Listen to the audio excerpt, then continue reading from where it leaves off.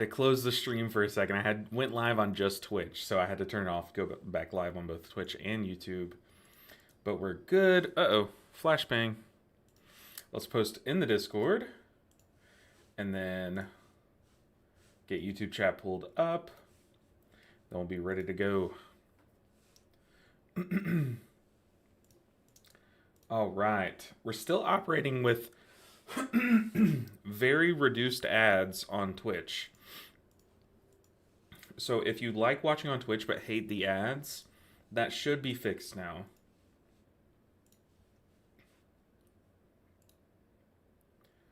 All right. Got YouTube chat pulled up.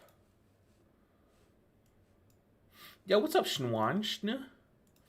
How are you doing today? Good to see you. Goodness gracious. The allergies are attacking. How you doing? I'm doing good. How are you doing? Doing much better now that you're here. Hopefully YouTube holds its own and doesn't crash on us today. But today we are getting this character to 3K. Yo, what's up, Vicar? What's up, Keaton? Good to see you guys. Happy Friday. I legit found out that it was Friday at like 1 a.m. this morning. Like, I was like, wait, yesterday I was like, was today Thursday? What? Dude, this week has all been a blur. And if we don't get the Druid to 3K today, what will I do? I'll cry on stream. I'll do it. I'll cry. But what's up, VOK? Good to see you guys. How long do you usually stream for? I'm at work for a bit, but I want to tank some keys for y'all later. I usually stream for like 4 to 5 hours, 3.5 to 5 hours, I would say. It really just depends on a couple different things. I feel like we'll go longer today. Allergies have been kicking my ass this week too. I don't know what it is, man, but I used to think I was the only person that had fall allergies. Like, everyone has like springtime allergies. I also get killed by those too. But something about me, like, I've always had horrible fall allergies. I remember when school would start, like, I would legit like have to walk down the halls with my eyes closed because they were just like bright red. Like, it was so bad. J-Bach with the sus prime sub. What's up, J-Bach?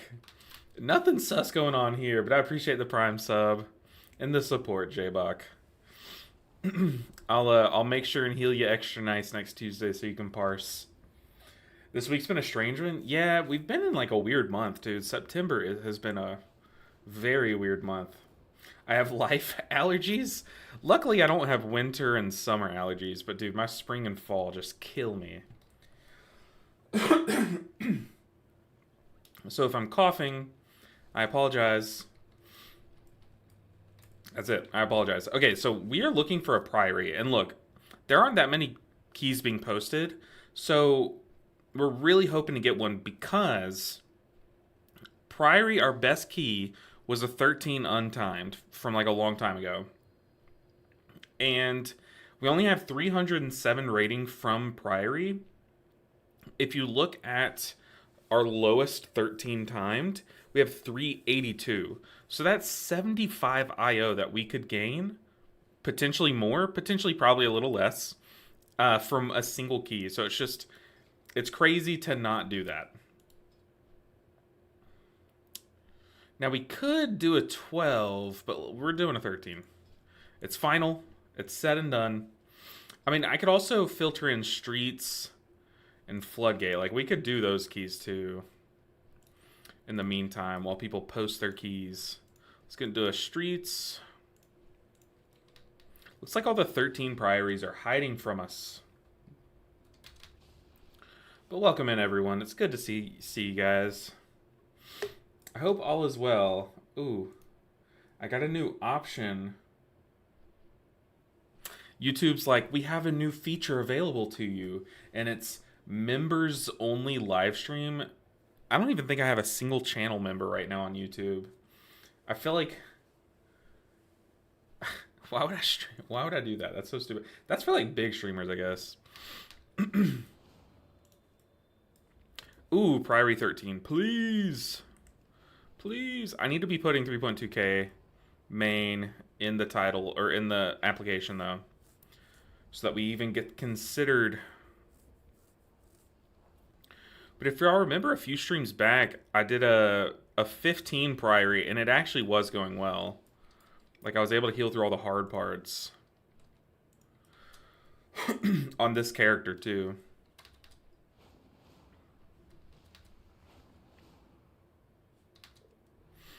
Let's see if we clip through the Dawnbreaker, whatever it's called. Did you put 6.8 or 6 out of 8 Giga Blaster in the note? I should put 6 out of 8 with a 13 parse on Hunters. I was talking to Rob after stream or after raid last night, and I feel bad because that does suck. But I literally died to the same thing as him as soon as I pressed my ramp. I was pretty upset, but I was like, dude, you know what? We're gonna come back and kill this thing. It's whatever. Is it this bad that you're getting declined for a 13 when playing meta? I mean, if you look at the full picture, like I didn't time a 13, but then again, it's like, oh, but I don't know. Well, to be fair, also though, Romastar, I'm 706, which I mean is kind of high. I mean, it's like kind of on par for a 13, I would think. Maybe a little low. Don Mafia 123 said, "How long have you been playing WoW?" I started as BFA was like ending. So like basically I bought WoW and I bought Shadowlands as it was coming out. So I played, I basically was leveling my first character, which was this druid. I was leveling this druid. Um, as like BFA was like in its last few days or whatever, and as Shadowlands came out, I spent the first few days of spent like the last half month of BFA and the first half month of Shadowlands leveling this character. It took me so long to level this guy, because have you ever tried to level as a resto druid in open world content? You just moonfire, sunfire, and then run around and hot yourself. Like, that's it. And you just wait for these dots to tick away. So bad.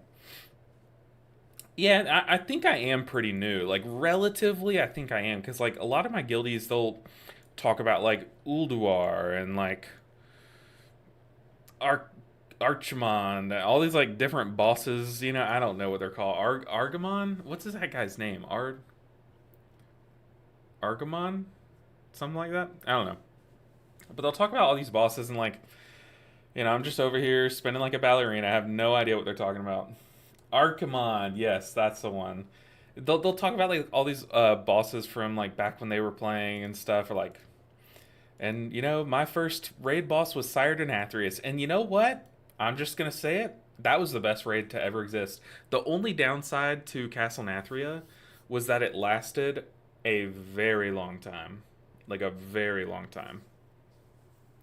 But if I was going to be stuck in a never ending raid, I would choose the one with the best music ever. Oh man, I thought it was a Priory, but we're in the streets. Dang, yeah, I didn't realize you were that new. Must be natural talent. Well, okay, look. My whole like childhood, I played a game where I was like leaderboard grinding, and I was very very good at Gears of War.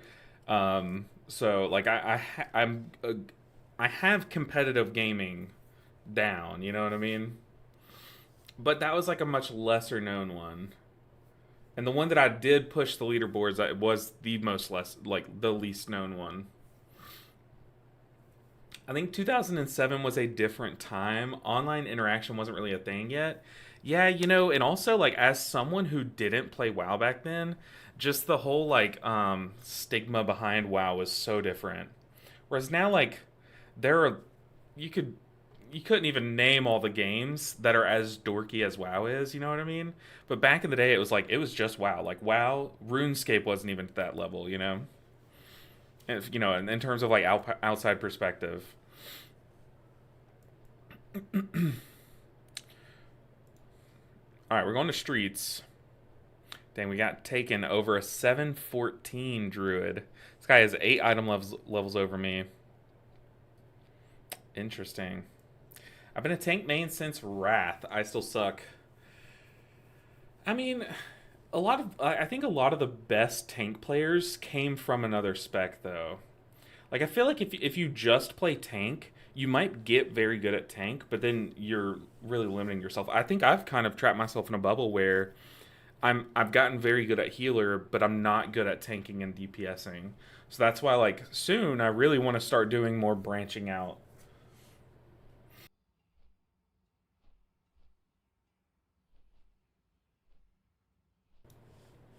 A, a school friend was totally perplexed when I told him that I played WoW. He warned me that the game was addictive. You know, it's funny because I had this like this family that my family like knew, and the dad was like known for being like kind of dorky, and the kids were known for being kind of dorky. And then like the moment that I found out that they all played WoW, I was like, oh my gosh, they're that kind of dorky, you know. And then why are you not Game of the Gal 1 remix? I didn't even know it was coming out. Honestly, I've been so out of the loop there. I had no idea. But I would love to play some Gears of War. Ooh, this guy left the party.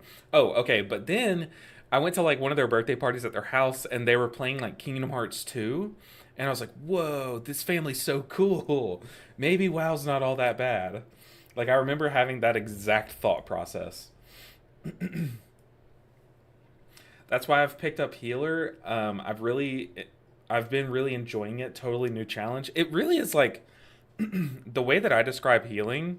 It's like you're playing WoW in reverse because like if you think of a boss fight, the DPS and the tank are just trying to do as much damage and kill the boss before it kills us. But we don't fight the boss. Like, we aren't trying to kill the boss. The healers are trying to kill the mechanics. You know what I mean? Like, we're trying to kill the damage that he does to us. You know what I mean? That's so stupid to say, but that's how I think of it, and that's why I really like it. LV, great to see you this Friday. Tony, it's good to see you as well. Hope this Friday goes well for you. Hopefully you got some good plans this weekend. We have some very good plans. One of my wife's family members is it was his birthday this past Tuesday, and I'm going to streets, and so we're getting together, and someone's making fajitas, so I'm gonna have like homemade fajitas, like ooh, gonna be so good. And then the next day, so that's Saturday.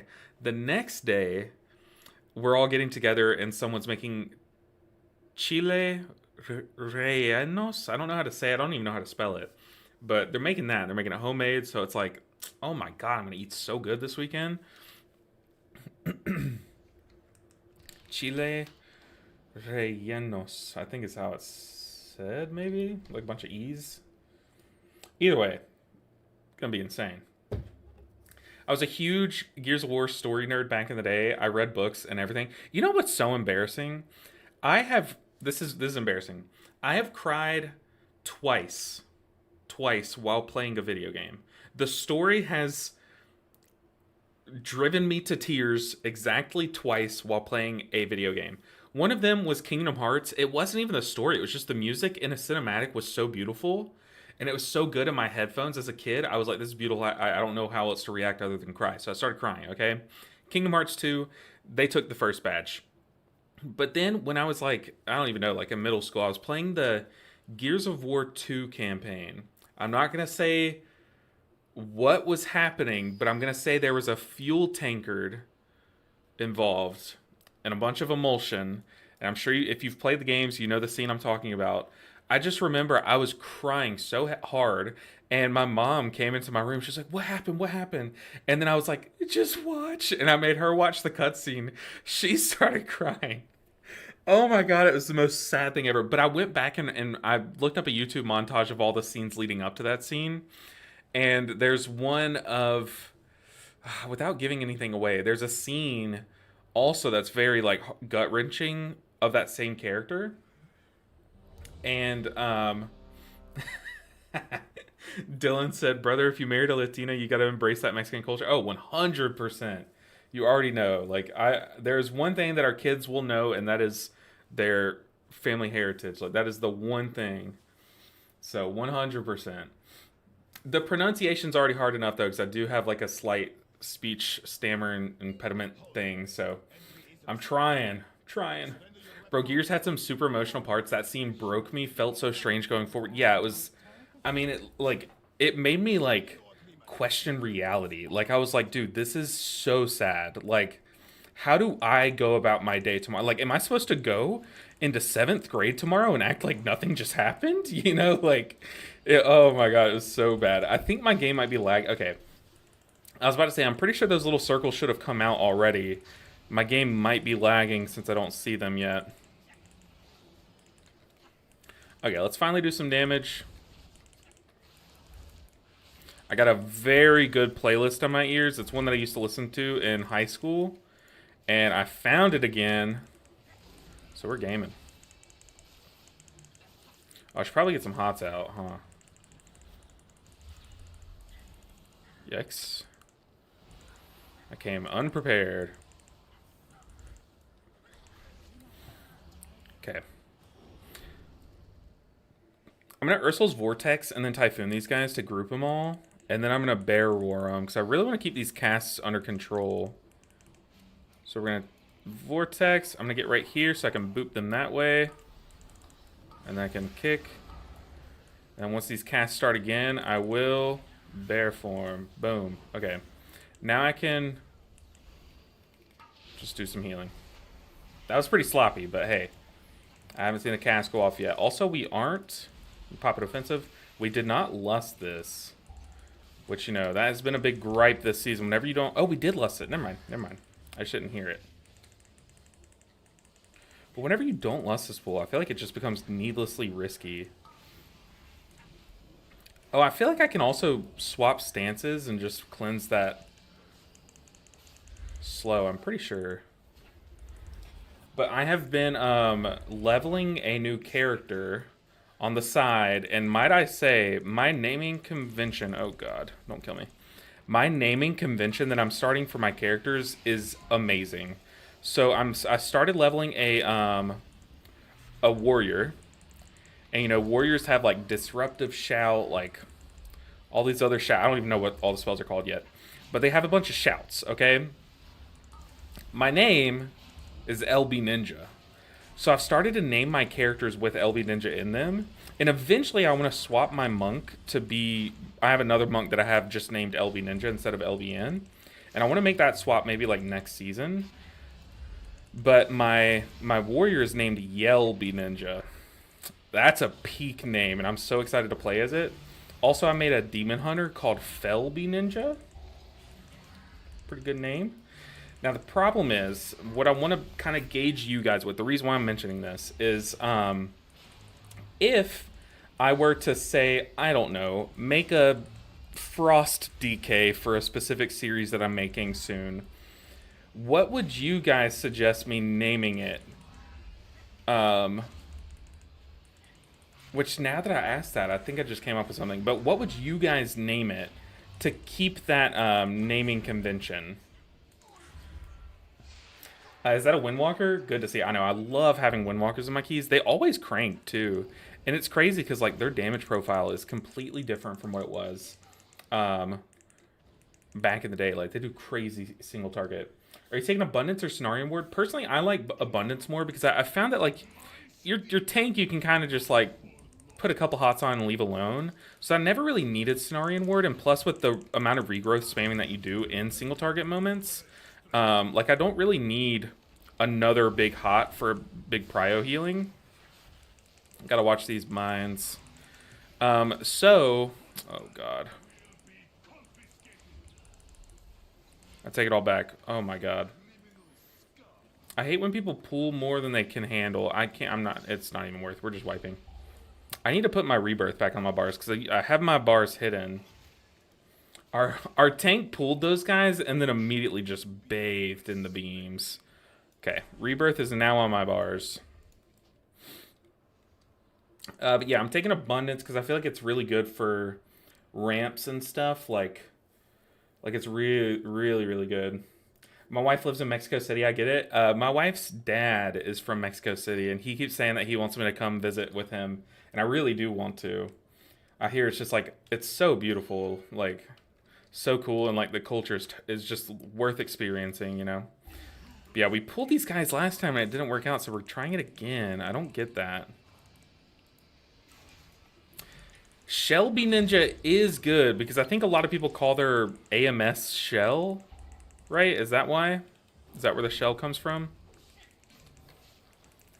See, I was thinking, like, my first thought was Chilby Ninja, which is it's kind of lame. It also doesn't even follow the same thing. But then, oh my gosh, tank, stop pulling that if you can't live it. I mean, we're just dying at this point.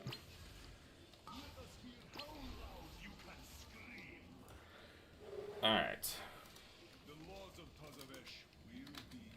Hey, let's not pull those guys again. I mean, it's streets. We literally still have... Okay, never mind. That's cringe. But, okay, so... correct me if I'm wrong, but isn't the word for, like, ice in Spanish yellow?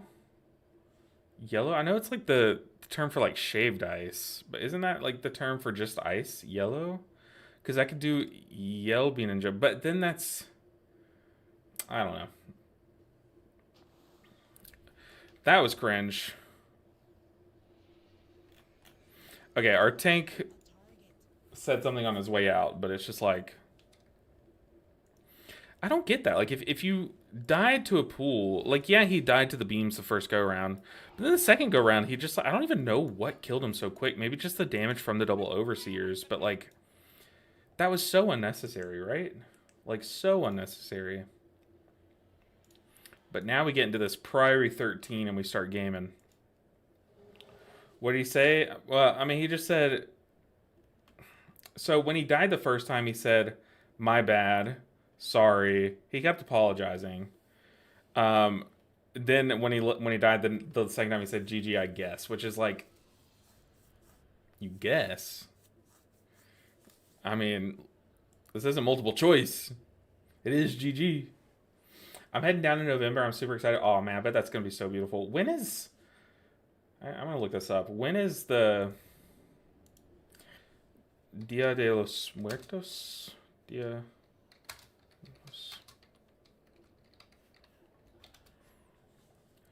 I was about to say, I feel like it's in November, but yeah, it goes from November 1st to November 2nd. Are you going to be there for that? Are you going to be there the first 2 days of November? Because if so, you got to take some pictures and post them in the Discord, because that is going to be amazing. Yellow? Okay, so... but, like, I don't know if that would work. I don't know if that would work for it. I feel CW is the shield for the big pools. I mean, like, I'm a huge Cenarian Ward fan. Like, I love Cenarian Ward. It's one of my favorite talents of all time on Resto Druid.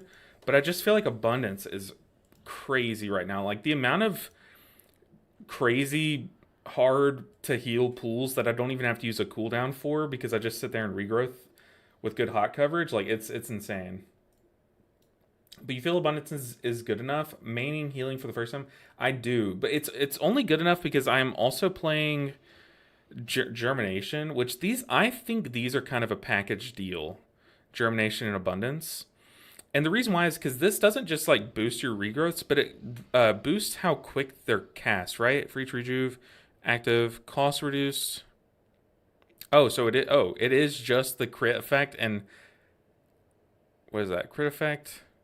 Oh, and mana cost. But still, I mean, you just feel those, like, you feel the regrowths cranking. I'm a big Abundance fan. Someone convinced me, like earlier this season, to try Abundance with Germination, and like, it was like that scene where like the space around my brain just like opens up. You know what I mean? You'll be there November 12th through 17th. Ah, okay. It's so gonna be beautiful. All my tunes, all my tunes names are Pickle, and my druid is Pepinillo, which is Spanish for pickle. Oh my god, I love it. I love it. I'm just gonna call you Pickle then. Why am I calling you Dylan?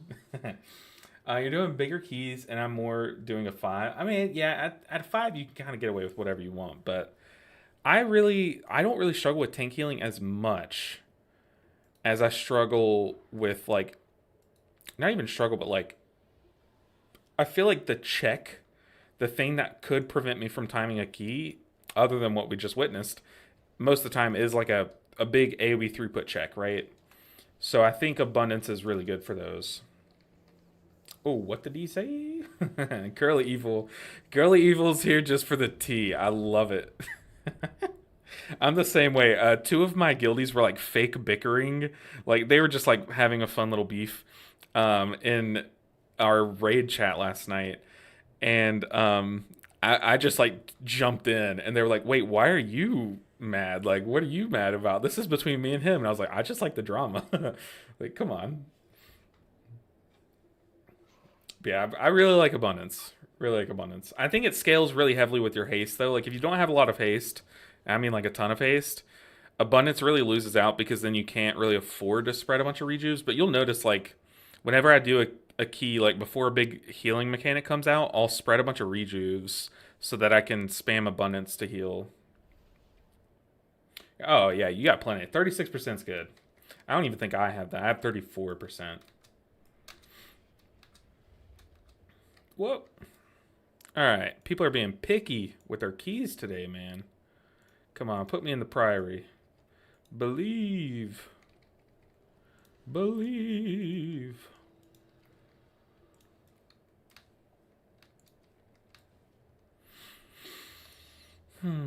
This is kind of crazy, honestly. Dang, dude. Okay. Both of my 11s timed are 8 IO apart. That's actually a lot for the same key level. Yo. 695 item level, just never healed in mythics, so I'm working my way up. Dang, 695. You already have 36% haste? That's crazy. See, a lot of my big haste slots aren't being taken up by haste pieces. Like my necklace. Necklace is a very good piece to find haste in. It's still not haste. Also, I do have good rings, but I think I should. Yeah, I don't have the big fiber in here. I guess I could look to get that made here soon. Can anyone in chat make the big fiber, the pure haste fiber thing?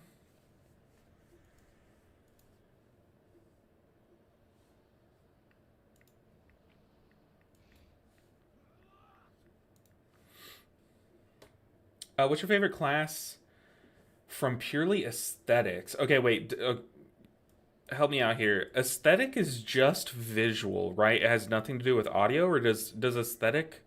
Maybe I'm thinking of a different word, but does aesthetic also take into account like just the general everything, right? Or is it just visual?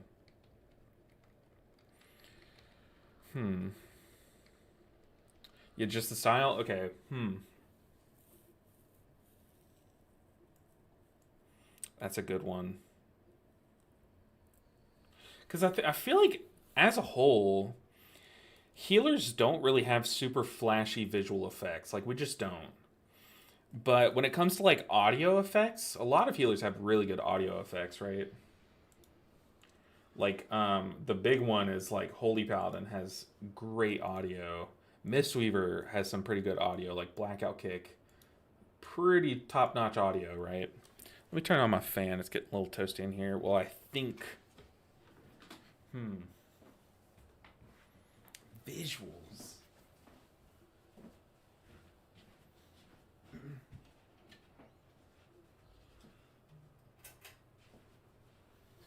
I feel like Resto Druid has some fine visuals. Like when you have your blooms bloom, like your life blooms. Um, like it has some good visuals, but they're just so subtle. So I feel like healers aren't really allowed to have good visual. Oh, actually, hold on. It's got to be Presovoker, right? It's got to be Presovoker. Like, yeah, Mistweaver has some very pretty colors and stuff. Jade Firestomp's really cool. But maybe it's just because I'm so like desensitized to it because I've played Mistweaver since Jade Firestomp was a thing, or I guess Phaline Stomp was a thing. So to me, it's like a lot less impressive, right? But I really think Presovoker has to have the best visual effects. Dream Breath, Fire Breath, Deep Breath, all the breaths. Super cool.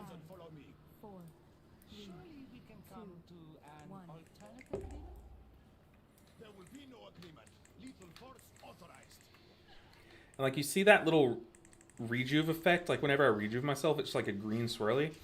I think that looks clean.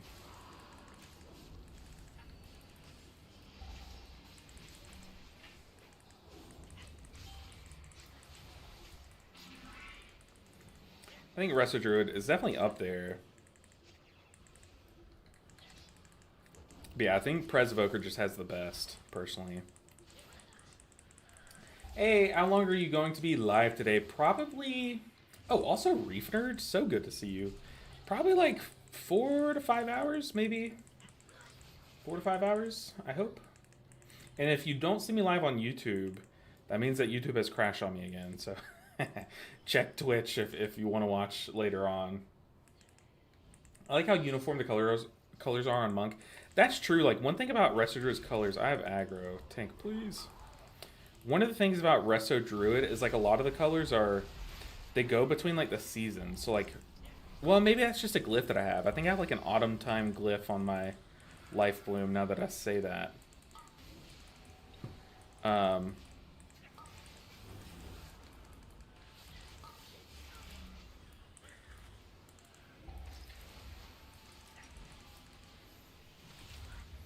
Ow! Whoa, tank. We're going to external the tank. Get Efflorescence down again.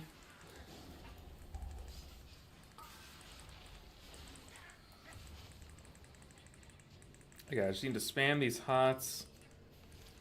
Oof. Oof! Stop casting on my Warlock, man. Dang, this warrior got the name Whirlwind. That's a steal right there.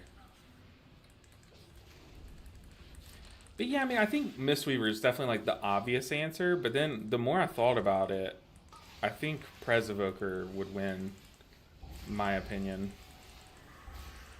But when it comes to audio effects, like which spec has the best audio effects, it's without a doubt, and it's not even close. Holy Paladin. Holy Paladin has the best like audio effects of any spec, I think. Well, Holy and Prop Paladin, I think.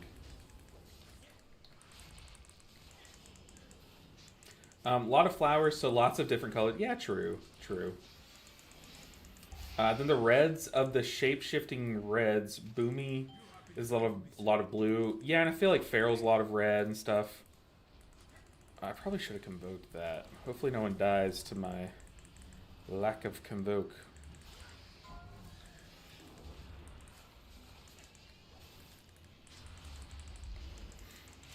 I'm thinking about getting balanced side of the resto rather than cat weaving. I like doing that. I'm a big Sunfire fan.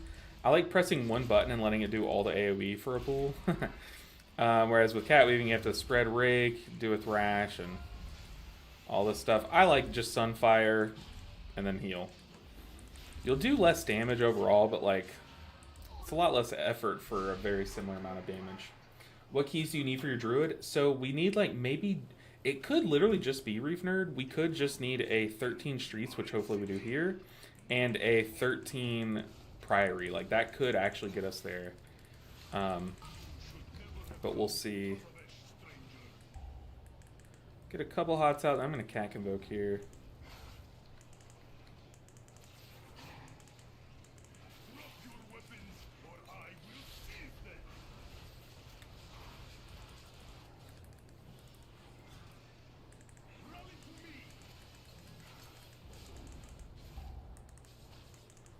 I didn't even notice I didn't have a rip on this guy. Oops. Interrogation. Who are we interrogating? Oh.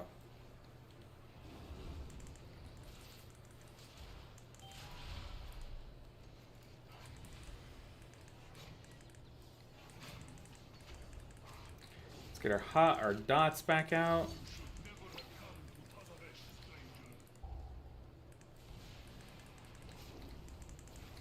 Don't really need to do too much healing here. You just gotta make sure people are full healed before the big damage mechanics. Like here, I'll hot up the other person that took some damage. That's it, really.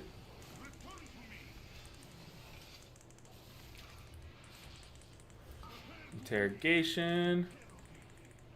Oh, surely you give us more space, right? Okay, you turtled it. Dang, I was looking forward to bursting that thing. Okay, let's do a cat convoke.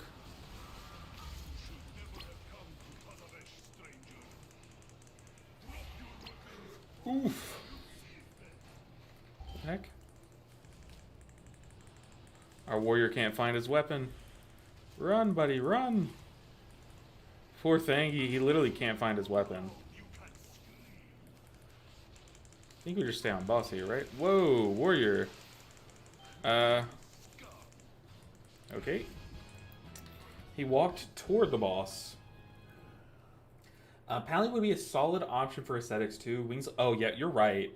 I forgot about Avenging Wrath, Avenging Crusader. I think both those are pretty peak. Divine Toll, I guess for holy paladins is kind of boring, but for prop paladins that looks pretty sick too. You throw the shields everywhere. Though holy is kind of lackluster compared to prot and ret with animation. The thing about ret is I've never really seen much ret gameplay. I feel like I would really enjoy it. Like, that's pretty cringe. The little bit of ret gameplay that I've seen was from this. Maybe y'all know the person, but it's like a PvP guy that plays a lot of ret, I think. And he just he literally throws a judgment at someone and they get one shot. Like, he just does a bunch of clips of him like literally one-shotting people as ret. I haven't really seen much of his stuff since Shadowlands, but I remember I used to see his like shorts come up on my page a lot. Oh man. Okay, we are free. Congrats on 3K. I'm still going for my first tune. 2981. Oh, you're literally one dungeon away. If it's the right dungeon, you're there. I believe you could do that today. That is incredible, Totoro. That is incredible. Hopefully we get to 3 out of 7 today. I'm thinking we can, if the stars align. I don't think I reapply Rip here. I think he's about to die, so I'm gonna blast him down. Hey LB, are you gonna play Fellowship Early Access, checking out some healer mechanics? I might. I'm pretty sure in order to get into the early access, didn't you have to get invited by them? Because I'm pretty sure like all the big streamers that you see swapping to it currently, like they're basically sponsored to play it, right? So I don't know if I would be playing it or anything. Plus, you know, it kind of is like I don't know. I feel like I shouldn't play it.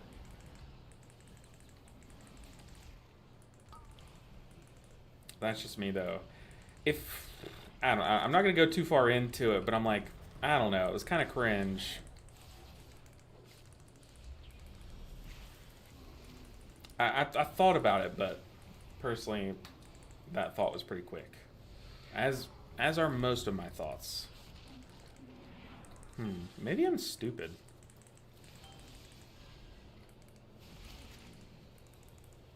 When I put it that way.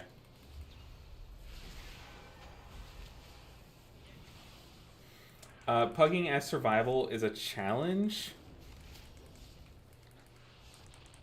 I swear this fight bugs sometimes. Couldn't find my weapon last night. I know. Sometimes it puts it in the wall. I've said this a couple times already, but like the first time that me and a few guildies did our hard mode Tazvesh run, it was like the second week of the tier, maybe the first week of the tier. We wiped on that boss because I could not find my weapon. I literally ran around looking around for my weapon. It was like literally inside the wall. Super cringe. Super cringe. I feel like you're talking about Rex Troy. I could be wrong. So, okay, Rex Troy, is that the guy? Maybe I'm getting two people mixed up, but is Rex Troy the one that he'll like find some like toy from Cataclysm that's still in the game, and he'll equip it and then buy these frogs off the auction house and spawn a bunch of frogs in a raid room, and then he'll kill a bunch of frogs with a toy, and then he'll get ported by his friends into like Sire Denathrius' room, and then he'll one-shot Sire Denathrius. Is that Rex Troy, or who is that? Y'all know the guy I'm talking about? I feel like, although I just said a bunch of nonsense, pretty sure that's what his videos are. It's like a bunch of that kind of stuff. Like finding different ways to one-shot bosses. That's if that's the same guy, that's crazy. But Rex Troy sounds familiar. Maybe I'm mixing him and someone else up though. But yeah, that fight's so annoying. But who's that guy? Who's the guy that like one shots raid bosses and stuff?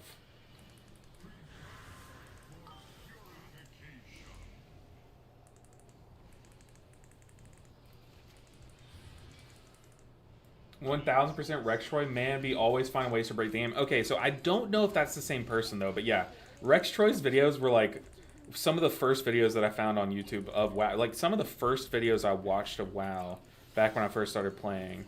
Like before I was making videos myself, I wasn't really watching too many content creators, but Rex Troy was like one of the first ones I found, and I was like, whoa, this is pretty cool. No idea what's going on, but pretty cool. But no, it's this other guy. He plays PvP. I don't think it's the same guy.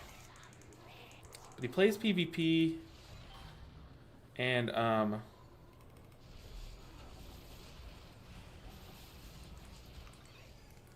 golly. He just like plays Rep Paladin and he just like destroys people. Like I've just seen clips of him like I forget which arena map it's on, but he'll just be like walking and he's running up to like a group of like 6 people on the enemy team, and he just like pops wings, does his little whirlwind Rep Paladin thing. Whoa, that's a lot of damage. His little whirlwind Rep Paladin thing, then throws a judgment, and all 6 are dead. Like, you just hear like a big thud of the hammer hitting everyone. They're all dead. It's on the tip of the tongue, man. If I remember, I'll tell you. Yeah. Because I feel like these are like similar people, but one's PvP, one's PvE. I'm just following people blindly.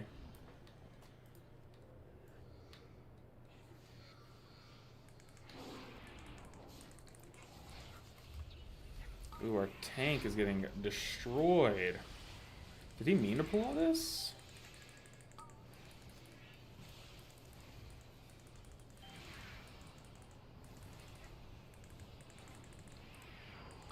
External the tank here.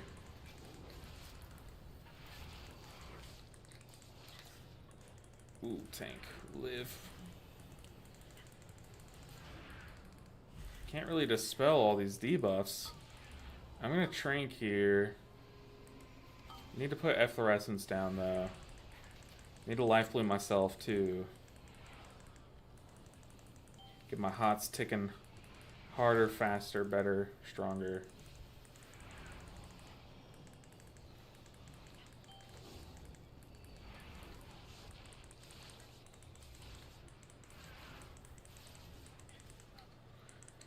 The Warlock said, oh my, this will wipe group and higher keys.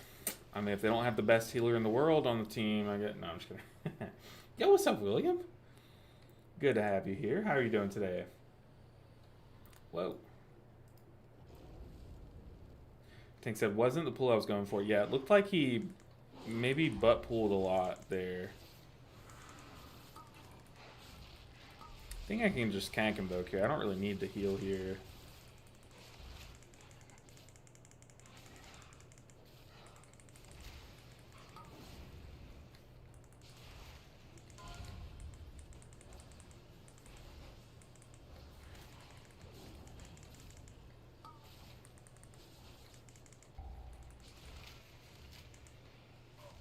Nice.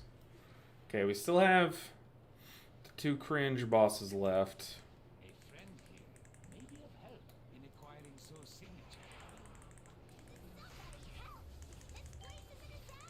I'm gonna apply my dots here and then go start the RP.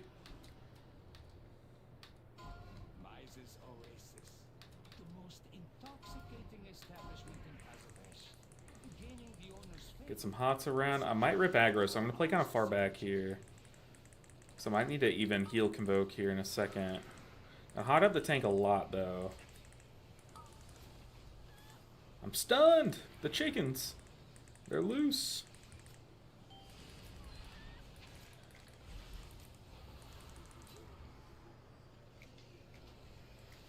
The chickens are angry, man. I should have just Convoked. I didn't want to Convoke because I see the chickens are stunning people left and right. And I saw I had this little mark on myself to be stunned. I just got pelted. You hate to see it. Got to rebind. Hate to see it. Good man, driving a long way home. See, I used to hate long car rides, but something recently has really made me like appreciate them. So hopefully you have a long, like, beautiful car ride. Because my old job, I used to have to drive constantly, like constant driving all over the state that I live in. It was miserable. Ooh, however, a lot of the drives were beautiful, so it was like kind of nice, and I kind of missed that part of it. But a lot of the drives were hideous through like the worst parts of the state, right? But like something about a long car ride, it just like gives me a lot of time to think, and I could use a long car ride here soon. I definitely need to like disconnect for a whole day and just drive for 8 hours.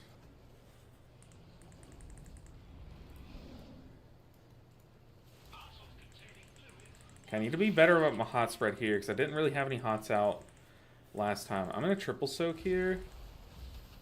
And then just dispel myself.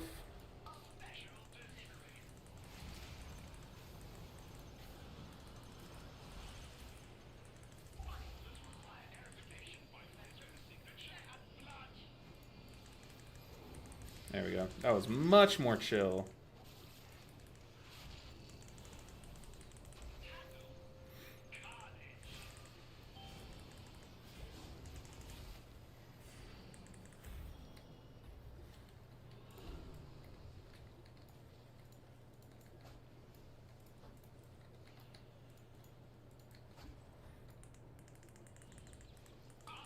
Get it. Go, go, go. Ooh, we got lucky with these puddle spawns. Oh, they're growing. Okay, we're good.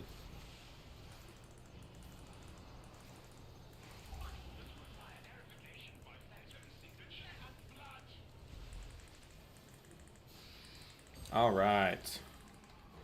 Boss kind of got sus there for a bit.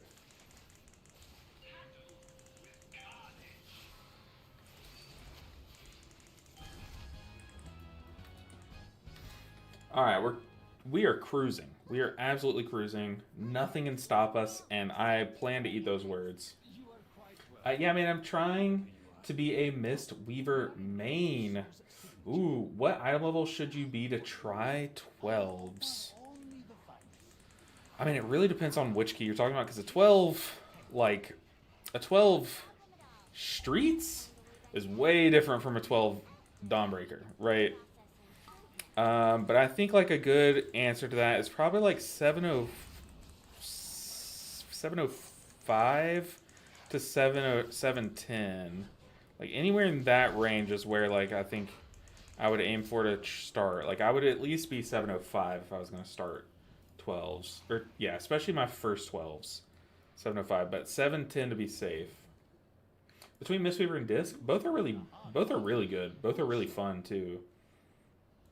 I think you can't go wrong with either of those. Do you want to fight with your fists or with your mind? That's the question.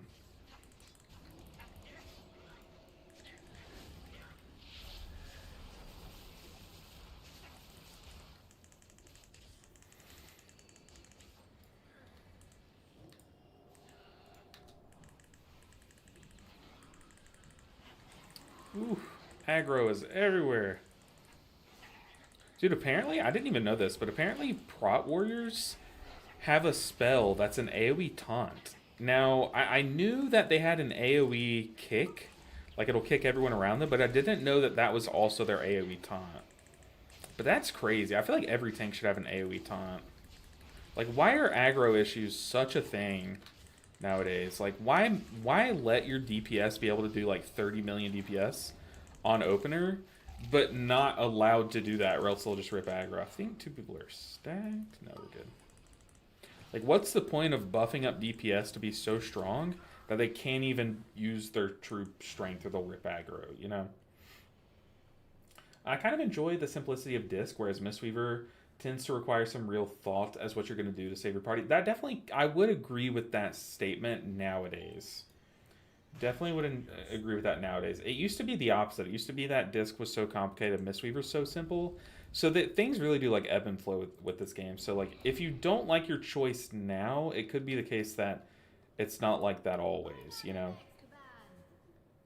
Texas is just way too flat to enjoy the rides. I've been to Texas once, and yeah, it's very flat, especially because the state that I live in is like known for having beautiful mountains. The moment you cross into the like cross into the state, it's just beautiful rolling mountains constantly. Like it's so pretty. So yeah, going to Texas, it was like painfully flat, and there's so many people in Texas that like the roads have to be like these like 5 lane highways, like even just to on like back roads, like every road is a 5 lane highway. It's crazy. So like it's not a pretty drive at all in Texas from my experience, at least where we were at. I think we were in maybe Houston. I want to say Houston, right outside of Houston. Let's see. Almost 3K with my Holy Paladin, 2.5 with my Shaman. Shaman feels easier. Not sure because I'm better healer overall. Probably. It could be whichever one you do second will feel cleaner because you've already learned like the timings of dungeons and stuff. So I know for me, the first healer I do is always sloppy. That's why this season it was nice to really push on the monk super quick and like gain an understanding of all the mechanics and the timings of things. I don't know why I'm casting regrowths, by the way. There was no point.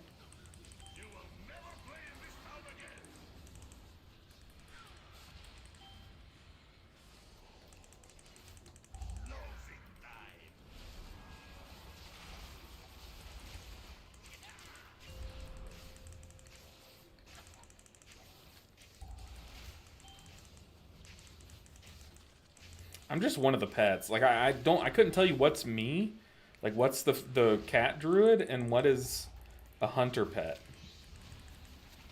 I just blend in. Oh, I also had this spell that I haven't really pressed at all this series.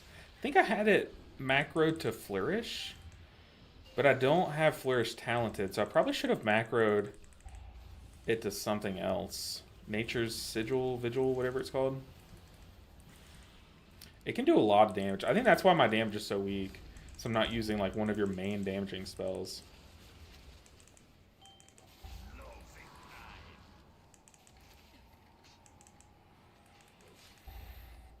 Got a big cat convoke here.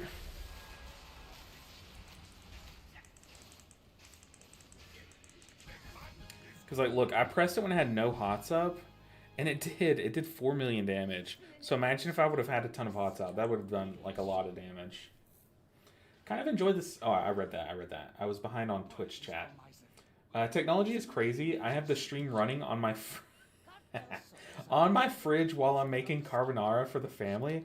That's like when people play like Clash Royale on their fridge and stuff. I saw this one video of these people that went to like a Home Depot or a Lowe's or something, and they hooked up.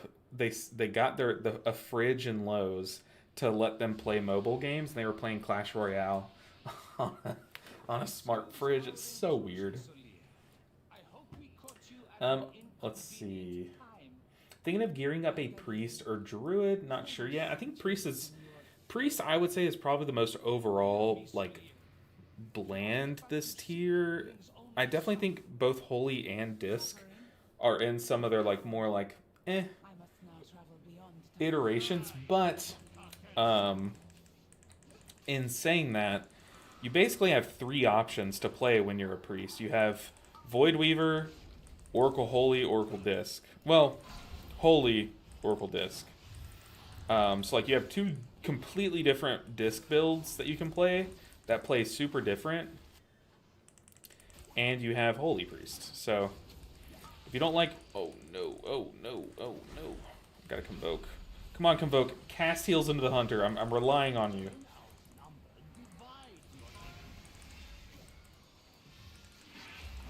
Goodness gracious, we gotta go to circle.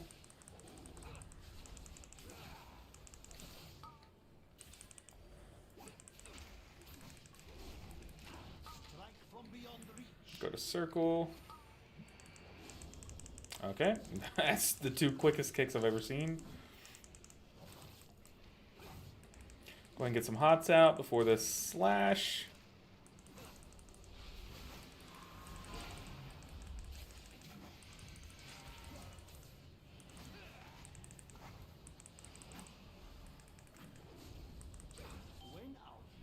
I don't know where people went. I'm just going here. Oh, Warlock, don't run from me, buddy. I'm trying to help you. Oh, he had both dots on him. That's crazy. These people are not making this last boss easy. Why go there? What? Why go there then? I'm so confused why they did that. They just took the weirdest route I've ever seen. I have to convoke here because the next time he does a slash, like, I need people topped. Yeah. Or yeah, we would have lost the hunter if I hadn't convoked. This one's easy.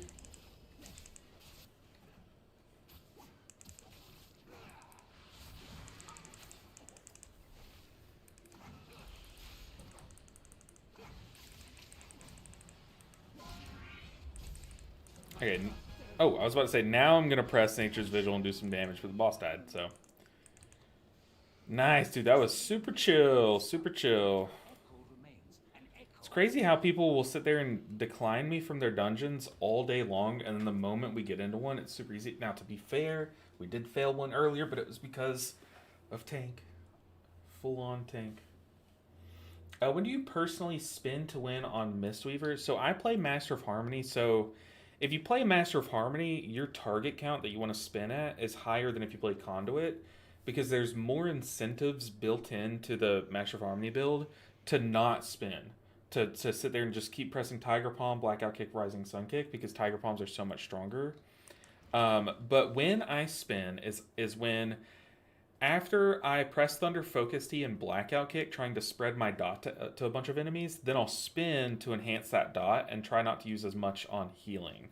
So whereas if you would have just like Tiger Palm, a lot of that Master of Harmony or the Vitality would be wasted on healing. So that's one reason. Then if I know I'm about to Crackling Jade Lightning in an AoE pool for like a healing mechanic, so like say we're fighting the Thrashers in Halls of Atonement, and like we're coming up to when he's about to start thrashing, what I'll do is I'll start pressing spinning Crane Kick a couple times to heal a bit, but mostly it's to cast physical spells before I cast my nature spell to really benefit from what's it called, Balanced Stratagem, so that when I do crackle, I'll have 5 stacks of Balanced Stratagem and it'll be fully enhanced. And the reason why I do spinning Crane Kick then instead of just spamming Tiger Palm is because then after that Crackling Jade Lightning, you'll have a bunch of those potential energy stacks stacked up because you weren't pressing Tiger Palm before your Crackling Jade Lightning, and you can just Tiger Palm, Tiger Palm, Tiger Palm to finish that thrash. Like, moments like that, or when I press spinning Crane Kick. Else, it's pools that have, like, for me personally, my target count is very high for spinning Crane Kick just because the value of the tier set is so strong. I do it at, like, 10 to 12. It's to the point where, like, I don't count the mobs that I'm fighting. If the mobs get too high to count, a great example is the first pool of Gambit. The first pull of Selea's Gambit, where you just pull that big thing, you pop Lust, and like everything's stacked. I just spin. I'm not going to sit there and count to 10, not going to count to 8. Like, no, I just spin. So those are like the big moments that I spin. Other than that, it's like if we're cleaning up a trash pack and there's like maybe like 6 or 7 mobs left, and like they're all just a bunch of nonsense ads. Like maybe they're like little spiders in Arakara that don't really have a cast, aren't really threatening anyone. And I know my healing doesn't really matter until we kill these guys. Like, we just need to kill these guys as quick as possible, move on. I'll just spin for damage, because it's better damage at, like, nowadays, I think it's 5+ for specifically damage. Yeah, that's my spin. That's when I spin on the Monk. Other than that, I've built, like, a really heavy reliance on the tier set. Like, the tier set is so strong that it's gotten me out of my habit of spinning on pools like Priory, the first pool of Priory. I used to just spin that, and now I don't, because the tier set's so good. But yeah, long-winded answer to say when I spin. Okay, now look, we are at 2940. We are 60 IO away. A single key could give us that 60 IO. If we get into a 13 Priory and time it, we'll go from 307 Priory score up to about 382, so 75. So we're going to look for a Priory, and we are not going to settle with anything less than a Priory. 13. Priory, now everyone's waking up and queuing their keys, but there are plenty of Priories posted now.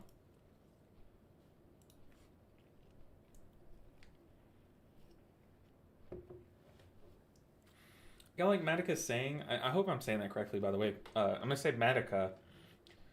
Type it out if you want me to fix it.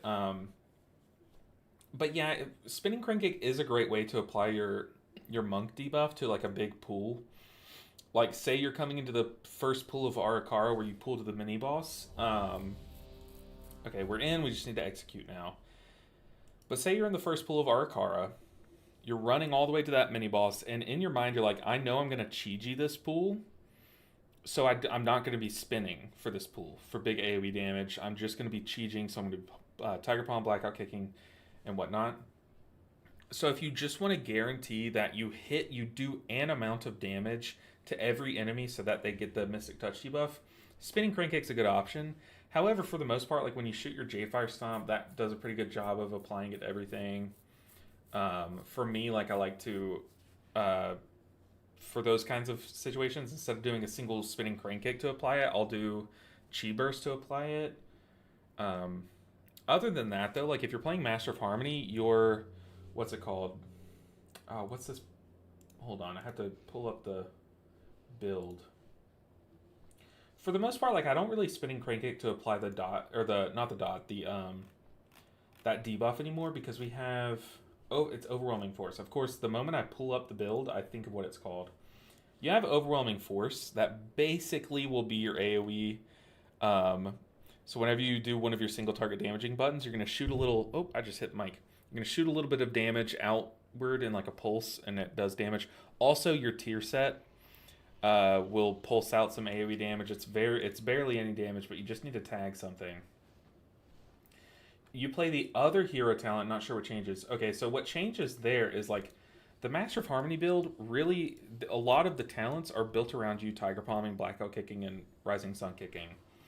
Whereas with Conduit, you have a lot less of those talents. Yes, you still want to primarily be doing that, but with Conduit, I think it's always super. Let me go import before I forget. I think it's always a bad idea to say at X target count you swap to spinning Crank Kick. I think that's bad. Because the reason why I say that is because, say that, like I said, if you are fighting 7 or more mobs, you should spinning Crank Kick. And then you go and you fight one of the Paladin pools in Priory. Then it's like, okay, that felt really good. There were 7+ mobs. I was spinning. I was doing a lot of AoE healing. Blah, blah, blah. That's good, right? But then what if you're fighting a pool that has 7+ mobs, but it has the Purifier? You know, those guys, the light spawns, the guys that will blow up at like 25% health. Because then you need to do way more single target healing. So having Ancient Teachings heal instead of Awakened Jadefire is a lot better for those pools. So like, I don't like thinking of a target count. However, if you're just going for a standard in a vacuum pool where like it's just a bunch of AoE damage that you need to heal through, then I think when you're playing Conduit, the number that I personally look for after they changed like the numbers coming into the season, when I was playing Conduit, I noticed I tried it at 7 targets and it still felt a little lackluster, but once I went up to 8 targets is when spinning Crank Kick felt better for me personally. But I'm also a lot more cautious when it comes to my spinning Crank Kick. So like with Conduit, I would look for like 7 to 8, but with Master of Harmony, I look for like 10+. Is kind of what I go for. But like I said, there's so much that goes into that, like a lot of decision making, that I don't just do at the moment the target count gets that high. Why so many people die at the start of Streets seem like an unusual spot. Uh, there's a lot. So if you mean that like second pool, that first pool's pretty easy. There's just like one AoE damage mechanic. Maybe people will die to those mines that he throws out and stuff. But the second pool has a lot of these casters that will be shooting bolts left and right. There's also like a lot that you have to dodge. And what makes it really hard to dodge is that they'll also be applying a dot to you that slows you. That makes it harder for you to walk around the beams and stuff. So a lot of people will die to beams just because they have the slowing dot on them. They can't really get rid of it, and they can't really move. But yeah, it's generally just like there's a lot to think about. You have to be watching your feet while watching the cast bars. While it's a lot like, and a lot of the damage is like pretty bursty. So it's like it's not one of the most damaging pools in the whole dungeon pool this season. The dungeon pool this season, but it is the way the damage is done is like it'll sometimes two bolts will go on the same person. That person's just dead. Unless you have like really good coordination in your kicks and stops. Yeah, sometimes it's just the beam. There's just a lot of different things that are all pretty lethal. They all kind of combo together to be extra lethal. Okay, who's excited for this Priory key? This could be our 3K. We have to believe in this group. We have to send them our energy. Dandruff. Sending Dandruff our energy. Maru Moo. Sending you my energy too. You have a very easy name to say. Windwalker, you have my energy. What's this guy's name? Crower? Take the energy. Redeem to hydrate. I'm sipping. And a posture check? Oh gosh. I did need a posture check. And a stretch. Okay. We can build those into one thing. My back could use a stretch. Oh my goodness. I appreciate that. And then I will sit like this until I start to hunch over. 4, 3, 2, 1. Streets is a piece of cake when you compare it to Priory or Floodgate. Priest is a piece of... Priest? Priory... What am I saying? Streets. There we go. Streets is a piece of cake ever since they've nerfed it. Like, it used to be miserable.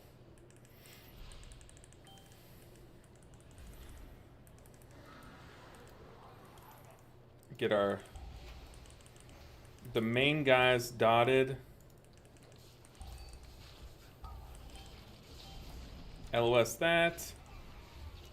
There's no shot. I LOS that and then walked right back out to get disrupted. That's so cringe.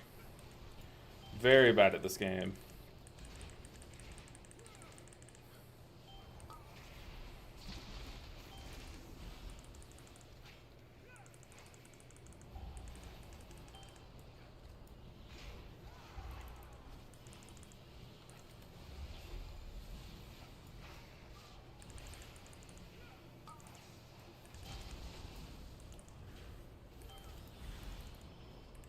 External warrior here.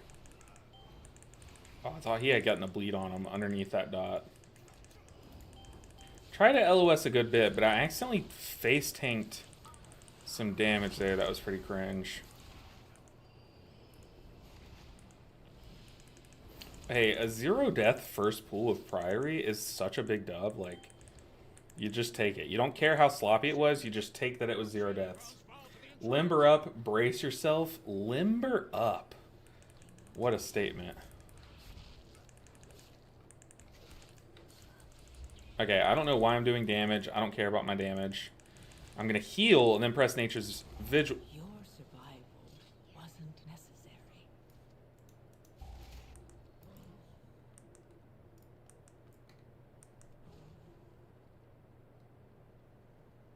I got bolted.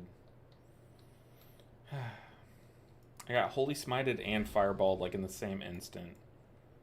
Oh, that's cringe. There's Chainmail just staring at me like a menace. Please. Kick the casts, please. I just turn off my sound.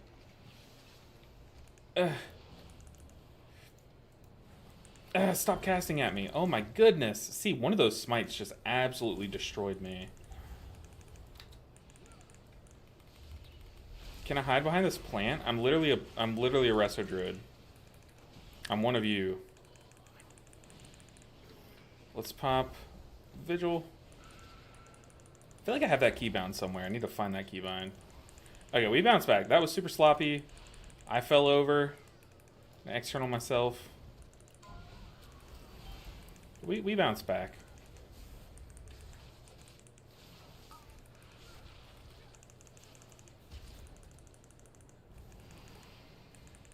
We bounce back easy.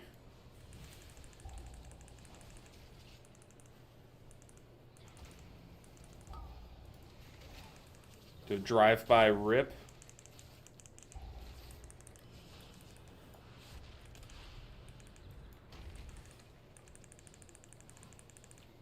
Definitely seen worse starts to Priory.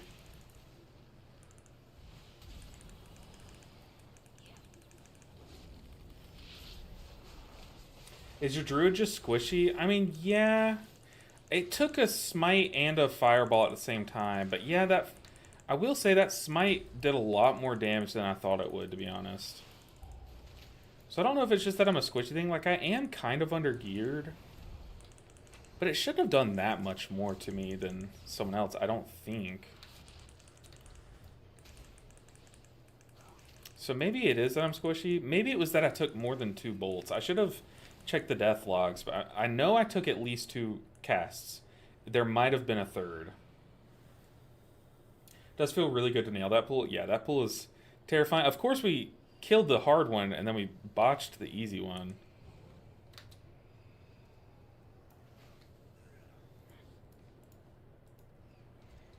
We're not even going to res him. Oh, goodness. Got the prop paladin special here. Hunter said it's over.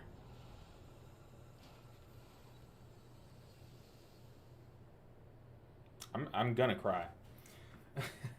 William said, can you give me a rundown of enveloping mist usage?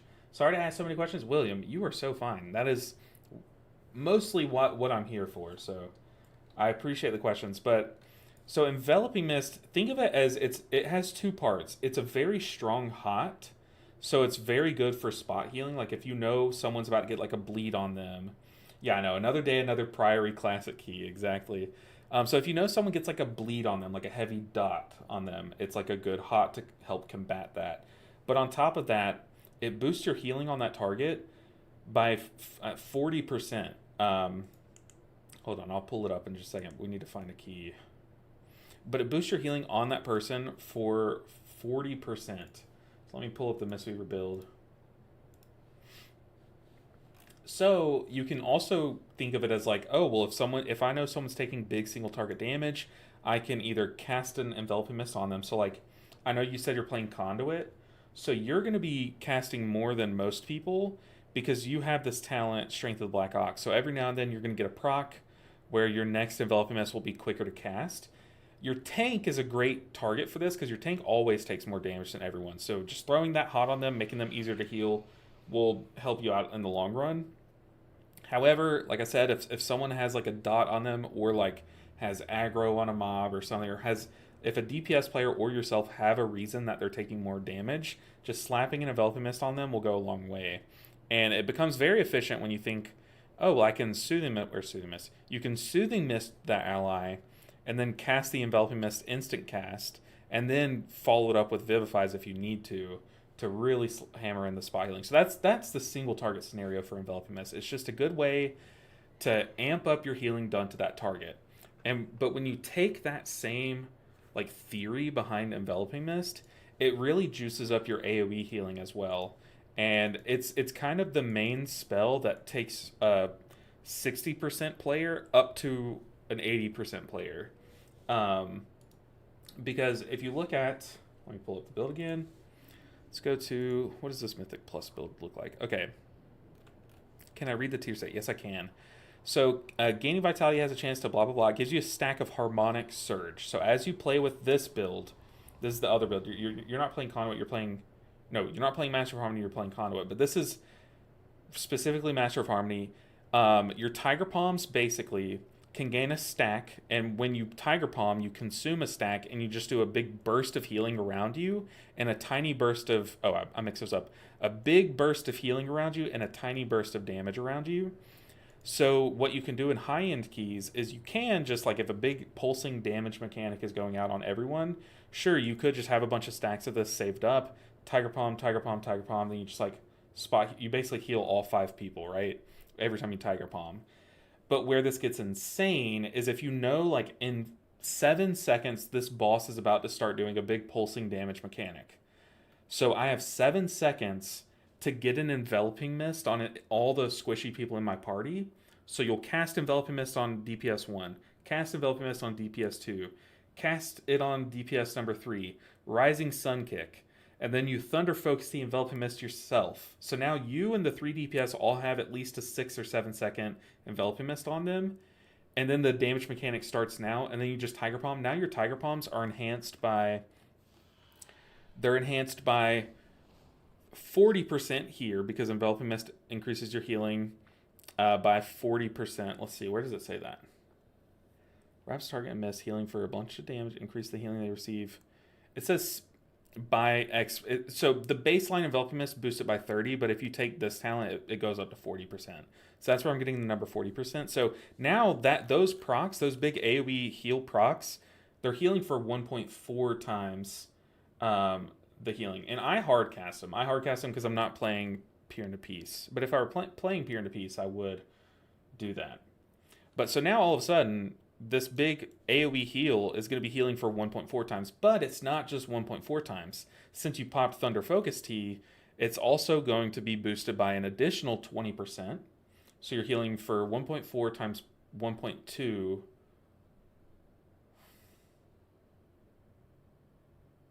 I don't even know, 1.6 maybe? I don't know, something. You're healing for a lot, okay? And then on top of that, any additional Chi Harmonies that are still left over will be boosting by. So basically, these AoE heals are going to be chunk healing. Now, you are not playing Master of Harmony, so this is not like a play, but this is how you heal through a lot of major mechanics and high-end keys as a Mistweaver. Is you spread your Enveloping Mist, and then you Rising Sun Kick to extend them, and then you Tiger Palm through the damage mechanic. Now, what you can do that's very similar, William, since you're playing Conduit, the same exact thing that I just described, where about 7 to 8 seconds before big damage comes out, you can spread some Enveloping Mist on all the squishier people in your party. Rising Sun Kick to extend them, so that way they're all long duration. And then you can press Conduit. And that's kind of like your version of that ramp, is you press Conduit, and that's your pulsing heal. Because it'll boost the healing that Conduit does too.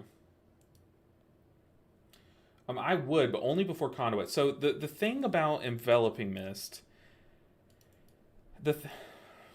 there's a really weird like interaction. It's really hard to explain. But so the way that Conduit does a lot of its healing, is there a Conduit build here? There's not, but I'll just go here to have Conduit pulled up.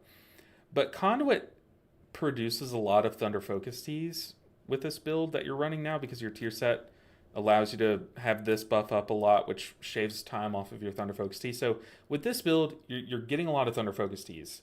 What that means for you is that you're going to be getting a lot of Jade Empowerments. So basically, you're going to be getting a lot of stacks of your next Jade Lightning is going to do bigger damage, which will then do bigger healing thanks to a talent that is not even a talent. It's in the spell book. I can just look it up here. Ancient Teachings. Where you at? Okay, so you have a talent, and this is what makes your Crackling Jade Lightnings heal. So your Crackling Jade Lightning, Blackout Kick, Tiger Palm, Rising Sun Kick, they're going to be healing for the damage they do. So they heal for 30% of the damage they do. But what's weird about this is this takes the damage you do, multiplies it by 0.3, and that's how much healing is done. It doesn't, at least as far as I know, it doesn't take into account like most healing amplifiers. So like if I were to have an Enveloping Mist on an ally and then I cast a Vivify on them, that Vivify will be boosted by the healing bonus of Enveloping Mist. But if I were to have an Enveloping Mist on an ally and then I Crackling Jade Lightning an enemy to heal that ally through Ancient Teachings, I'm pretty sure, at least unless they've changed something recently, it'll still only do 0.3 times the damage that I did. So, um, so that's why, like, I only really, when I play Conduit, I only really Enveloping Mist blanket the party before I Conduit. Or before I Shayloons. Shayloons is another great example of a spell that does get enhanced by the amplification of Enveloping Mist. Did you feel the Coalescence fix for it? Yes, the Coalescence fix feels very good. So, let me queue up to this. So before, let me get this build pulled up. So apparently what they wanted when they made this talent tree, with Coalescence, is they wanted you to be able to apply your dot to an enemy, and now that enemy takes more damage, and apply the hot to your allies, and then your healing is amplified by 20% on those allies. They apparently wanted this to interact with Ancient Teachings, so like, if I have the dot on an enemy and a hot on my ally, I should be doing 20% more damage to the enemy and doing 20% additional healing to my ally. Whereas before, the only thing that was really working was that I was doing more damage to the enemy. So you could apply the dot to an enemy and then crackle, and then that crackle would do 20% more damage, thus you would do 20% more healing. But now I'm pretty sure how it works, or at least how it's felt like it's working, is if you have the dot on an enemy, hot on the ally, then you crackle. Your crackle will do 20% more damage, so your allies will take 1.2 times 1.2 more healing, right? Isn't that how it's supposed to work? So it'll take 1.44 times healing. I'm pretty sure that's how it's supposed to work now. And either way, you can definitely feel it. You can, whatever they did, you can feel it. I'm pretty sure that's how that was worded, that they're trying to fix it. But yeah, whatever they did, they made Coalescence now interact on the healing side with Ancient Teachings, which is apparently what they wanted. But what's weird is that, are they then going to go back through and fix how Ancient Teachings works with like every other healing modifier then, you know? I don't know. Mr. Vanaka said, Priory is either really easy or the worst. I feel like groups just should stick it out through, though, for the practice, since most groups just fall apart. I definitely agree. I 100% agree. So how do you apply Coalescence to allies? Well, my friend, there's a very easy way. Very easy way. That is your tier set. Your tier set is now like the best way. If I want to put Coalescence on an ally, while I still have Vitality left, and after I've pressed Thunder Focus Tea, I'll at least cast one Tiger Palm. That AoE Pulse of Healing, although the best part about it is that it heals, it also can apply Coalescence. Like, it can apply Aspect of Harmony to your allies. So the way that I spread the hot around is just by Tiger Palming. So if I want my Thunder Focus Tea, all of my Vitality, to be used on healing, say I'm on the third boss of Dawnbreaker, the big spider boss, and we're coming up to that big nasty overlap where the orb pops right as he starts his decay, then that's a moment where I'm like, I need to have as much healing as possible in this moment. So I'll do my Enveloping Mist ramp as that orb is flying. I'll Rising Sun Kick, and then I'll Thunder Focus Tea, Tiger Palm, Enveloping Mist, Tiger Palm, Tiger Palm. And that way, like, the max amount of my hot, or my Vitality, is being dumped into the hot. Everyone's getting Coalescence, like, almost guaranteed.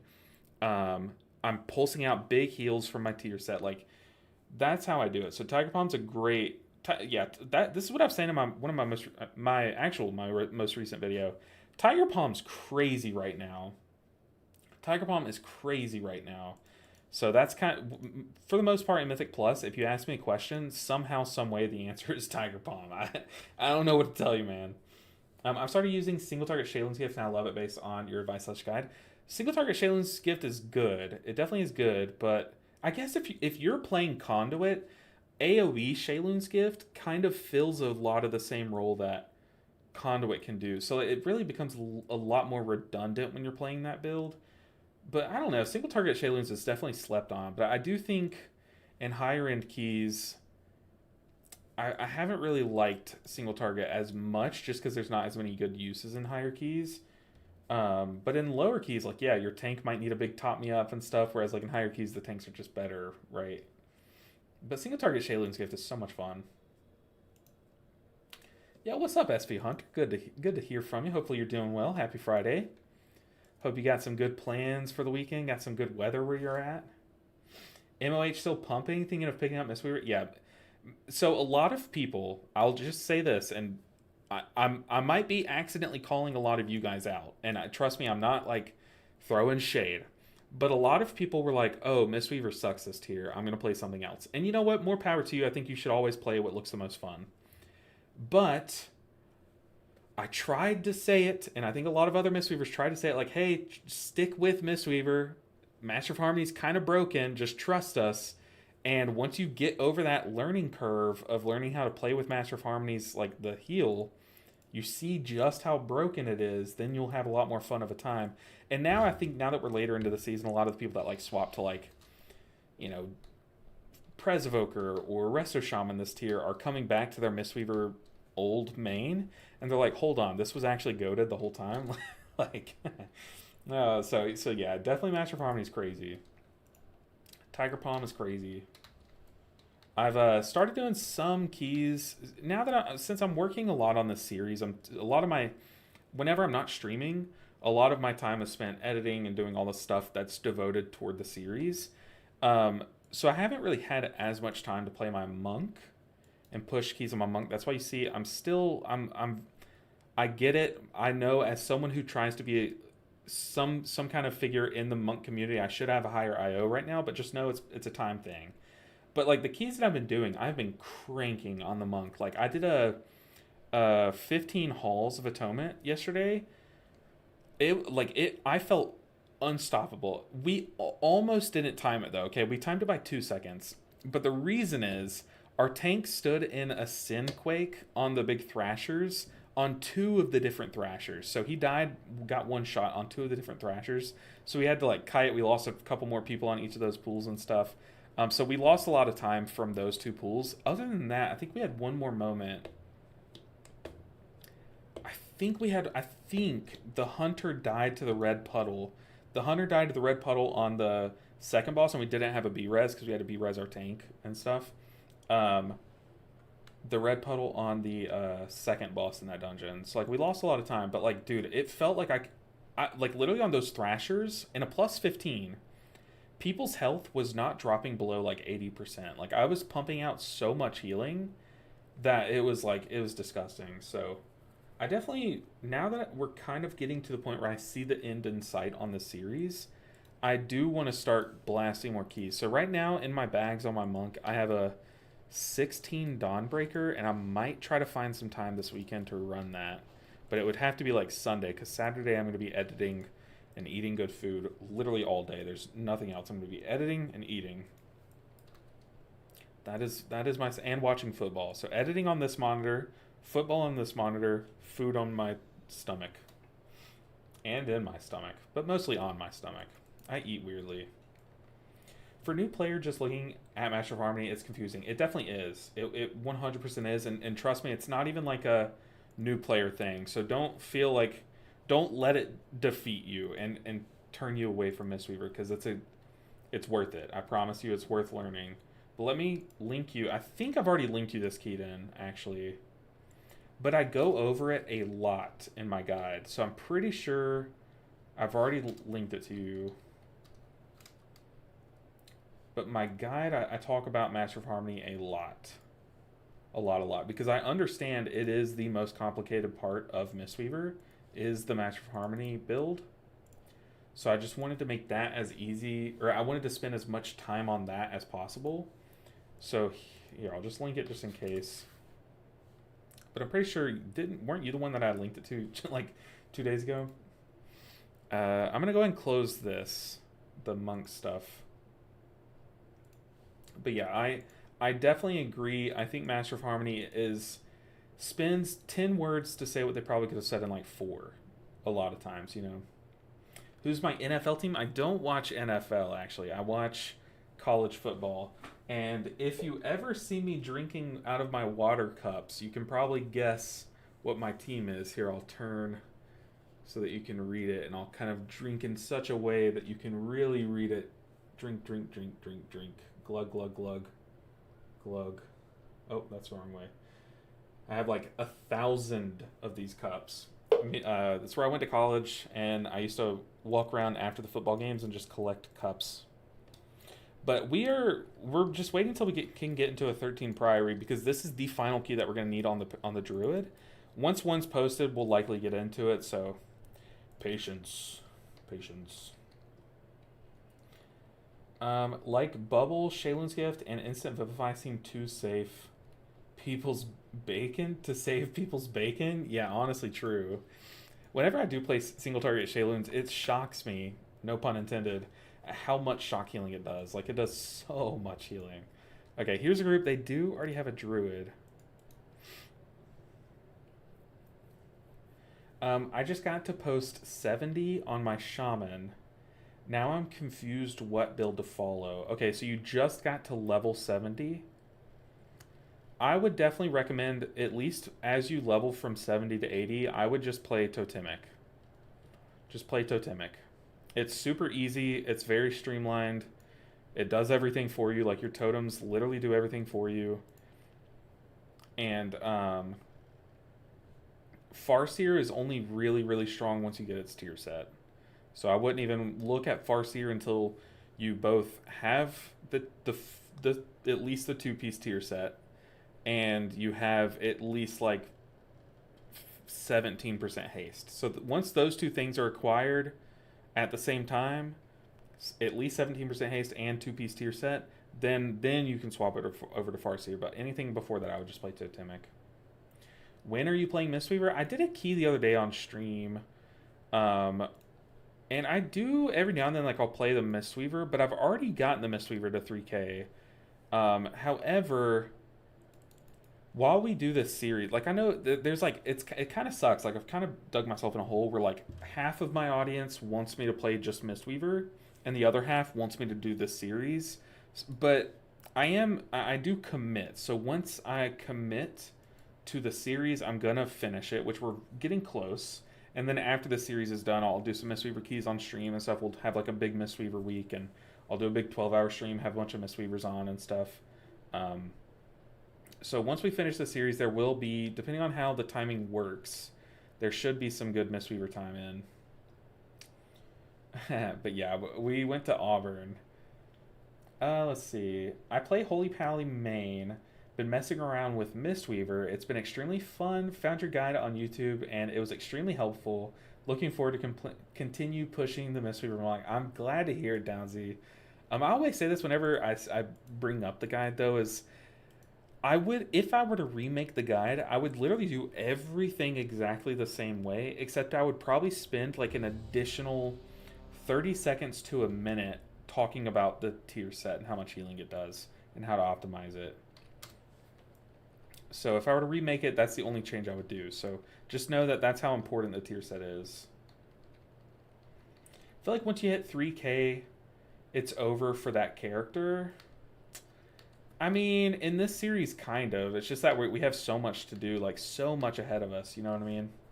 Shiver. So like, yeah, if you're someone who just really likes watching Resto Drew gameplay, the downside is that once we get this character to 3K, I probably might not even do another key on it all season long. I doubt it. I've had a lot of fun on the Druid. But, you know, that's the downside. But the upside is that I've basically been playing nonstop Druid for a few days now. So you, on one hand, you don't have much more Druid content coming, but on the other hand, you have a lot that you can catch up on, you know? So it's like, yeah, it sucks that I won't play that character again, but it's good that I have a lot of footage of it. But I definitely do, like, I don't want to end the season with like anything less than like 3,500 IO on my monk. So at some point, I'm gonna push some IO on the monk, right?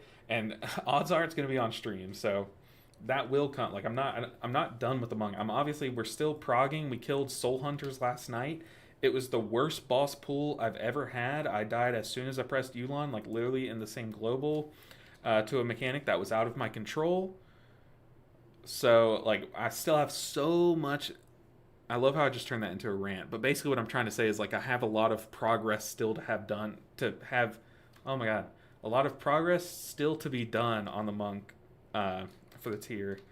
We still have to kill Nexus King, which I think we're gonna 3-heal that. And we've 3-healed a few fights in the past 2 tiers, and I've never been one of the healers to sit on a 3-heal boss. However, this thing that makes Soul Hunters, not Soul Hunters, what is it called? Nexus King. The thing that makes Nexus King so special of a boss is you really need a lot of movement buttons. And my other 3 healers in our core are a Resto Shaman who has Wind Rush Totem, a Resto Druid who has Roar, and a Prez Evoker that has the Prez Evoker thing that makes your movement buttons longer. You know what I mean? Or shorter. So I do provide Wind Walking buff, but we have another monk. We have a Brewmaster in our group. So that's covered too. So I'm gonna tell my raid leader that I think I should be the healer to sit, just because I think that just forms the best comp. So I'm probably gonna sit on our first kill of Nexus King. But I know I'm obviously gonna be in for Dementia, so yeah, the mobility creep. I know when the monk isn't the one that offers the most mobility, that's when you know something's up, right? Okay, we're doing this dungeon again, and we have another prop paladin. I do not like prop paladins in this key. I do not like them at all. 5, 4, 3, 2, 1. All right. This will, if we time this, it 100% will get us to 3K.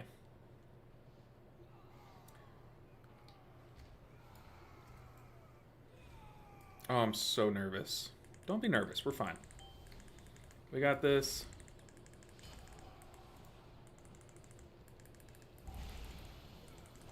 Dies from cringe, he said. Oh, God. Trapped. See the shouts coming out. Get Convoke.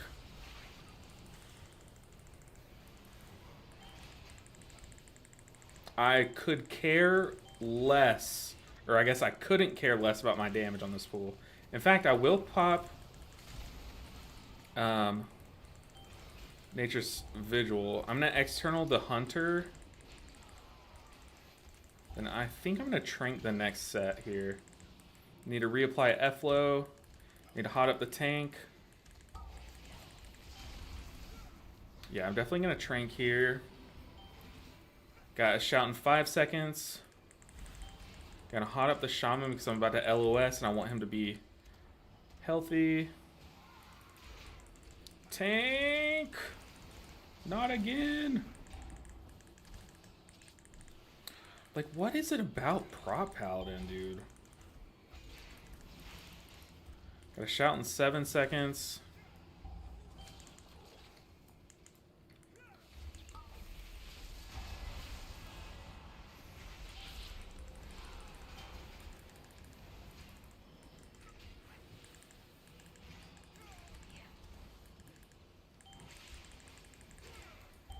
I feel like this is dying super slow. Thunderclap, I'm LOSing. Oh, Paladin, please. I'm dead. I'm just dead. Oh, I'm dead. I live. Wasn't even nervous. Tank. Oh, no. Oh my goodness. Also, why did that die so slow? I had 4 million sustained healing. This place is cursed. This place is 100% cursed. Am I crazy? I don't like prop paladins here. I feel like they're a liability. They are a liability. I did drop Flourish. I've had Flourish drop for quite some time now, but I had sustained 4 million HPS there, by the way. That was crazy.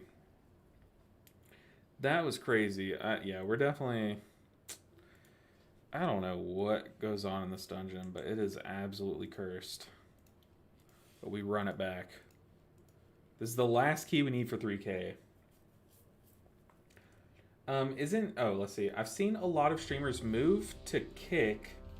Have you had any interest streaming over there? I haven't seen any, like, WoW streamers.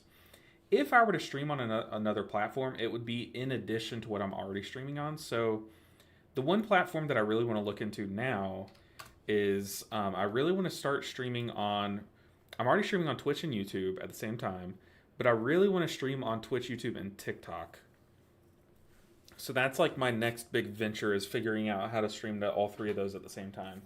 But Kick, I haven't really had any interest. I think the main reason that people stream on Kick is because they have very, very loose user guidelines. So the people that do stream on Kick are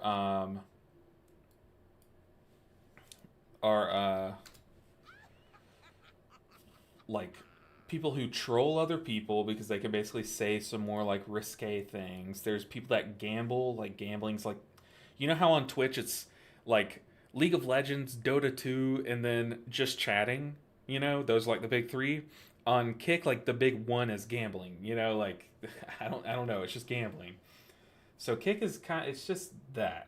Now, one thing that I have heard for Kick is that there's so like on Twitch, the downside to streaming on Twitch is that like say you guys you pay $4.99 to sub to your favorite streamer. You're you have the best intentions of you're like I'm going to give $5 to my favorite streamer. But Twitch, the downside to Twitch is they keep like $3 and like 40 cents of that. So you're trying to give your favorite streamer $5, but really Twitch keeps like 3 something of that, and then the streamer gets like less than $2 of it. So it's like that's the downside to Twitch. It's a little like, come really? I mean, I think one of the big reasons why people like streaming on Kick that aren't doing like these risque things are because he's asking should it go left or right. Just go left. I think it's super easy. Is I think it's just much more kind to streamers, I think. And YouTube's pretty close too. I'm pretty sure like of a so YouTube, instead of having a sub, like obviously you can subscribe to a YouTuber, but like the equivalent to a Twitch sub on YouTube is a membership. And I'm pretty sure like I'm pretty sure if someone had like a $5 membership, I'm pretty sure that the streamer gets at least like 380 of that. So like regardless, it's not a perfect system, but I'm pretty sure YouTube's just a lot better about it. But I think that's why a lot of streamers like Kick. But that's just what I've heard. Like all of that is kind of like speculation a bit. Yeah, what's up, Bamboo? Dude, I basically spent an hour talking about Monk, by the way. So you missed it. But yeah, I think YouTube is a lot better about that. Let's go ahead and bind with a tank. Hopefully it doesn't give me any aggro. I need to hot up the tank. No, I got the buff. I will hang out here by my favorite pillar.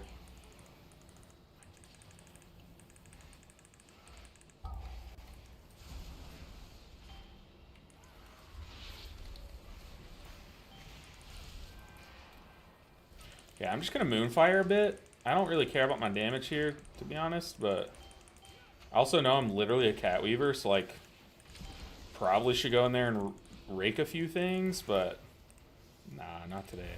External the tank, just because if we lose the tank, it's over. Gonna hide from the shout. Oh, also I kept trying to rejuve my paladin while I was hiding. I need to rejuve the someone else. I should have LOS that. It's a big old my bad skis. Gonna move a life bloom to the paladin. I'm gonna LOS this. Do some big shock heals. I don't care how little damage I've done this pool. Honestly, having done 200k damage with how little damage fills I pressed, I'm proud of that. That's how bad my damage was on that pool. That's how little I care about damage here. Look, and you can tell how much less damage my tank was taking, or how much more sustainable he was, because in that last key I had 4 million HPS. Here I had 2.5 million. So that just shows you how much less I had to babysit my tank. Which I really don't think that was like a, oh, that tank was so bad thing. That's not what I'm saying. I think it was a Prompt Paladin versus Vengeance Demon Hunter thing, really.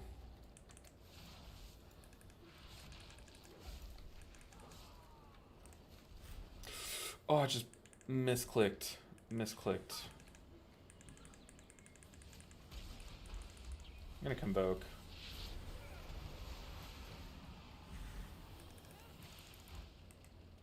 Gotta get F-flow down. I'm gonna kick that.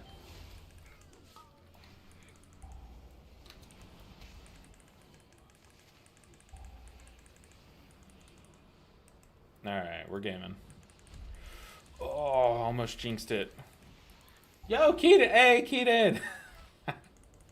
Oh my goodness, I appreciate you so much.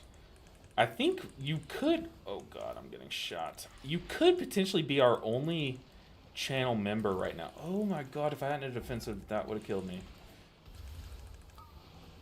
Oh man, this is bad. But Keaton with the support, the multi-platform support. What a goat. What an absolute goat. Oh, this poor mage. He has everything going his way. These bolts are doing way more damage to me than other people, by the way. Ooh. Gotta convoke. Don't cast on me, please. I have the bleed.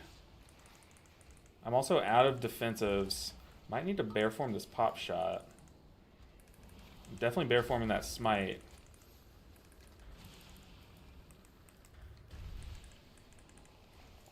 Okay. Everyone else is tanking up to where they can live these. I, however, am not. But Keaton, really appreciate you, man. I love how you're like, is YouTube the same? Bet. Oh, that's so funny. Also, never subbed on YouTube? What are you doing, Keaton? You know what? I'll give you some grace. I appreciate the support.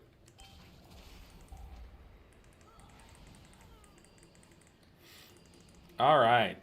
0 deaths after all of that nonsense is crazy. Okay, we take that. Take that all day. I will stealth because I want to get a big stun off on something. Just to feel something. Problem is, I'm pretty sure this rips aggro a lot. This, like, the stun rake. But I'm going to do it on the mini-boss because I feel like that's where my tank is. I also need a lot of hots here. I probably shouldn't have even done those few damage globals because this first shield is going to hurt a lot because I don't have good hot coverage, so I think I might convoke it. I'm going to have to kick that. But I might convoke this one just because you don't really have time to establish good hot coverage. I feel like it's just safe. I might go out and Typhoon that guy in.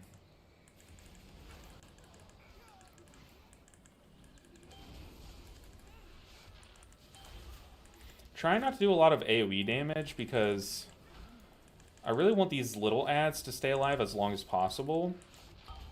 Basically, you want them to die. In an ideal world, the little ads die at the same exact time as Amia, because that means that your DPS had full uptime on cleave, or on not cleave, on funnel. We're gonna external this guy because he's not getting freedomed.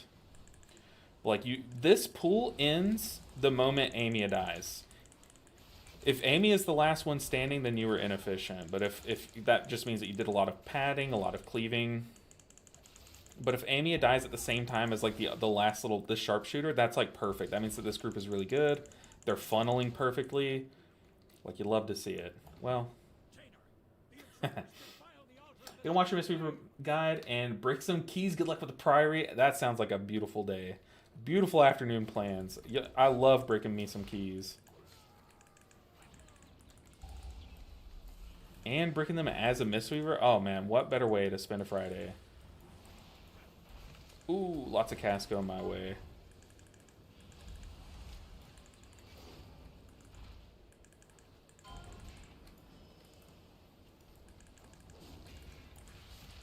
Oh, that's gonna kill me. I have to Swift Mend.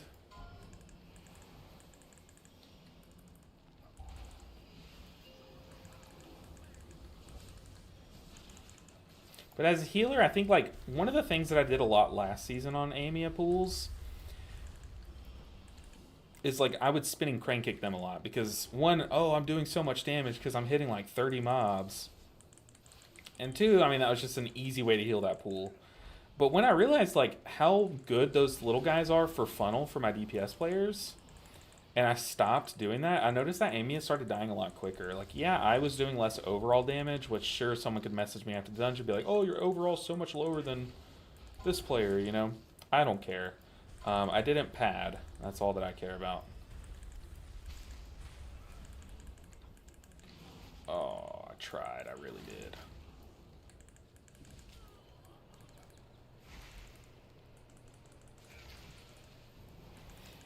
I tried, Lewis. Hopefully Lewis does some big damage on the boss, because I feel like some of these pools that Lewis should be hard carrying, he has not been. This pool's so easy on Shaman and so stressful on Evoker. Different world. How's the Druid? Was it which pool were you saying that for, St. Crits? Because yeah, there's so many pools like that where like some healers just like laugh it off, while other healers are like literally like slamming their keyboard, like working 20 times harder for the same result. Like, that's just how healing is. We're gonna bear form this. Take less damage.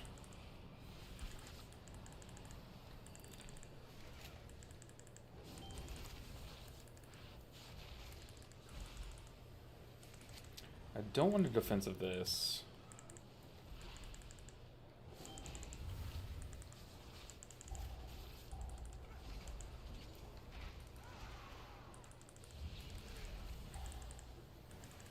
I'm not gonna let the mage die again, because I feel like he's died.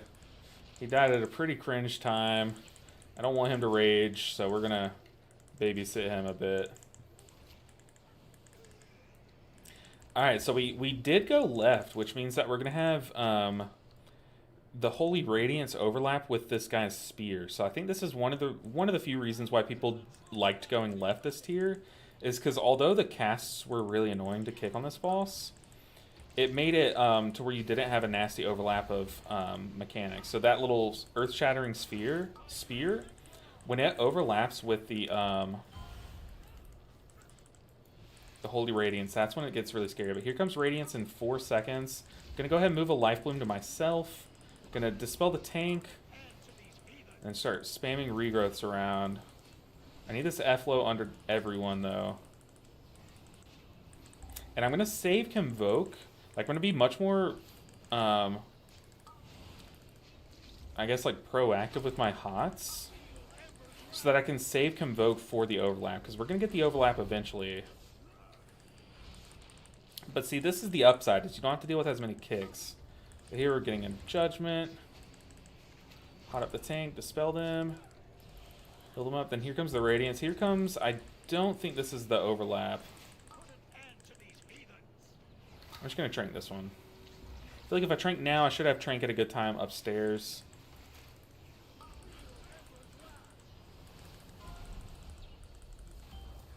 Okay, that got stressful. I'm going to focus more on my healing than damage, because there I tried to squeeze in a lot more damage globals, and not smart.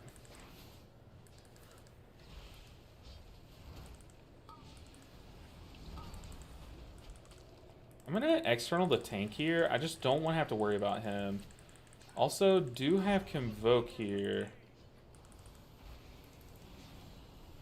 But we had our mage barrier still on us. So those first few ticks didn't even touch our health bar, so I didn't Convoke. Ooh, that's a nasty overlap. Oh, thank goodness the tank lived. Oh, I spoke too soon. I don't have anything for you, tank. I just have an endless sea of HOTS. Hopefully that's enough. Here comes Radiance in a few seconds. Gonna go ahead and blanket some HOTS. Moving it. Life Bloom to myself. Gonna put down Efflorescence. I'm just gonna go ahead and Convoke here, because yeah, this is the nasty overlap I was talking about, where you get the spear during the Holy Radiance. So that's like the perfect time to have your Convoke. Just go ahead and Wild Growth. Dispel the tank. Kick that. Kill boss. Lovely. Alright, do I have any food? I don't. That's okay. Where am I from? I grew up in the south of the United States. Oh, tank, buddy. I think our tank's completely out of defensives there. I really hope this group is on top of the kicks, because I will not be able to kick any casts here. I'm going to have to just keep spamming the heals, because we pulled 3 paladins.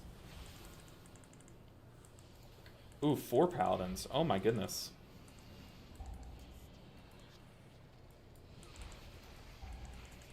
I'm gonna have to wrath spam a bit, I guess. Convoke. Oh, tank live.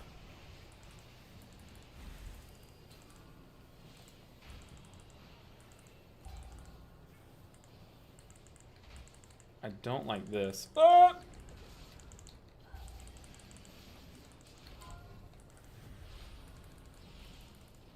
I'm gonna pop a defensive here. Gotta move back into my efflorescence. I am very much out of mana. Gonna stop that. I'm gonna say buns.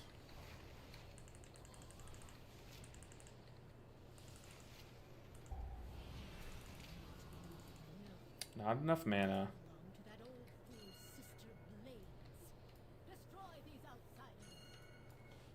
Ooh. Feed me. I'm hungry. Sweet. Okay, we're good. That got pretty stressful. Your streams are really well timed for the EU. I've heard that. I've heard that a lot. Also, pro fat EA.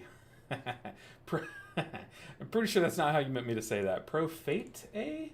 One said, "Wish I could play all healers. Only when I can play is paladin. Rest of the healers go to hell with." It's trust me. There's been a lot of trial and error, mostly error, in trying to learn all the healers. I've been, no lifing this game and specifically the healers for a long time, and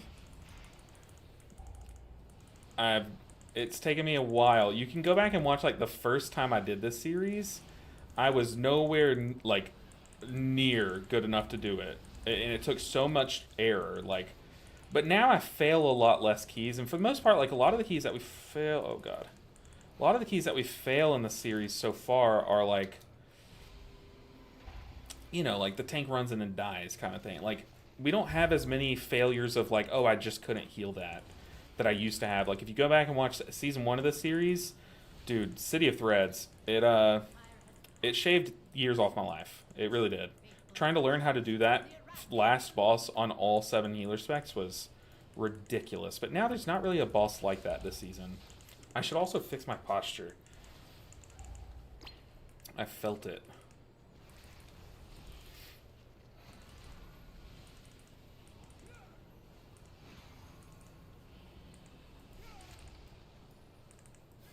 All right. Gonna pre-innervate. Selfishly kick the one going my way. Roar that. Spread some hots around. We only have one paladin here, so I probably don't need to be blanketing hots like this. But I have enough to where we're safe. Just gotta watch these casts. Okay, we're chilling.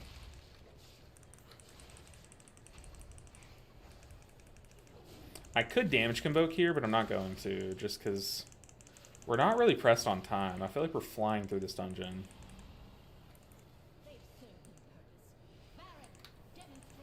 Okay, I'm gonna rebind with the tank just because I don't know. We also have an immune here. We haven't communicated when we're gonna immune, if we're gonna immune, so I'm just gonna assume we're not.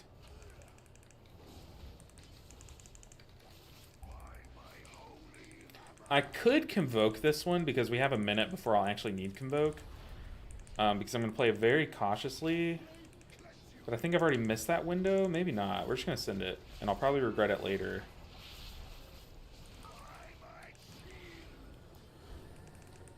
Okay.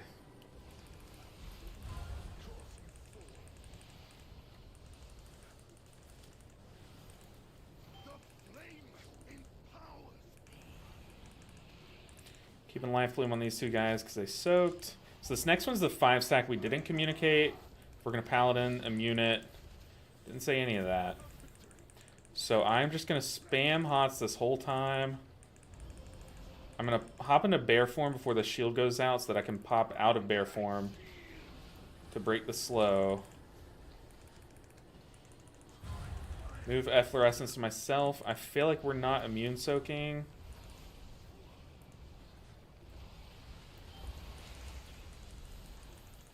Okay. Well done, team. Me and the mage were kind of hesitant with each other. We saw each other wanting to. So our tank told the paladin to bubble the next 5 stack. We'll see if he does it.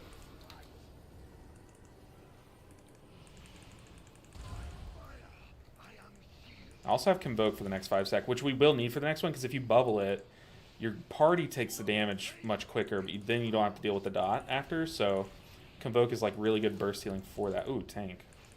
Buddy. I'm gonna put Efflorescence over there. Oh, that's pretty tragic. I'm gonna move off of it. Move Life Loom to myself.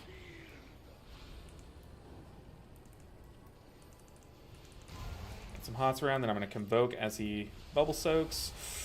Ooh, the cast went off. Oh, the cast went off. Are you kidding me? 5, 4, 3, 2, 1.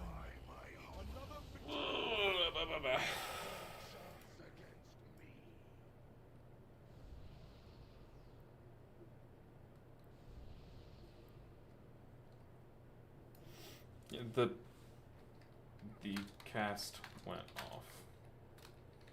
Had nothing to do with the soak.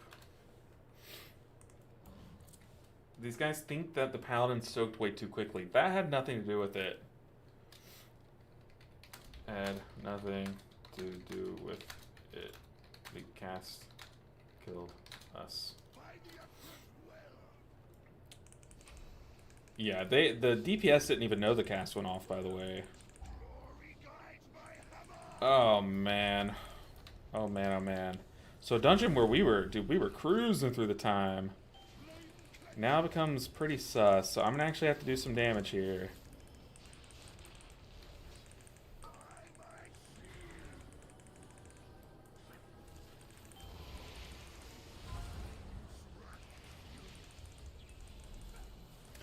Yikes, yikes, yikes.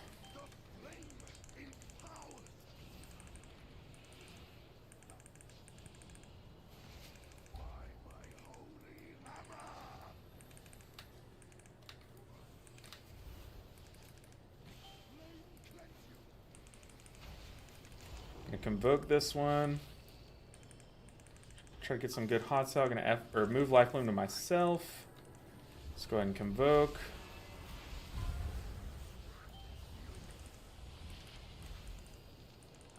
I have a few hots on myself. I'm gonna external myself so I can focus the heals elsewhere. Let the external kind of hold me over.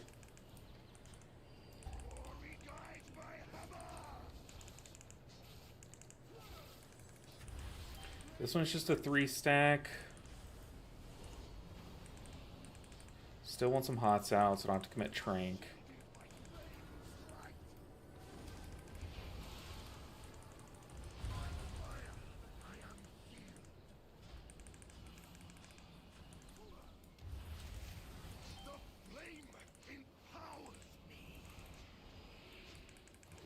Damn, just for a 3 stack, this one hurt.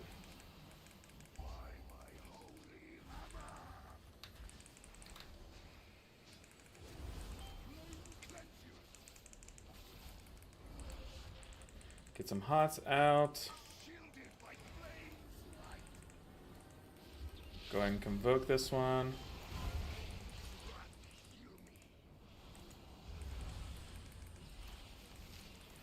External, defensive, use everything. Don't need Trank. Use Nature's Vigil. So got a bunch of hots out.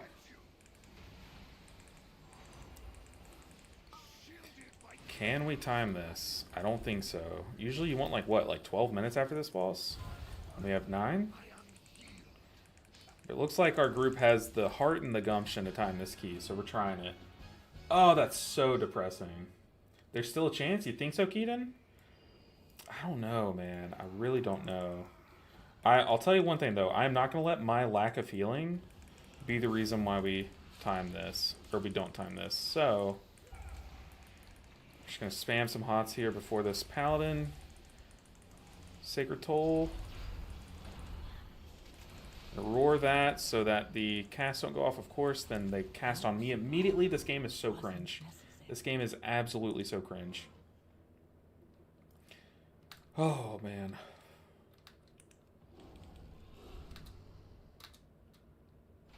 Why do I try to protect other people from casts? I feel like it's just a... It never works out. It never works out. Yeah, this is definitely GG. Unless we do some, like, absolutely crazy YOLO pools, which y'all know I'm down for.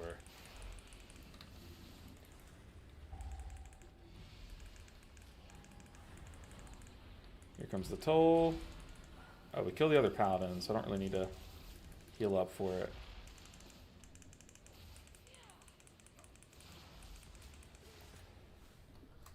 YOLO pools? Question mark? Anyone? Anyone down for some YOLO? I'm gonna bind with not the tank here. Because we kind of just need... In order for us to win this game... Time this key... We need our tank to just be a gamer and not really need our help. So, you know, one of the games that I play is Magic the Gathering. It's a card game. And a lot of games that seem absolutely unwinnable, like your opponent is just drawing the cards that perfectly beat your deck, and there's just like no chance for you to win. Okay, that sucks. Okay, that really sucks. Ah, that's just the key.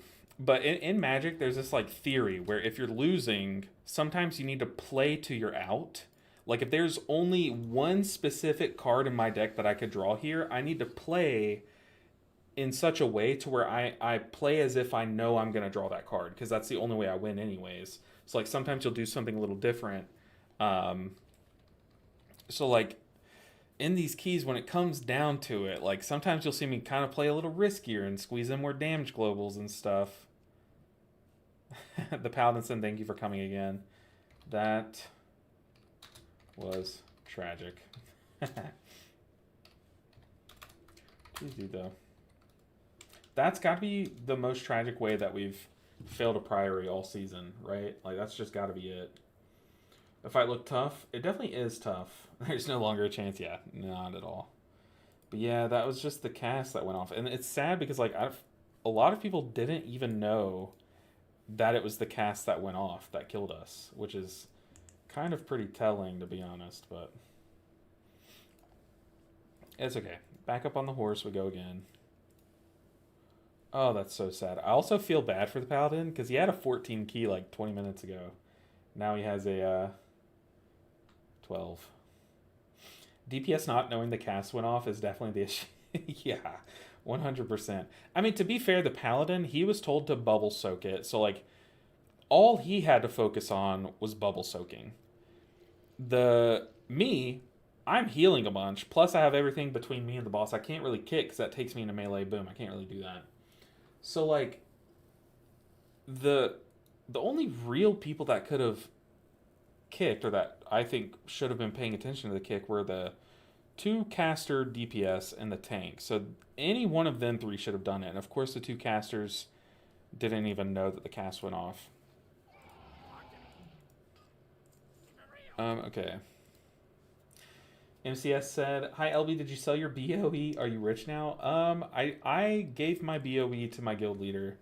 So the way that my guild does things is it's kind of like a lottery system. Some people win big from the system and, you know, just have everything paid for them for free.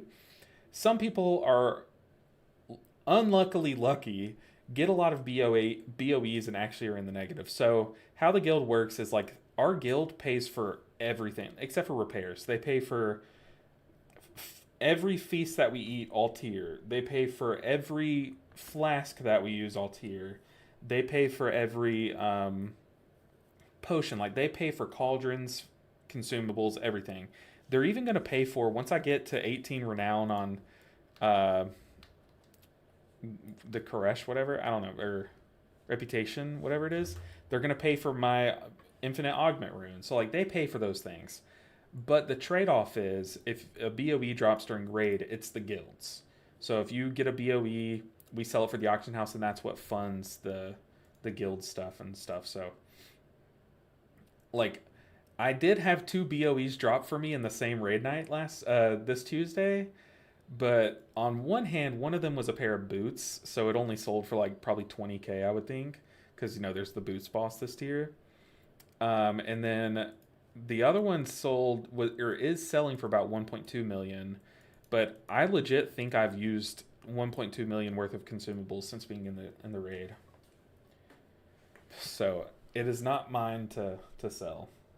When I went AFK for a bit, another failed priory. Yes, it was going beautifully, and then on the Braun Pike boss, the cast went off and killed us all.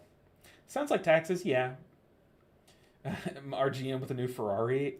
Well, I mean, no, like we can track in our guild bank all the guild. Like there's no like behind the scenes tax fraud going on, right? Like it's Scott. He's probably the most trustworthy person that I've come across in the game.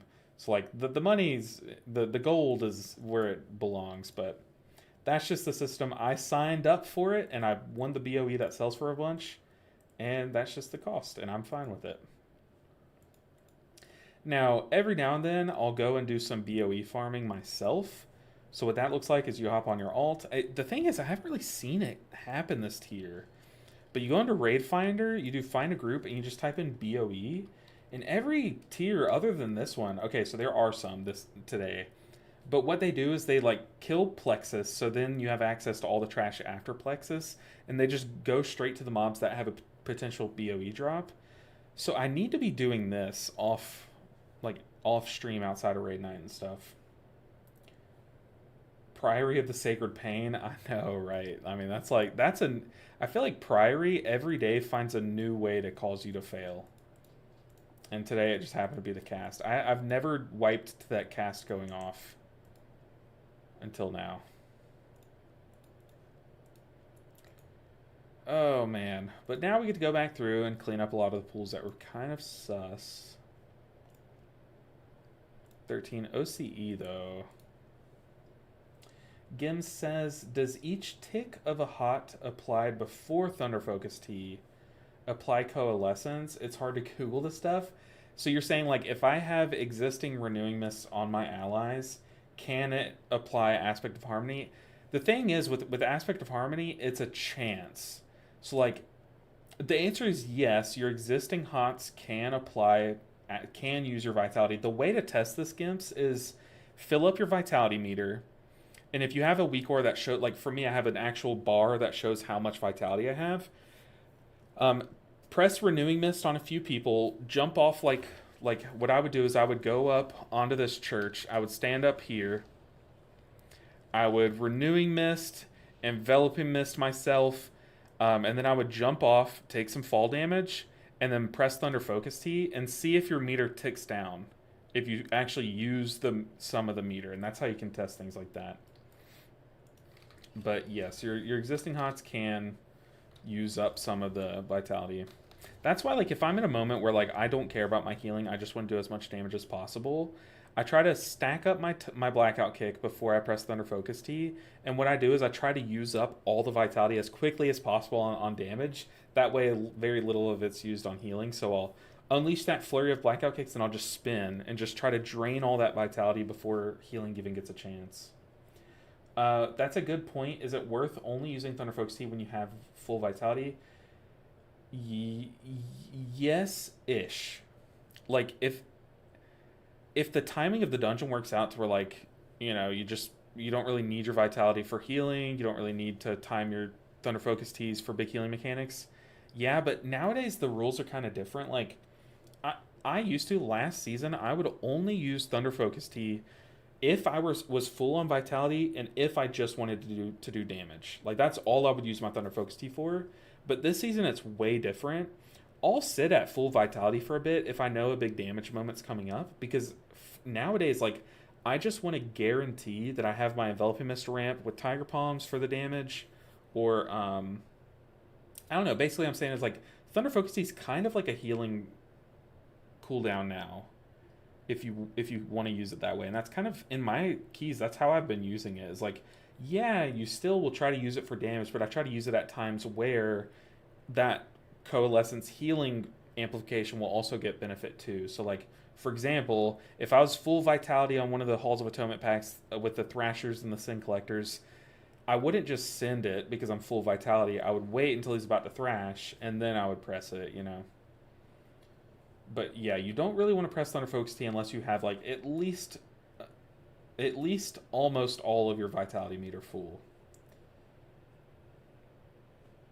I use your weak auras for Monk. Is it possible to add a sound for when your blackout kick hits 4 stacks? Let's look at that. I feel like that should be doable, Bamboo. But see, while we queue up to keys and sit here and get declined left and right, I love doing this kind of stuff. Just like seeing if we can figure out ways around problems with weak auras. Okay, so we've queued up to a few. We're going to sit in those queues. Oh. I need to enable. Yeah, that definitely should be a thing that you can do. I'm thinking it through, and I think you can do that. We'll look at it. I don't like Thunder Focus Tea tied to Vitality Bar. Sometimes you need Thunder Focus Tea just for the buff. Yeah, but I mean, in Mythic Plus, not really. Like, you don't ever really need to Thunder Focus Tea just to boost your next spell. Like, that's kind of not a thing in Mythic Plus. Like, how often do you come into a situation where if I don't have a Thunder Focus Tea boosted Rising Sun Kick, we wipe, you know, or like that person dies. Like, that's not really a thing. For the verse buff, I mean, yeah, but even then, it's like, it's so minimal. My question is, MCS Power, my argument is when would you need the verse buff that you wouldn't also be happy with the vitality buff, the coalescence and the boosted healing, the hot, all that? Like when would you want a verse buff but not want more healing, you know? So it's like then it's kind of like you're getting both at the same time.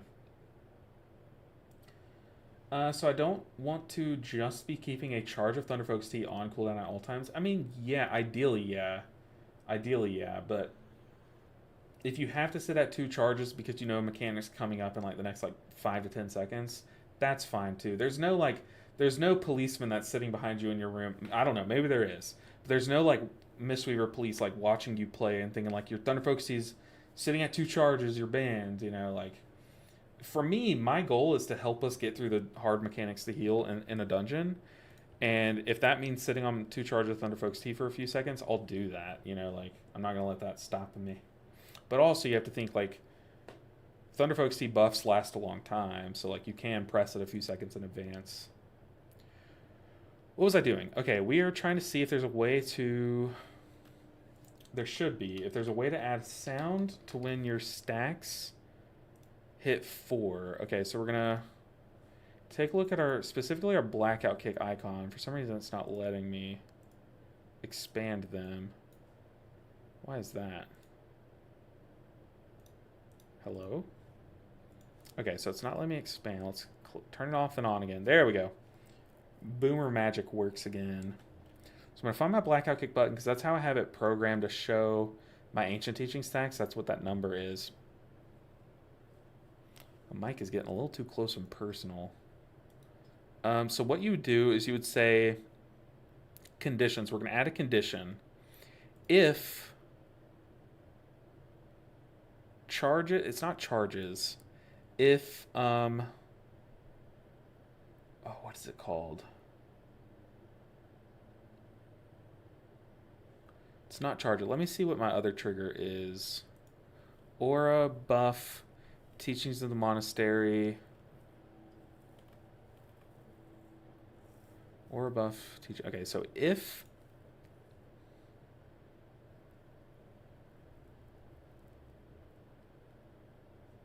am I stupid? Don't answer that. Where's buff?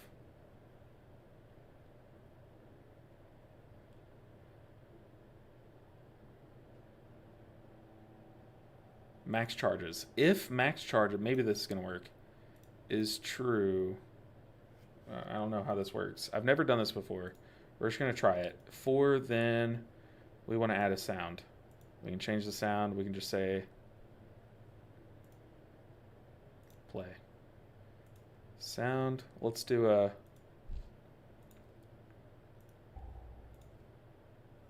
Where's the kiss? Perfect. Sound effects channel. Okay. Try that. Would this work? Do you invest in augment runes for the runs? I don't. I don't. I sell my augment runes. Look, I'm not rich enough in this game to be using it. Or to be using those. Those are expensive. Now, I will eventually, once I get my reputation up on my Koresh Trust reputation, I will be getting that infinite augment rune. But I'm way behind on my reputation there. Let's keep to more of these keys. And then we can take a look if that'll work or not. Yeah, you would add a condition. You would say, like, if I'm at 4 stacks, play the sound. But the thing is, I don't know how this notation works. So I don't know if max charges equals 4, because max charges always equals 4. So I think what you want to do is if charges equals 4. Oh, but also...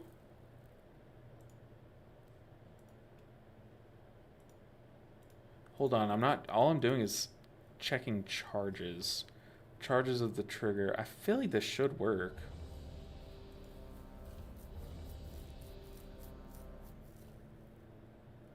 Trigger 1. So if trigger 1's charges... What is this checking? Blackout kick.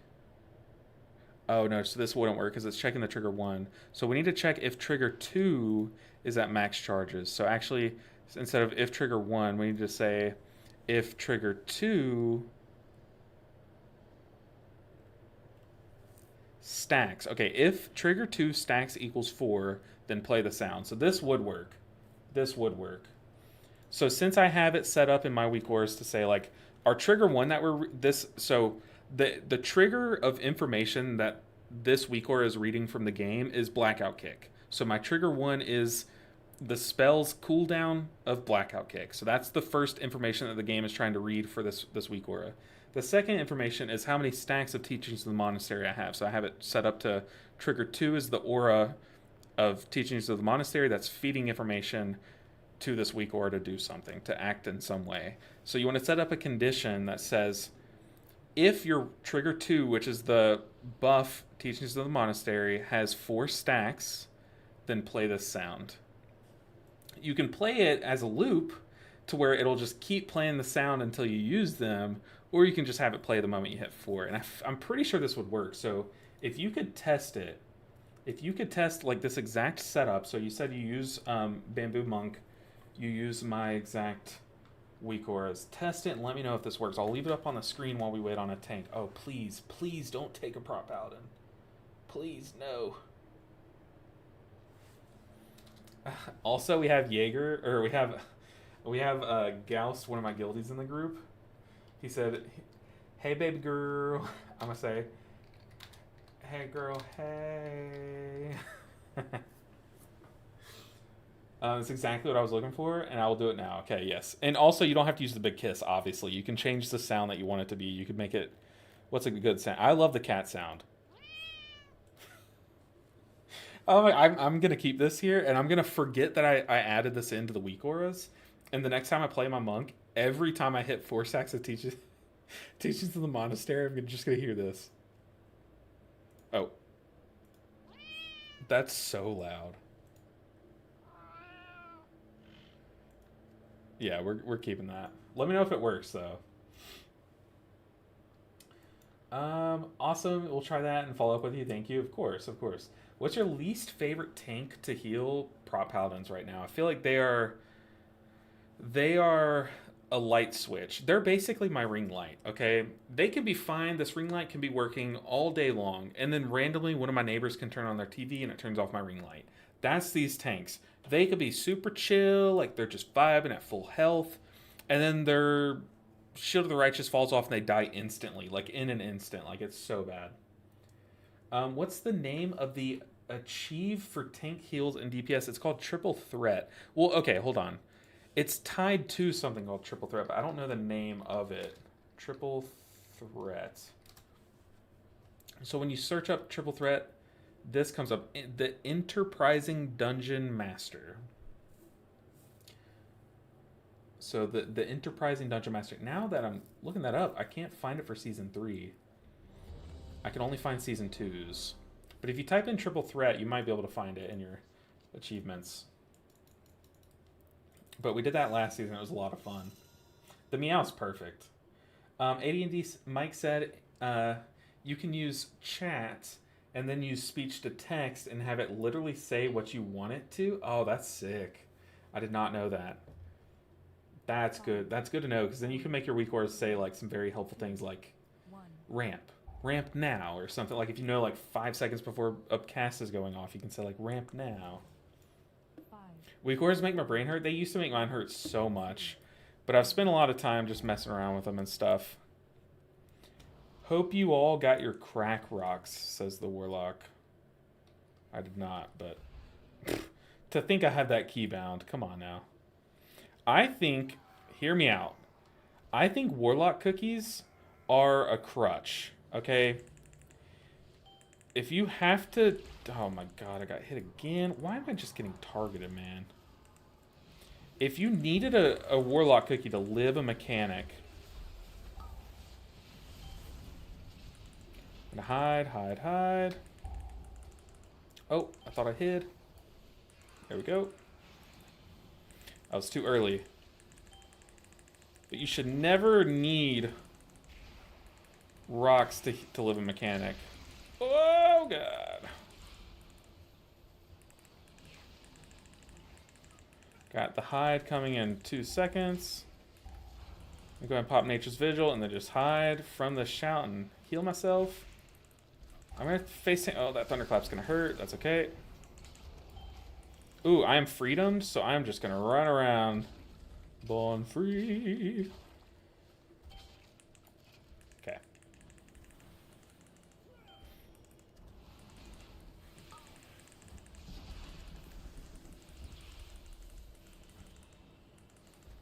All right. Oh, don't do it to me. Live tank. See what I mean, though? You just gotta heal these prop paladins so much. Like, why are prop paladins made of paper? It's ridiculous. But you see there, I swapped stances right before that thunderclap went out, and it gives you like a little, like a few frames of like movement impairment. What's it called? Immunity to movement impairment effects. So it frees you from roots when you swap stances. But what I found out in Arakara on the final boss is if you swap stances, it gives you a few seconds of being immune to more roots, which in Arakara is a bad thing, but in this dungeon's a good thing. So if you swap to like Bear Stance right before Thunderclap, you literally just don't take its damage, which is crazy. And I did it there. I don't even know the timing of it, and I did it there. We're going to move away. Okay, this pool is going to get very sketchy here. I need to stack in melee. I was putting down a Vortex. I'm going to boop out. I'm going to convoke here. I'm getting pop-shotted, and Chainmail, I knew she'd do it to us. But we really need to be stacked here. Although it makes Chainmail a little more sus, it makes these cats more, like, manageable. I'm going to pop a defensive here, too. And just spam around the hots. I know Goust will do enough damage for the both of us. See, that's why you don't move out of melee on this pack. These cats, they just wait for you to stand out in range. We got to stack up. Like, they're going to claim victims.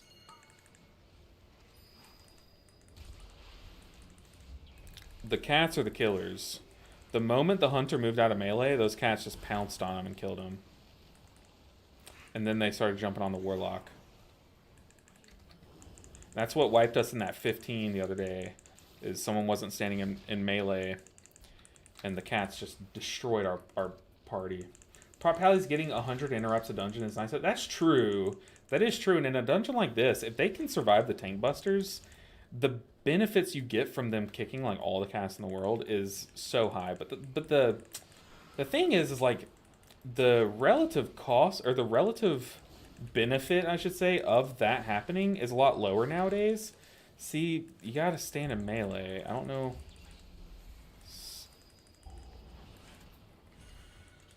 Gotta be in melee. Oh, now the tank's dying because these cats, they jump out and then they'll jump back in and hit someone in melee.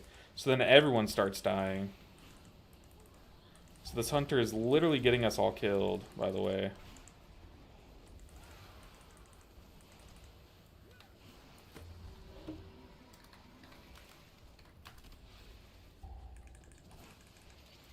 I mean, like, that's crazy. To still not notice that that's what's going on here is ridiculous. Also, I'm pretty sure someone butt pulled.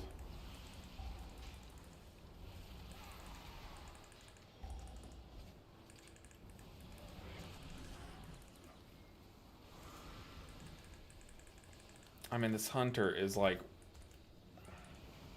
Am I wrong here? Is that not what's causing those guys to leap out? I mean, now all the cats are dead, so it doesn't have to stand out there, but like... Is that not what was causing all that? You have full faith this is the run? Okay, then I should stop dogging on the team. You know what, Hunter? Let's look at the damage meters. This Hunter is popping off. Good on the Hunter. I think this is the group. This is the golden group. In fact, I'm going to stop healing because I have full faith in these guys. I'm going to start doing damage. Also, I just realized that we went right, and I'm already just terrified. I hate this route. Like, I absolutely hate this route. I'm going to... Ursul's Vortex. Stop that cast.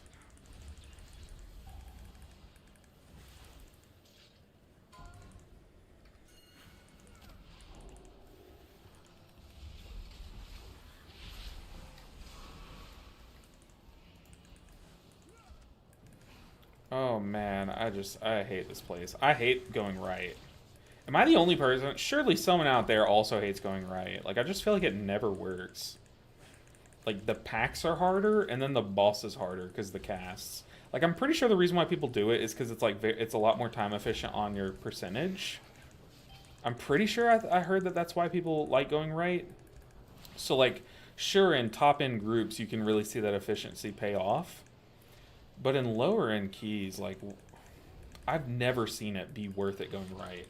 I can't be alone. Asher, okay, Asher says they hate it. I knew I wasn't alone in that. But I really think it's just like, in a pug group, there's just like all these new mobs that people have to learn. No one really knows what they do, and everyone's just dying. Then you get to the boss, and like you have to coordinate your kicks, and you can't really do that with pugs. Like, I don't know, man. Right is not the way.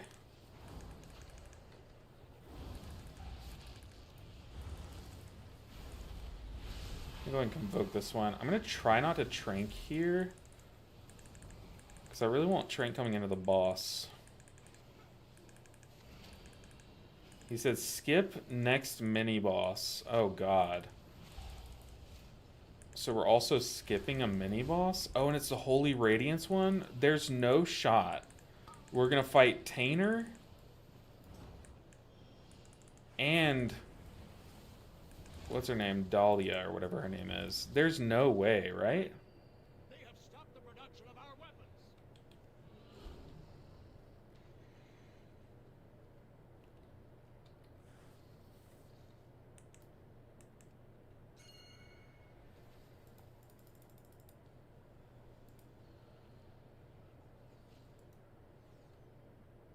Ours is the true path for the Arathi. I'm scared. Maybe I have a misunderstanding of how this boss works, but I was thinking that like if you didn't kill a mini boss, then it's like it was basically added into this fight. But maybe it's like if you don't spawn a mini boss to come fight you as a mini boss, then they're theirs. So maybe it's because we sent her out that way. We like started her RP of being a mini boss. Finish them off, Lieutenant. But yeah, I hate this boss when you go right. But we can practice our moonwalking. But if a single fireball hits me, I'm dead. Like, a fireball will one-shot me, so I am not going to kick any fireballs that go toward anyone else. Like, I'd rather heal through that one than kick it. So I'm just going to save my kick selfishly until I get targeted. Boom. Gamer. I'm going to keep efflorescence down, too. I'm going to go ahead and convoke here.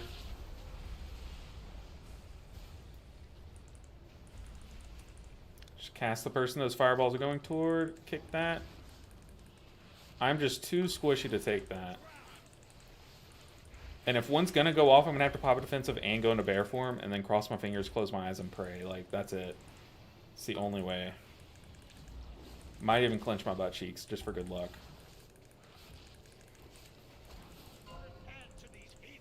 Here's Ember Storm. I am not in a good spot. Walk through the death. Oh, fireball my way. Okay, we're good. Got a skull. How do you send a skull like that? What?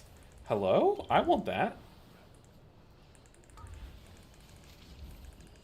Like, I know someone's probably gonna, after this dungeon, like, if we wipe to cast or something, someone's gonna link the kicks in the dungeon and be like, Druid, why did you barely kick this dungeon? And I'm just gonna say, dude, look, I did not kick on the boss unless I got targeted. Like, I don't know what to tell you, but that was the best way to success that I could see. I'm gonna external the tank here. I'm gonna get closer to kick if I need to. Honestly, though, I'm kind of getting lucky. She's not casting on me.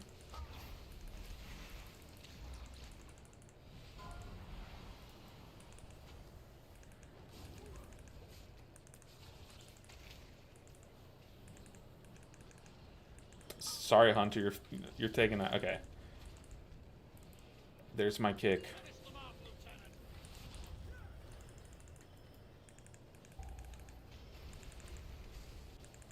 Here comes a fireball. Oh, it's definitely going to kill me. There's my defensive and bear form. Whew.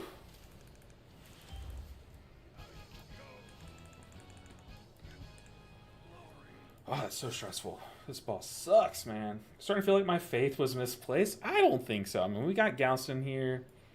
Gauss is, he's been playing on this character a lot this season, but last season you might have seen him in some of my keys. His name was Citadel. He was a Ret Paladin. But now he's on the Demon Hunter named Gauss Jaeger. I just need huge hot spread. This is going to be terrifying. Just going to convoke early. I probably did not need to convoke. I had a lot of hots out there. But now I can pop my Nature Sigil. Really got to combat these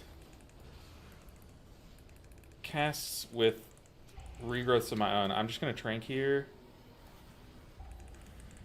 And then just heal around. External the Hunter. Oh, dang, I was literally casting into him. I'm going to bear form. Oh, no. The strongest survive. Oh, it was so misplaced. It was so misplaced. Oh, no. Millions dead. Oh, goodness. This dungeon's so cursed, man. This dungeon is so cursed. Yeah, man, that was crazy, dude. I don't want to be here all day. Oh, my goodness. I feel like I have a power drill, and I'm just, like, getting closer and closer. Oh, we didn't. Okay, we're still in here. What was I saying? I don't know. It's not worth repeating. Well, now we kind of have to pull crazy. Yeah, he pulled all 4 packs, which I don't think I've ever seen that. That was a lot of casters with like 5 paladins. Like that was a little too much. Oh, that's gonna kill me. Yep. Oh, I hate it here. I hate it here, man. Now we're to the point again where like I'm gonna have to start squeezing in some damage globals, and it's like, well, we're playing riskier, trying to time the key, but kind of have to. Can we still time this?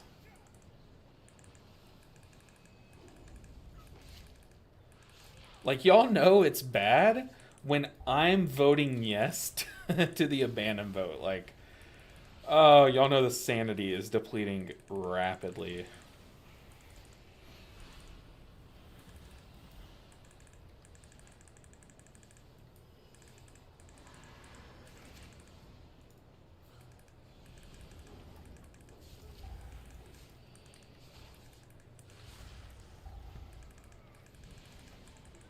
Oh, what do I have for this? Nothing. I don't have anything. I have defensive. An external Gauss because he's getting targeted. Okay, now I have Convoke, but I don't have a lot of hots, and that cast needs to be kicked. Okay. Whew.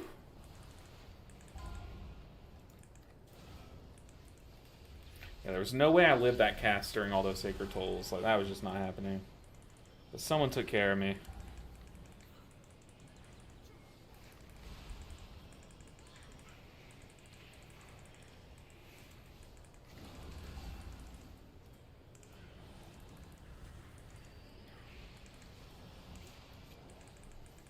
Oh, I'm like terrified of these casts, man. I keep swapping it in and out of bear form thinking I'm about to get hit. They get kicked like last second.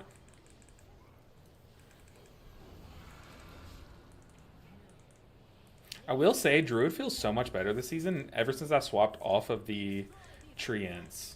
Like, back when I was playing the Treants, I was, like, very, very bored of Druid. But now that I've swapped off of them, honestly, it's a good time. What a roller coaster of emotions. Yeah, I don't even know what to think anymore. In fact, I think I'm going to swap sides. I think I'm on Zalatath's team now. I feel like we could do some pretty good work together. My horrible healing, her feet, unstoppable. Unstoppable.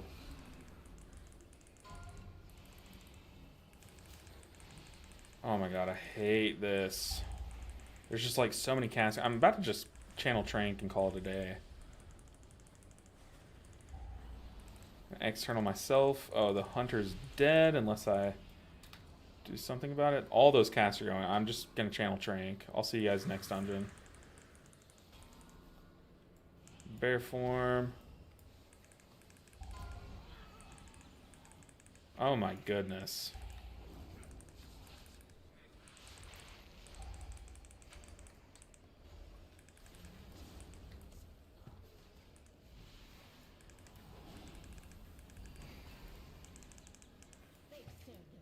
Oh my god, not even close. Okay, do we have time?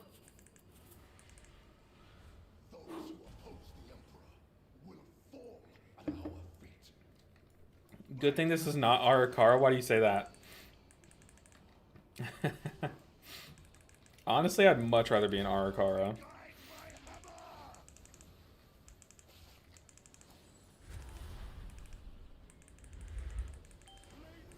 Get some rejuves around.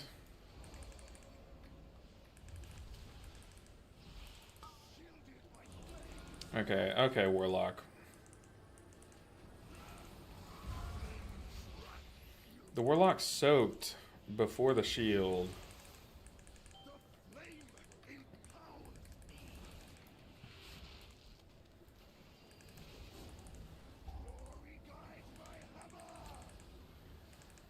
That's insanity. I guess I just pre-hot the Warlock on the off chance that he soaks again before the shield goes off.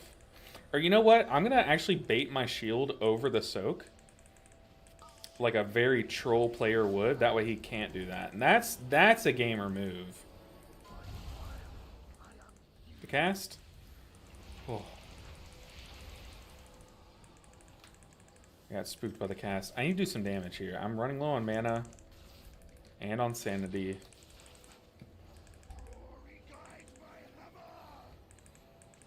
I also have Nature's Vigil. Just gonna go ahead and pop it. I don't have that many hots out.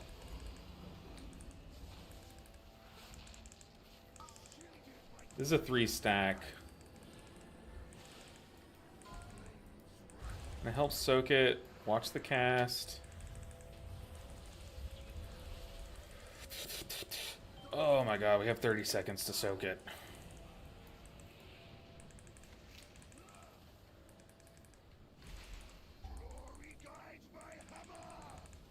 I am legitimately out of mana, so we're gonna swap in cat form a bit. Gonna innervate.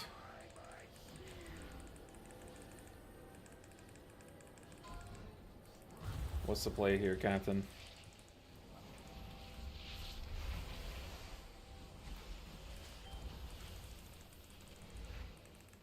I defensive myself. I externaled the hunter. Gauss is a demon hunter, so they're fine. The tank popped a lot of cooldowns.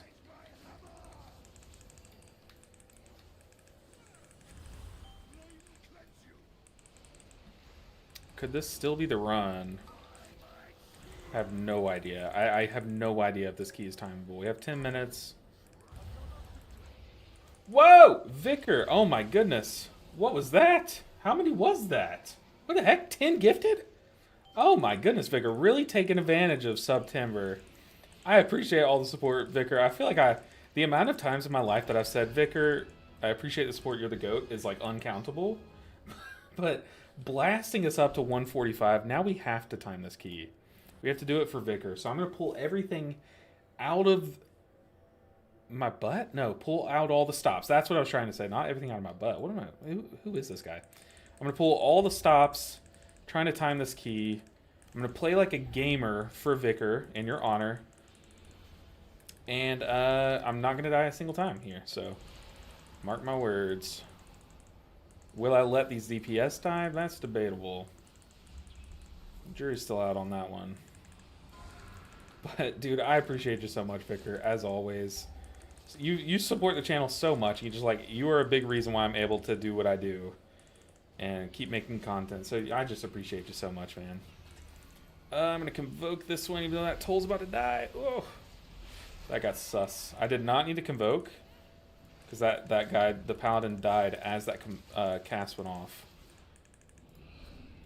We need 9 minutes going up to time. Okay, we have exactly 9 minutes. Vicar with a spin, baby. Hey, anyone that just got gifted a sub from Vicar, you now have access to the best emotes in the game. So test them out. Find your favorite use for them. But we have the spin, baby. We got the help. Oh my gosh. I just need to spam a bunch of hots and have this mage focused so that I can kick when I need to. I'm saving Swiftmend for the big heal, the purification, which is here. So I'm going to Swiftmend, then Wild Growth off of that guy. Hope that we can kite everything out of the light thing. I'm just going to boop just in case. I pop my defensive here. I don't have Convoke. Okay, he feigned the purification. Very nice. I'm gonna say I'm gonna taunt this light spawn and then pull it away, but no, I'm not gonna do that. That's insanity. Okay, he turtled this. So is turtle not an immunity anymore? Is it just like a really strong defensive, or is there like a talent you have to take to make it an immunity? We got this. And no ads. That's true. You get no ads when you're subbed. So Vicar just unlocked no ads for you guys. So huge shout out. Gonna need those interrupts for sure. 100%. Oh man, all these smites going off. We got double purifiers and a paladin here.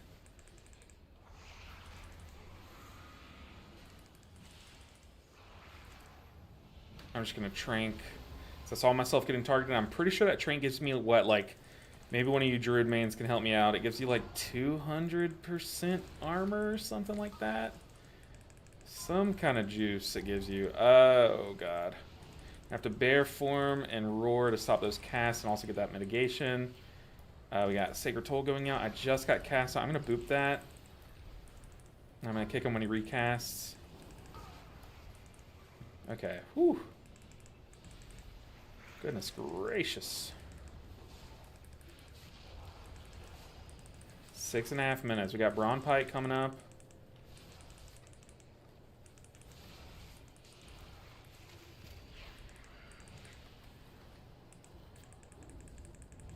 Lust here. Oh god.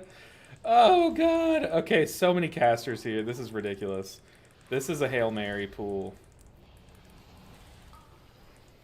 I'm just gonna convoke early. We gotta get a good hot coverage out. Oh god.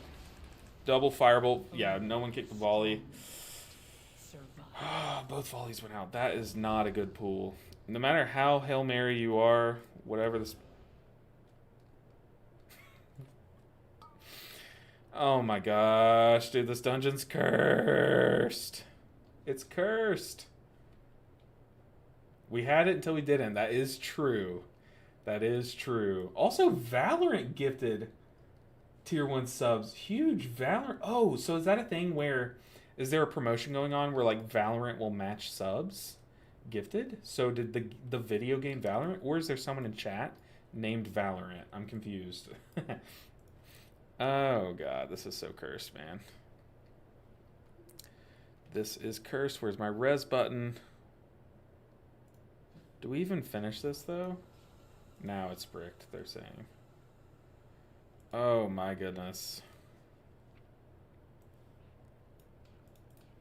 So I have all these old potions on here. Where's my AoE res?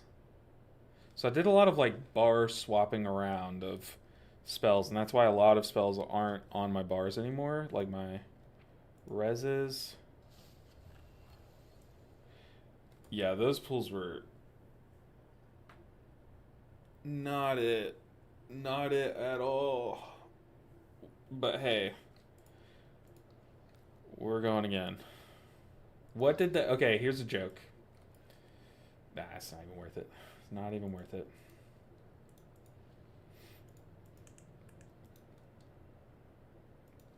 We queue up. We just have to keep trying again, right? Like, it's just the thing. We have to keep going.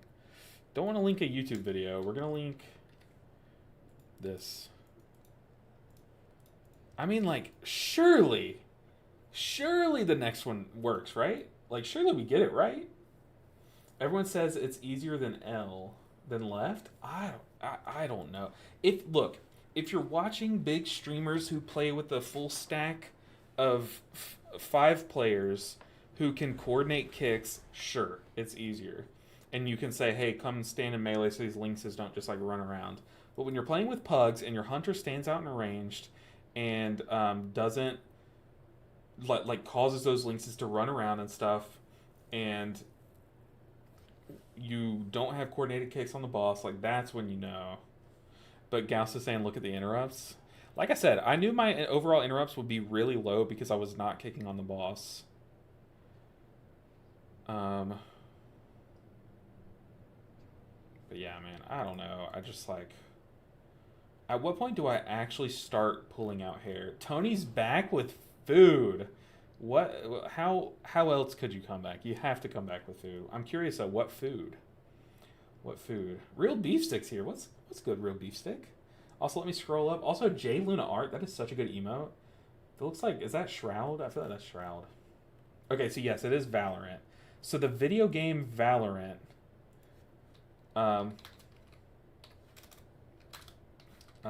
Sorry, I got a message.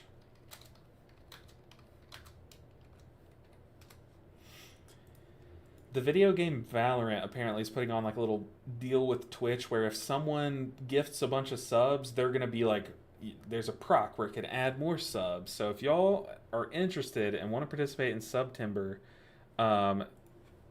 subs are cheaper right now, and they're doing that promotion. So that is available. So Vickers taking full advantage. Ironically, I just got KSL yesterday, and Priory 12 and 13 were breezes for me. Dawnbreaker, though, what a crap show. Yeah, the weird thing is like, Priory's been one of the easiest dungeons for me all tier. Like, it's been so easy, but it's because we go left, and I feel like left is like a cakewalk. But, like, something about it, dude. Edward, of course it's Edward. Immediately after I say that, Edward's like, bet. Oh my goodness, Edward, thank you so much. Let's see. Edward, thank you for the 5, and also, you procced twice. So you got 2 Valorant procs there off of 5 gifts. Oh my goodness, immediately, dude. Of course, it's the big ballers, Fire Cowboy 2. Hold my beer. Oh my goodness, y'all are crazy. I literally said that, just like meaning in general, and y'all were like, okay, let's do it. Oh my goodness. Y'all are insane, but Fire Cowboy, Edward TV, Vicar, I appreciate you all so much. Oh my gosh, dude. That is insane. Dude, we just cracked 150 subs? There's no way. There's actually no way. Hold on. I'm checking Twitch. I feel like I'm being lied to. That's like a... That's a ton. I feel like that is nowhere near... Is that real? How do I check? Okay, here it says 123. But that's just from the month. Oh, but it hasn't added in today. So yeah, that's real. Dude, that is insane. That's like an unreal, like a life-changing amount of subs. Like, dude, that's insanity. I appreciate y'all so much, dude.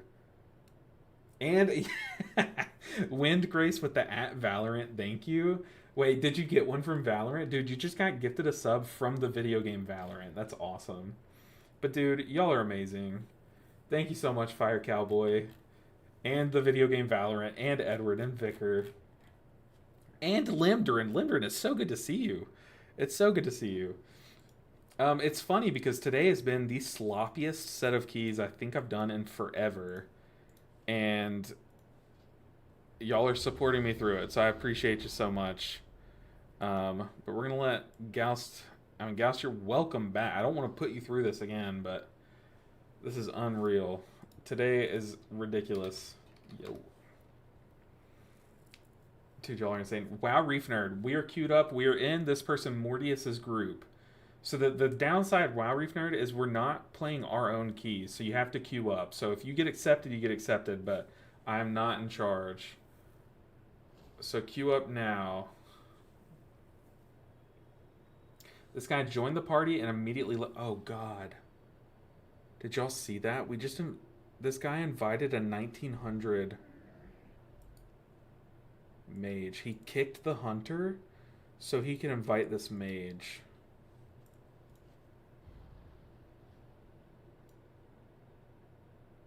I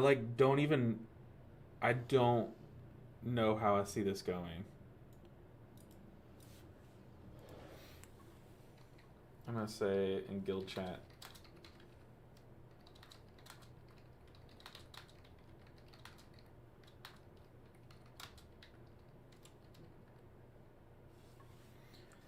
Oh, please be a gamer mage. Like, please have like a 4K IO main.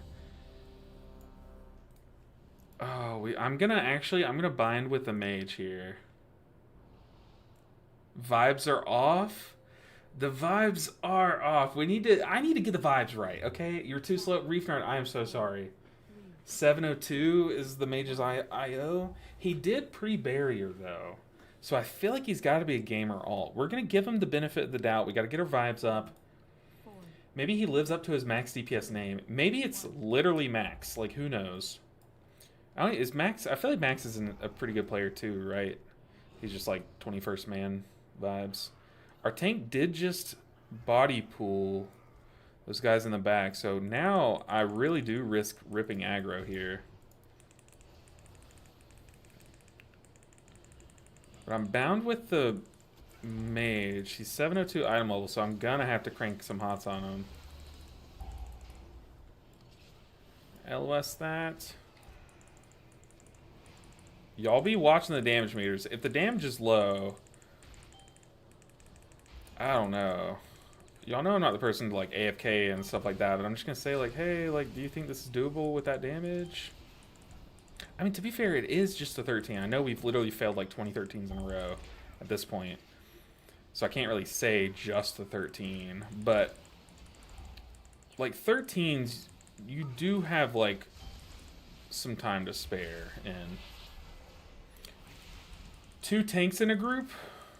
Do we have 2? Oh, hey, literally, yeah, we have DPS worth of 2 tanks in a group. I mean, he's being outdamaged by the tank. But the thing is like, that pack still died hella quick, okay? That pack, even with that mage's DPS, died faster than it did last pool. So maybe the Death Knight is such a gamer that, like, it's... Only the strongest survive.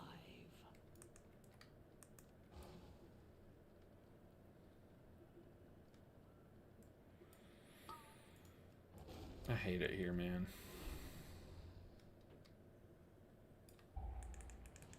I was the problem all along. We spent too much time talking about the mage. I was the problem. Okay, I need to try hard. Oh my god, why am I standing in everything? I need to try hard. I need to stop messing around.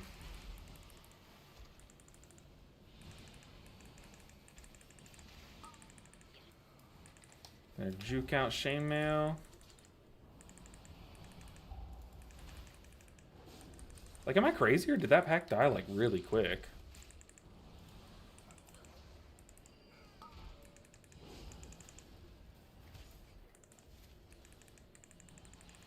I feel like every time I die, it's because a cast went off. Like, there I got cast on as the, as Shaymail jumped on the mage, which I just happened to be juking at the mage.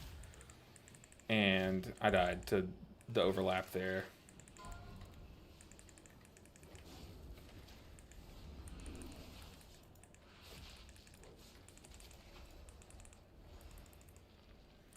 Also, I can already tell this tank is going to take us right. But there, I mean, you know, as much crap as I talked about right, we did have like 2 more minutes than the other side. So, I'm going to damage convoke. I'm going to regret it here in about a minute. 100% boosting that mage. Ask for your cut. I know, right? Surely, like, the way that this DK kicked that hunter and immediately accepted these 2 guys, which this guy was only like 2,800. Like, this guy wasn't like a 3,800 tank trying to come in and carry his friend. Like, no, he was like a... I feel like he also needs this key, you know? Oh my god. This is the exact same situation. The mage is standing out in range. These lynxes just jump out at the person standing in range, and they'll come back in and do big damage in melee, too. Oh, this is 100% a carry. But you see, notice how these war lynxes are doing 0 damage right now. Like, they are doing actual nothing. But the way that these pools become very terrifying is if one person, it just takes one person, stands out in ranged. Because then those lynxes jump out left and right. Watch, now this mage is back. Watch the lynx. I'm not going to Ursul's Vortex. Yeah, that's kind of troll, but like I'm not going to... I don't know. Waste it, I guess. Well, hold on. Where is the mage? He might be standing in melee. Those are all of it. Oh, that's where the mage is. Is he far enough away to proc their jumps? Or have they had enough? They've tasted his blood. They didn't like it. They're just chilling. That mage has just has some lags, so he's not boosted. Why does everyone go right? I hate that. I have no idea. I have no... Some streamers say it's best, and, you know, people watch streamers and take their... I say as I'm literally streaming, but you know what I mean. They watch, like, the rank 1 tank go this way and say it's better for their push group, so they think it's better for our pug group. I mean, like I said, the timing, it is nice, but look at, like, the mage is just getting nuked to these cats, and he has no idea. It's crazy.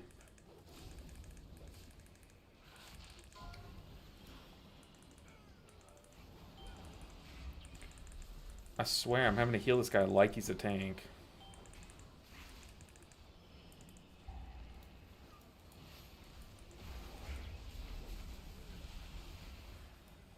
Oh.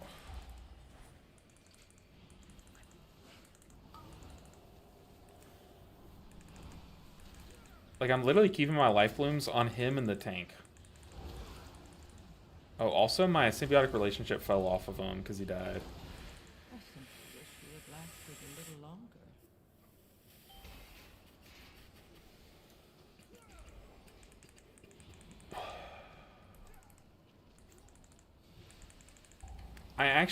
I really do feel like I'm losing years off my life in this stream.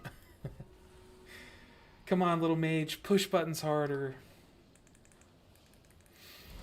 Oh my goodness. And you know what sucks? Is I still have both pre-specs and the paladin to go after this, and the evoker. So I still have to do Priory at least 4 more times. And I'll probably have to do this dungeon a lot more. The thing is, like I said, this dungeon is not that bad. It's just that, for some reason on the Druid, this last little push has been so cursed on it.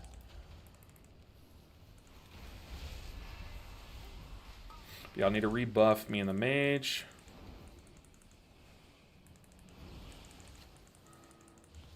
Which, I mean, look, oh my gosh, mage!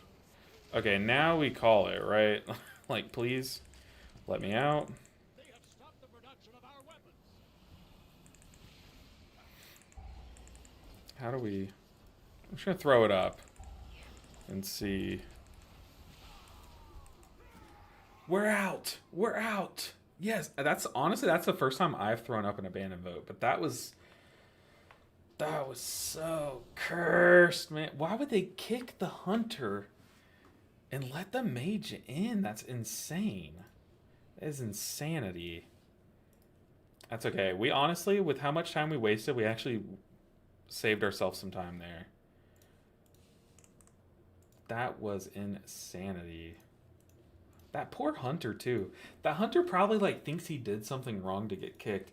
But I know for a fact that that demon hunter tank and mage were all friends.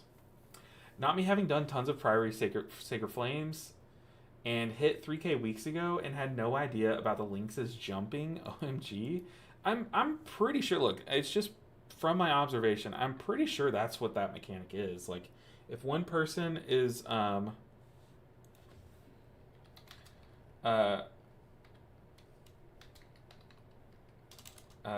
Gal said, do you not want to slap that floodgate? I'm saying no, at this point it's a pride thing. We're timing a 13. Look, I'm sorry that y'all are literally. Have y'all ever seen this scene? Let me find it. But y'all are literally witnessing this scene from this movie. Let me find this scene.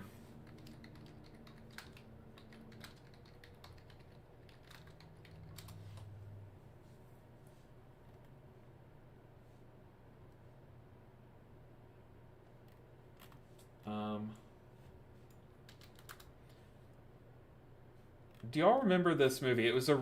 I'll just have to explain the scene, but it's an Adam Sandler movie, and it was a remake of an old movie. My dad told me that he watched this movie when he was a kid, but it's The Longest Yard.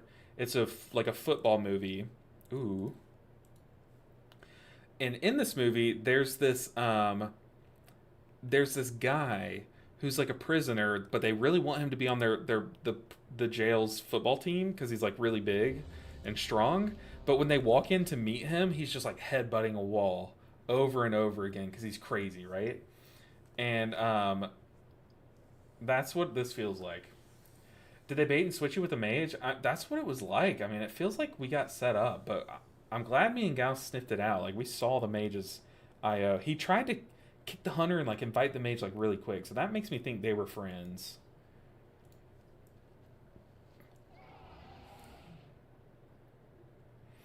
One button rotation should push more DPS for. I mean, probably. I would think so, but would the one button rotation understand funnel DPS? Because like I don't really care about overall. I just care about killing the knights quickly. I don't think I just heal exactly. I think I said that that should be my first tattoo. Is that what I said? I don't think I just heal.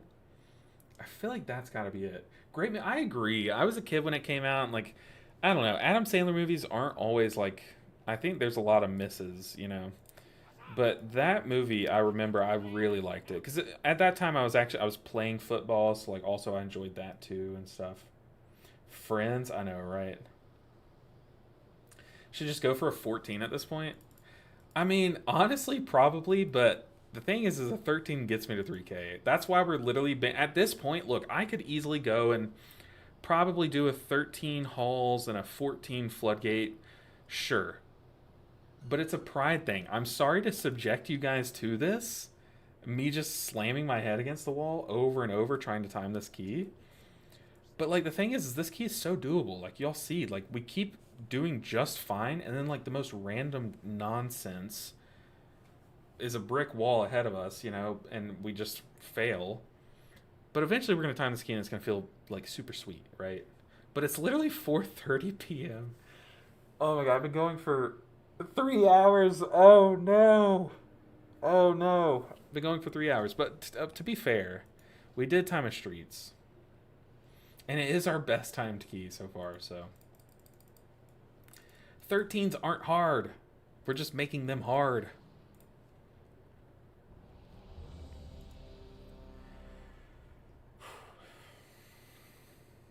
We got this. Never queued as a DPS, but it must be such a pain in the... Yeah, it's got to be so annoying.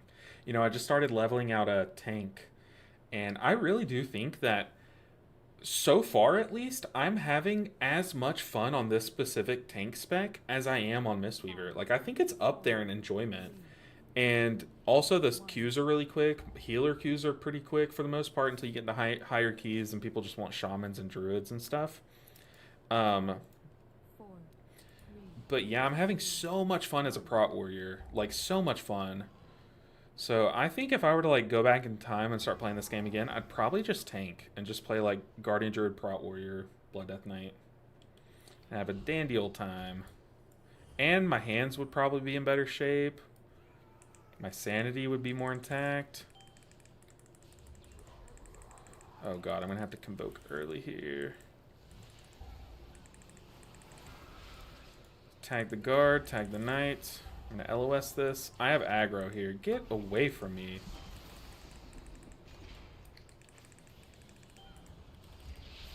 Convoking.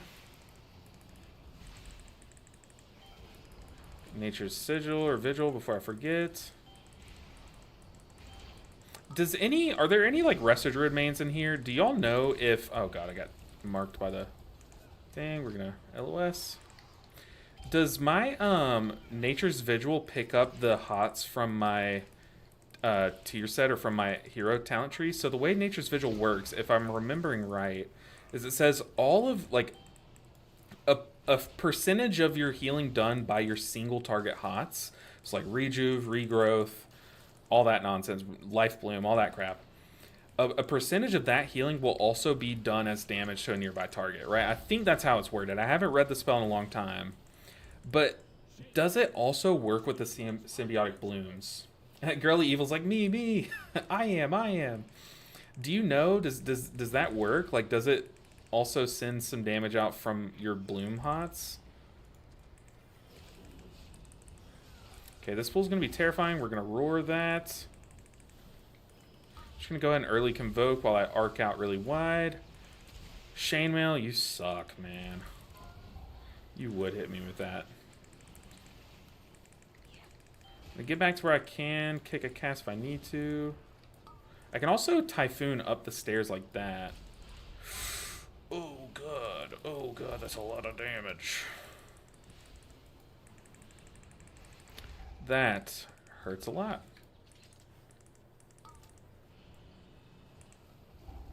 That's right, Chainmail. Get your socks juked off.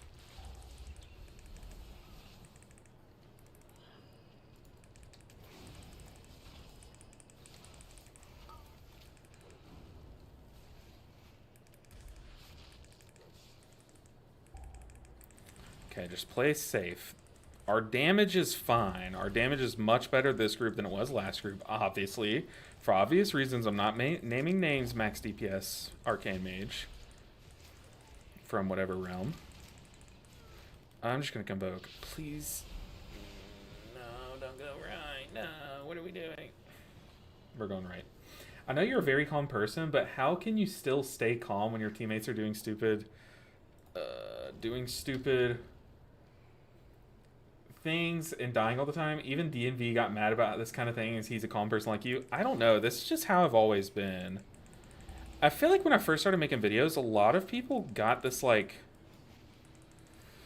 vibe from me. I don't know what I did, but, like, there are some people that still to this day think that I'm just, like, a mean, like, always angry and mad person. I feel like these people just have never watched my stuff. Maybe I made, like, a rant video way back in the day, and that's, like, the only lasting impression.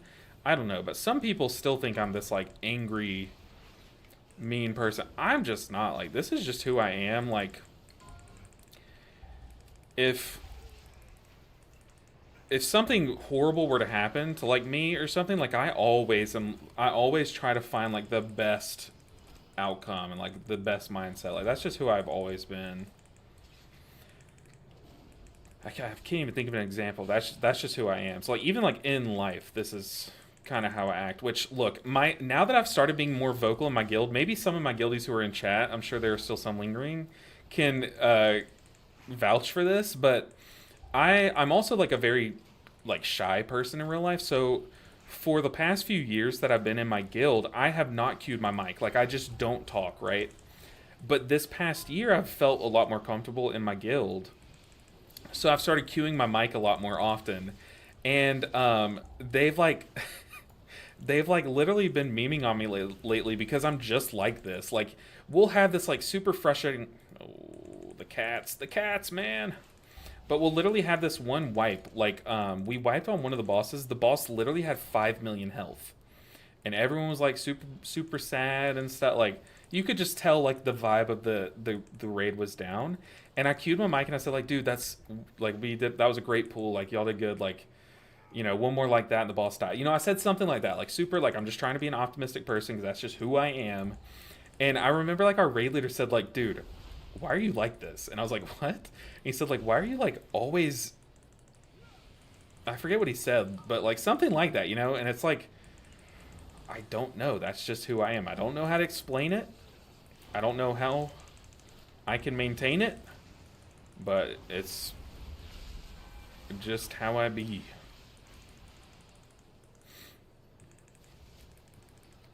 Okay, but in yapping, I feel like I've been playing like okay. I feel like every time that I distract myself and just start talking, things go well. But as I say that, I let all my hots fall off.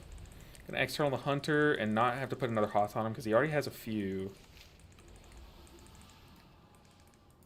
Also, I said hot with a capital T. I don't know if anyone heard that, but I said hot.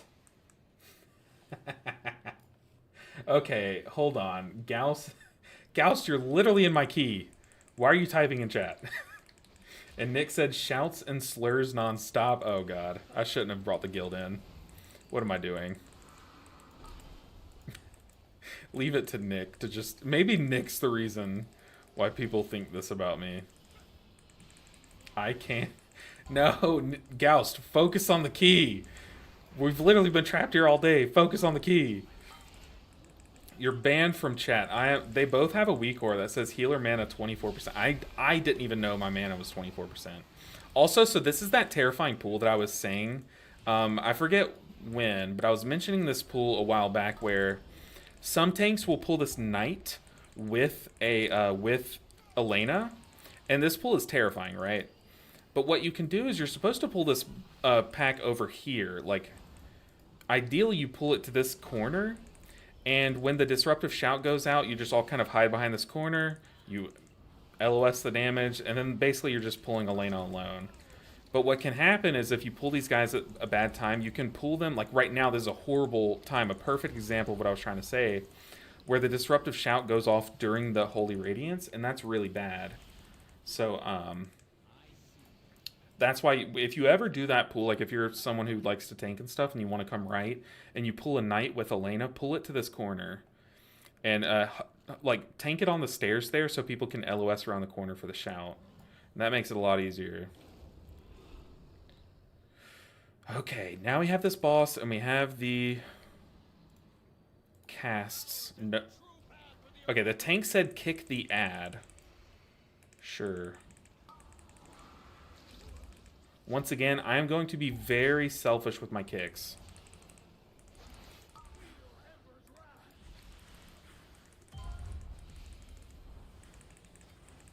Like there. I'm kicking when he casts at me.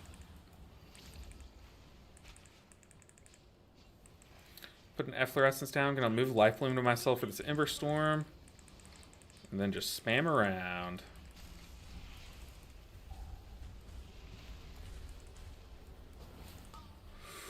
Oh, God. The fireball went off at the same time as the spear. That was just a bad overlap. Okay, oops, we both kicked.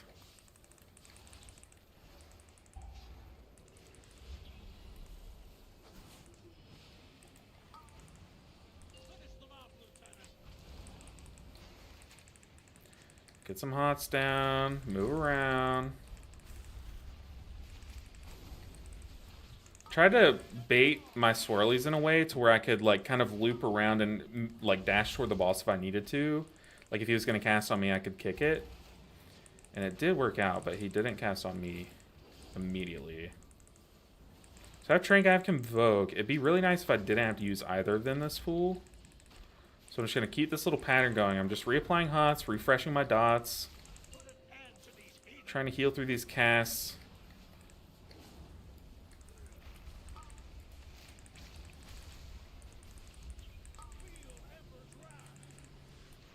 there's no shot people think right is easier than left. Like, there's just no shot. I think the reason why people do it is just the timer. That's the only thing I can think of. The only thing I can agree with. But this, like, even this boss is much harder.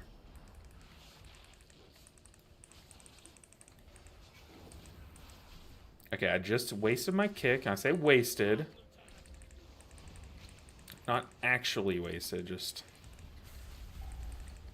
Hopefully no one gets targeted. I got you, Goust. Do your thing.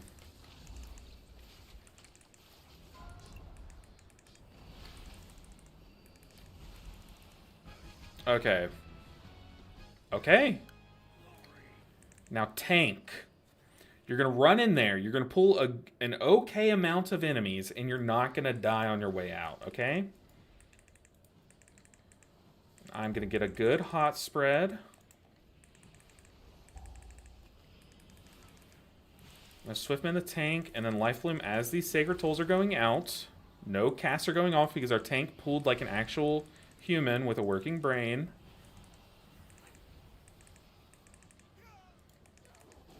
And we're good. But also, I think a big source of like my happiness, this is going to be super cringe and cliche, but like I said, yapping helps me play better. It helps me focus.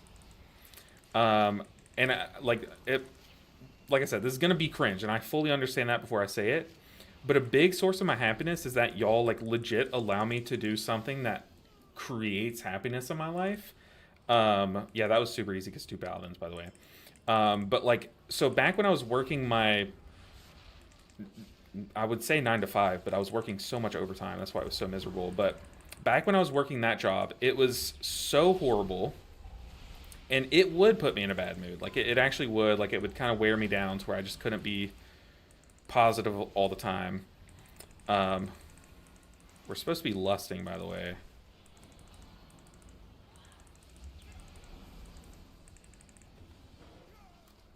Lust.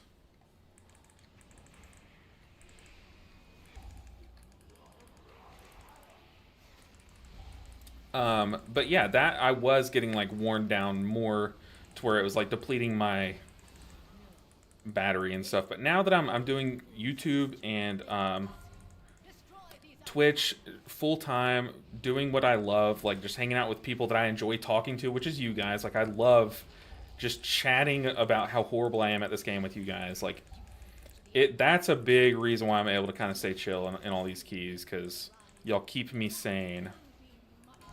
Okay, this is getting kind of sketchy. I'm going to go ahead and pop my defensive, and I'm just going to trank. And I'm going to watch these two because they have cast coming their way. Also going to go and kick that. Stop those casts. Oh, I'm going to roar that. Hunter, please get cast on by this. Oh, dude, that was so clutch. My convo... Only the strongest survive. My Convoke, like, I needed it to cast into the Hunter, and it did. It, like, regrowthed him twice in a row. I'm not going to kick that cast. I just need to hot myself and be selfish. Dang, that was, like, a very unfortunate time to die. Also, their Weakor is, like, stressing me out. I'm fine on mana. Pretty sure we could do this whole boss and me not need to drink. Should type R. I'll tap mana food, but I think I'm fine. It, like, legit, it is. Like, I know it's cringe to say, Keaton, but it really is. Like, I just know I was just, like, a more salty person when, you know, everything was like that. But now that I get to, like, literally do my passion for a living, there's nothing that I could complain about that would be justified. Like, I have no reason to complain.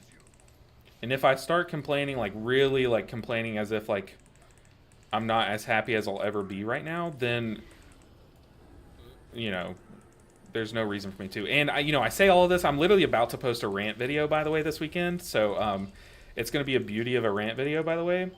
But that doesn't count. That's me kind of, like, half joking. Like, if I actually start to, like, get down in the dumps, like, oh, man, this sucks. Like, oh, my life, meh. Like, get out of here with that. I don't have any reason to do that.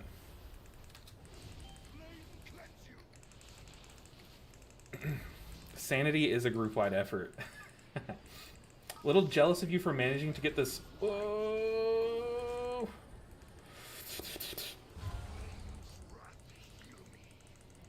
Oh god, hold on. I'll get back to that message. Give me a second.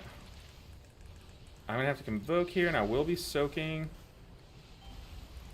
Go and pop my defensive. I have so many haunts myself. I'm gonna go ahead and Nature's Vigil. Oh, that's about to be a juicy one. Ooh, the tank soaked a hammer. Yikes. Fire Cowboy said, sorry to say this, but I am a little jealous of you for managing to get this full-time streamer job. Unfortunately, where I live, it's out of the question. Oh, yeah. I do feel that. Like, a lot of places, like, you just can't. Like, I understand that. And that does really suck. I totally feel for you there. But, you know, if it makes you feel any better, it's not all rainbows and sunshines. So, I feel like you see, like, all these, like, you know, Mr. Beasts and all them do it. And you're like, whoa, this is the best thing ever. But it's funny because, like, anytime I get into a call with, like, other people who are similarly sized channels with me, we're like, oh, man, like, I'm so tired. Like, I just want to sleep. I want to sleep on the weekends and stuff. And those are reasonable reasons to be, like, tired and stuff. But, you know, still, even then, we have nothing real to complain about. Okay, Braun Pike down. 0 deaths. We have 3 deaths in the dungeon overall, but this is so clean so far. Boss is easier on right because if you go left, the tank gets messed up. I mean, yeah, the tank's under a lot of heat and stuff. The healer's also in a big strain because there's a pretty nasty overlap. It's like, the boss is harder to heal for sure. But as someone who heals, like, I prefer to have a harder time healing on the boss than to rely on my group to kick correctly and to not all kick at the same time. We're going to have to roar those casts at the same time here. Like, I would rather the strain in the dungeon be on me. Like, I would rather it all kind of land on my shoulders to be able to heal through a heavy heal check than to rely on a group of pugs to coordinate without any communication. And, you know what I mean? I want to convoke here. Oh. My defensive. Oh, it wasn't enough. Oh, that's so sad. I saw those smites coming my way and I had just used my kick. I shouldn't have kicked there when it was targeting the Warlock. I should have just convoked and just let the cast go off and heal through the cast, but... Oh, that's sad. That is sad. They killed it. We move on. I do need a rebuff. I'm going to bind with just someone random, because I can't really see the tank here. Beledar is the Crucible.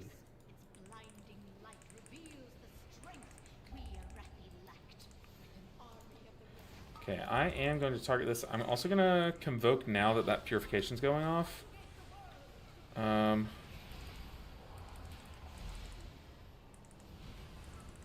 going to kick that fireball.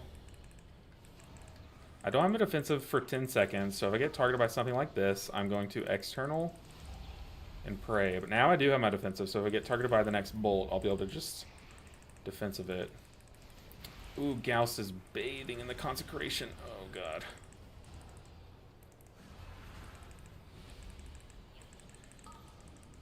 I don't have my external, so I need this Warlock to live. You need to want to live.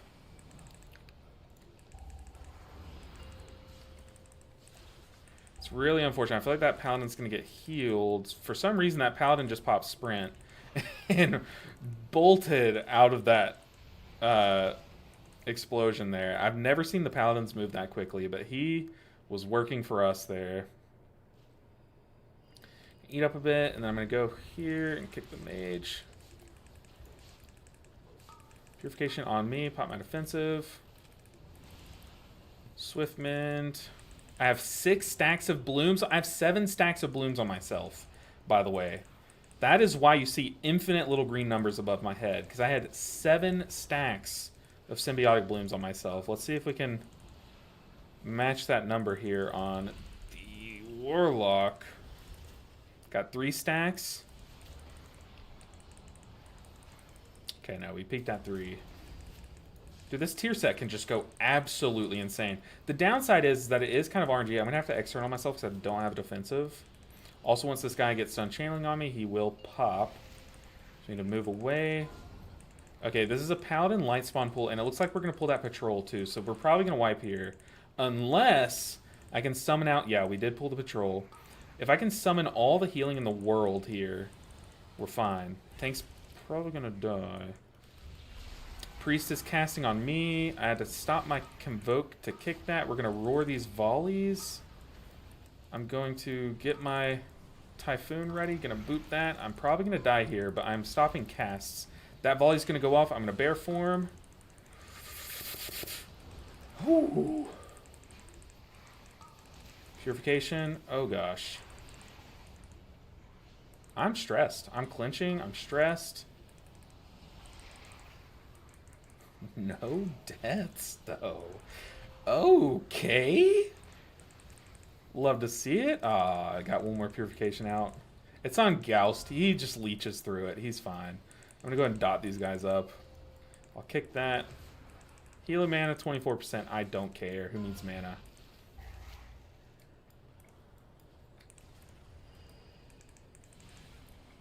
I'm going to roar that. Let's see if I can get behind him, boop him in.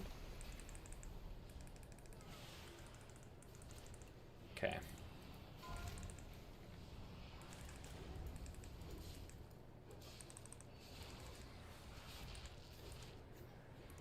Okay, we're coming up on the Brawn Pike. I'm like kind of low on mana, but I have everything. We have Innervate. We're very fine. Just want to get a full Ferocious Bite off to get some mana back. Very nice. Let's jam. I'm ready. R. Let's do this thing. Gotta get a Wild Growth down. Gotta get a kick. Efflorescence. I got Life Plume on myself and the tank. So the tank does take a lot of heat in this pool. Because Brawn Pike really chunks him down. Probably shouldn't have Wild Growth until I Swift Mended. But now I can Swift Mend and then put an Empowered Rejuve on someone. That's pretty nice. Dude, that Weak Aura is kind of cringe, not gonna lie. Okay, now I'm gonna Convoke. I do like Convoking for as these guys are popping, but we can do it as the second group's popping. Oh, this is the run. I don't want to jinx it, but this is definitely the run, and nothing can stop us at this point.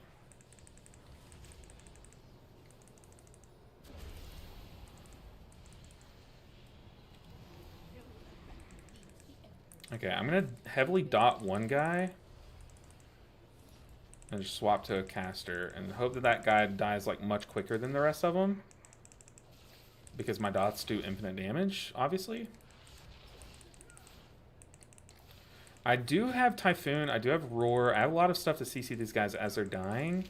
But even still, I do want to get Efflorescence down, want to get a good little blanket of Hots out. I'm going to Roar these guys, which it's kind of a troll, probably shouldn't have done that. Really going to dot down this Priest. I don't want to have like a ton of dots on one of the footmen as they're dying, because I want their health to move steadily, so we can really be in control if we need to be. But now all I have is Typhoon. We do have Gauss AoE stun.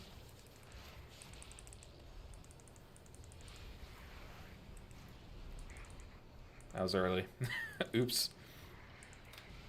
But apparently Typhoon stays on them. I think they just didn't even pop there, as that Typhoon was on them. Alright. Gotta be very cautious. We have 7.5 minutes. There's an end in sight. Just gotta spread Hots before these damage mechanics. Definitely gonna look away. Not gonna die to that. Gauss is doing his fancy Demon Hunter stuff, where he stands still inside the thing. Get Efflorescence down. Get these blooms blooming.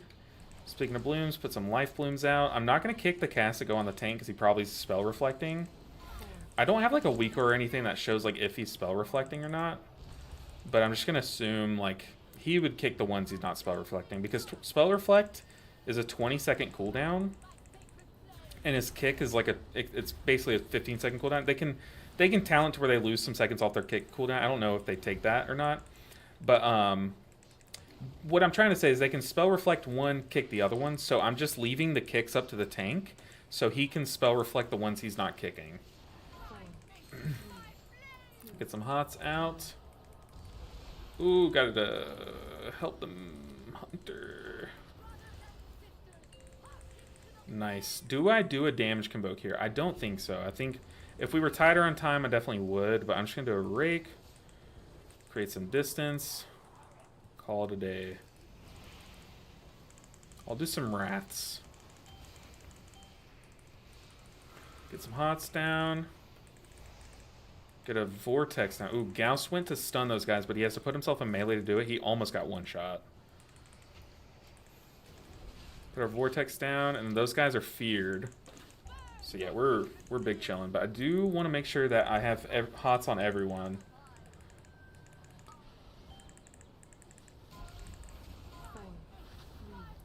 I'm gonna bear form external.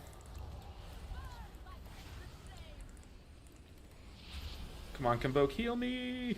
Get in the darkness. Oh, this is the run. Oh my goodness, get me the hell out of this place.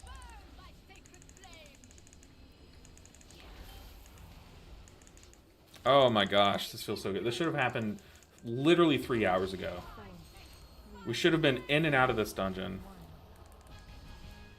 Oh my goodness. Oh my goodness. 30, 20. We're there. Oh, God.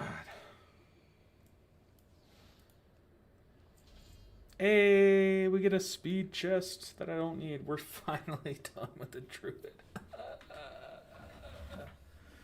That should have been so long ago. Oh my goodness. Oh my goodness. But the druid, honestly, the druid got it done at 706 item level. That's kind of crazy. Kind of crazy. GG. Now we hearth out. Oh, these guys have the cool hearth. Oh, this tank said nice group. Oh gosh, let me catch up on chat because I know I was in the zone there. So LB Sandy's group. Let's see. I don't have the personality for streaming, so I just hit things with a hammer for money. There you go. I don't think I have the personality for streaming anyways. It's really like a... The truth is, like, being able to talk in front of a camera is a skill. Like, if you go back and watch my first ever videos, I do not have the born talent to be a streamer or a video, like making videos or any of that, okay? But I've just been doing it for so long that I've kind of like practiced it. I've like forced myself to step out of my comfort zone and stuff a lot. Yes, I understand what you're saying, and at least my job is also my hobby programming. Oh, dude, I love like I don't know if this is the same thing, but I love like the computer science like coding courses that I took in college. Like, I think if I were to ever stop streaming, I think I would go back and try to get like a master's in computer science and probably try to do something in that field. I think either that or I would try to do something with law. I feel like something about like any show that has like lawyers involved or anything looks so fun to me. Oh god, just gotta take some deep breaths, man.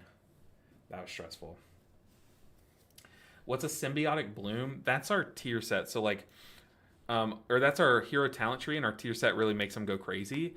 But symbiotic blooms are our wild growth hot, our regrowth hot, and our efflorescence, our big circle hot. Those hots all have a chance to cause like an additional hot called symbiotic bloom to grow on that target, and it can stack up. And so like one symbiotic bloom is like, okay, that's just like an additional hot healing into that target. But once you have like 7 stacks on someone, that's like infinite healing going into that health bar. So oh my goodness, way to persevere. Thanks, Nick. I basically just was way too stubborn and it wasted 3 hours of my life. But hey, you guys were right here with me, so it wasn't a waste at all. Oh my goodness. Sending big heal vibes y'all's way for this. I appreciate you, Nick. No way we're finally doing the cursed PSF 13. We did it. We did that, and we're done. Now I get to finally play some Guardian Druid on this character. Yeah. Druid, honestly though, let me give a little wrap up to Druid since we're probably not going to play it for a while. Other than today, Priory was cursed. I really don't think that had anything to do with how Resto Druid performed. I think Resto Druid is sleeper this tier in terms of how powerful it is and how fun it was. the amount of pools in this dungeon pool that are terrifying on every other healer, like even Mistweaver, I'm like, oh god, we're coming up on this pool. And the way that Druid just you just sit there and spam hots around and you feel so safe on this spec. It's insane. This spec is super powerful, and I thought that I would be very bored with it this tier because at the start of the tier I was kind of bored, but I think it wasn't really boredom. I think it was that I was overcomplicating things, and that was back when I was still playing Grove Guardians. The moment that I dropped this talent, which is basically just another spell that you have to do to do your ramp and stuff, um, the amount of extra buttons this caused you to press was just like way too many, and you basically it didn't really give you that much value. So like the moment that I swapped off this and just focused on my druid spells, I had so much more fun with this spec. It felt a lot less busy. I was just casting the same few spells. It simplified things. Um, People just had infinite hots on them at all times. I will say the one downside, I think my biggest gripe with this spec is that if you want to have an interrupt, you have to take Skull Bash. And if I were designing Druid, I would make it to where this was a choice node with Skull Bash and Solar Beam. And I would make it to where, like, maybe if you pick up Moonkin form, then this becomes Solar Beam or something. So that way you don't have to force yourself into melee to get a kickoff. Because there were a lot of times where, like, I saw a cast was coming my way, but there was like a swirly between me and the caster. And if I go in to kick it, I die to the swirly. If I don't, I die to the cast. And that doesn't feel like a good gameplay exchange. So I definitely would do that. But that's it. I feel like this spec is so well rounded right now. And I think that 3K push was like super enjoyable personally. But what about you guys? Was that fun to watch? Is Druid fun to watch compared to like Resto Shaman or Monk? What do you guys think? I was here plus 80. I know we got a big 80 on that last one. Solar Beam into a big pool would be amazing. So yeah, it would be kind of like that would kind of be unbalanced because like Solar Beam's so strong, and then all of a sudden like Vengeance Demon Hunter plus Resto Druid would be insane, right? Like that would be crazy. Okay, so Banana Fana Foferic says I like Druid, and then also Peter says nothing beats Monk, of course, but better than Shaman. Okay, so it's wedged between Shaman and Monk for enjoyability watching. I think that's where I would put it too, in terms of watching. I feel like Shaman's just like it's not that fun to watch really, but Druid like you're kind of swapping in and out of cat form, raking this, hotting this, and like you're just doing so many things that I feel like it can't not be fun to watch. Definitely enjoyed watching the rest of Druid. All the green numbers were satisfying. That too. There's something to be said about just the way it just scratches your brain, where it's just so nice to do. Okay, so Black Sauce Noodles asking what's next. I think someone else asked what is next. Who was it? Got a cup of tea and missed it. Who's next? There it is. Keaton said who's next.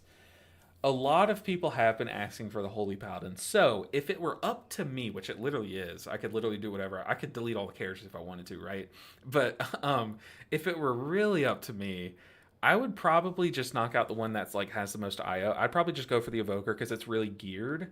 And I think it's just the smartest thing to push your highest geared character in this series because then it gives the lower geared characters another week of Vault, basically. But since there's been so much request for the Holy Paladin, I think we just blast the Holy Paladin. Because I think a lot of you guys have been like, I don't want to say begging, but like it's not wrong. Like a lot of people have been really, really wanting me to play the Holy Paladin. I'll put it like that. So, and I've felt bad. Literally, I've just been finding new ways to say like, no, I'm not gonna work on the Holy Paladin now. We're working on the Druid, But now there's nothing stopping me. So we're going to work on the Holy Paladin now, and we're going to do a key today. But this is normally the time that I would, like, end the stream, but I know I don't just want to end off on that Priory. So we're going to do a key today, and then Monday we're going to... I wonder if I could, like, do, like, a key or two over the weekend and set this character up to where we could do, like, a few 14s and 13s next week and get it to 3K in the same week. Oh god, don't look at the transmog. Actually, I think my transmog in this character is kind of cool. It might have some pieces off, but I do have a kind of cool transmog. It's like this like dark dragon knight. Okay, you can't tell me this is bad. Look, it's literally a fire cowboy. By the way, fire cowboy. I made this mog after you, but I think my transmog's kind of sick. It's like I'm a dragon slayer that defends the castle. You know, like that's the vibe I was going for. Eric, I always have such a hard time saying your name. Banana. Okay, banana fana foferic. I think that's it. That's got to be it, right? But we're gonna look for a floodgate, and I'm gonna look for like 12s. So I don't know how long we're gonna sit in queue, but we're gonna look for 12s. Also, something exciting is I get to update the stream title. I'm just gonna flex here. I'm gonna say 3 healers at 3k IO already. This is gonna be our new note. Let's see if this flex can get us in. But we're gonna update the stream title to 3 down, 4 to go. But now we're in a situation where we have the Evoker, the Holy Paladin, and both Priest specs. So odds are we probably aren't going to be able to get this healer to 3k this week because we literally just have Monday. But I think what could happen is I could get this character a nice vault, get our Priest a nice vault for next week, and then get our Evoker a nice vault for next week. And I really do think next week we could knock out both non-priest specs and set up both of our priest specs to get 3k the following week. However, I really want to end the series as soon as possible, right? So like, I don't, maybe we stream on like a Saturday or something. It can't be this Saturday. It would have to be next Saturday, but maybe I do a Saturday stream and just like blast it. And just say like, look, whoever wants to show up on a Saturday or a Sunday, whichever works, and just like grind out. Let's just do it. Let's get the series over with so I can edit it down, get it posted, and start working on mine and Vlad's series. And make a couple Mistweaver videos, because I know a lot of people sub to my channel for the Mistweaver videos, and whenever I do a series like this, those videos just don't come, you know. So 24-hour weekend for now. I don't know if I don't think I'd be able to do a 24-hour stream. So something about doing like 12-hour and 24-hour streams is they are so taxing. It's literally like we're running a marathon. Like it's actually like running a marathon. So I was talking to Vlad, and he does like a 12-hour stream every now and then. And like we both like agreed 12-hour streams are it is the most tiring thing I've ever done. Like it actually is. And I used to do football. We do 2 days out in the 115 degree weather. You know, like 12-hour streams are the hardest thing I've ever done because of how much I talk. Like, since I'm a yapper, when I stream, 12-hour streams are, like, they literally drain every ounce of energy for the week out of my body. So that's why whenever I do a 12-hour stream, I always have to take the next, like, 3 days off. So the thought of me doing a 24-hour stream and keeping up my like same attitude and like pace of how my streams normally are and how much I yap and stuff, that would be like, I don't know if I'd be able to do it. Like I'd be like bedridden for a week, you know. Let me get, do you have strict rules like you can't play with viewers?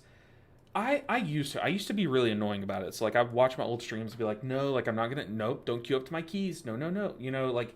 But honestly, I think part of the fun of the series is like, I can have one of you guys in my key and still get the same experience, right? Like, you still will have the tank run in and die. You know what I mean? It's just now you have someone to laugh about it with. So I think having like at least 3 pugs out of the 5 or the 4 teammates is still getting the pug experience. And I think like, what was I saying? Like, as long as it's not a carry. So notice, like, I didn't let, like, Goust and Jbach and them, like, come into our keys, like, when I was 1,000 IO. But now that I'm pushing, like, 13s, 14s, like, these are keys that, like, I don't think Gauss needed that 13. I really don't. I think Gauss has, like, he's done some 15s and stuff, but like, there were some times where like Gauss was doing a key with me, maybe when I was on my monk and stuff, and like he even needed the key. So it's like at that point, it's as long as you can't argue that it's a carry, I think I'm okay with it. Do we join this group? This group needs a paladin, right? Would we get accepted into any of these keys? Probably not. Dude, my eyes are watering so bad because my allergies. I'm like, oh, I'm dying over here. You need a big IO bait? Put me in, coach. I mean, see, like now, if I were queuing up for a 12 and using you as IO bait, that I would argue is a carry. So that, Gauss, I'm saying no, and I'm smacking your wrist. But like, yeah, hopefully that was like a good explanation. Like, I still want a lot of the integrity of the series to be that I pugged it, but like, if I want to play with a guildie or like one of my guildies needs a key for the week and they just want to come help me out in the meantime, like I don't think that's going to take away. Like literally we just did like 3 wipes or 3 failed keys in a row with Gauss, and I feel like it still held the integrity. Theo said, hey, glad I can catch a stream. Love the most powerful video vid. Super creative idea. Theo, I appreciate that so much. Making a 40-minute video, and I knew it would be a long video. Whenever I try to talk about all 7 healers in one video, like I just know that's going to be a longer video. But when I made that, I was very nervous about how you guys would like it, like if you guys would even click on it, because it's 40 minutes, right? But I think after we added chapters, and if you 2 times it, you can 2 times a video like that, and then it's very still digestible. I think the video, enough people clicked on it, maybe you watched it 2 times speed, maybe you just heard your favorite healer's point of view, I'm very happy with that video, and I'm glad that, like, you and a lot of people have come in telling me that you watched that video and you enjoyed it, and I'm so happy because, like, I love that style of video. Like, if how am I going to say this? If I could, I would only make videos of me just talking about nonsense like that, right? And I'm glad that you guys enjoyed it when I did make that, I can tank so we can even things down? I mean, sure. I guess that's fair, because I've never seen you tank, Citadel. I'm not in your guild, though. You'd have to G-invite me. This is my character. It's on, I think, Bleeding Hollow. I don't know if maybe we're friends? I think we're friends, right? Surely we're friends. I'm going to say...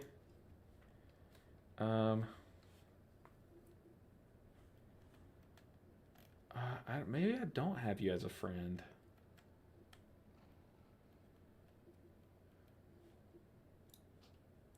I don't know if I have you as a friend. Andrew says, 12 is okay once in a while, but 24 is a killer. Yeah, I don't know how I'd be able to do a 12-hour stream. I would, have to be like, look, I'm not going to be like super animated over the top. I'm going to pace myself, which then would mean it's probably going to be a more boring stream, which I don't want to do that. I would rather have a 12-hour stream where I can be like super like engaging during the stream. We can fit in a lot of events in 12 hours, like fun raids and stuff, and like get viewer keys in and stuff, and still like give my whole energy. I would much rather be a part of that personally. Okay, we might just have to run an 11. Yeah, we're gonna have to run an 11. I'll start queuing up those to branch out a bit. We just need to get invited. Like the first few hours is fine, but those last few hours are a drag. Yeah, it's a 24-hour stream. It gets to a point where people aren't watching your stream for your stream. They're watching to see if you can do it, like, and that to me is like, I don't know, that's a little bit of like exploiting yourself for views. Whereas a 12-hour stream is like the right amount of exploiting yourself for views, right? Like you're sacrificing probably like a month off of your lifespan to make a good quality stream. And I think that's a good trade-off. I'll do that any day. I'm kidding, but yeah.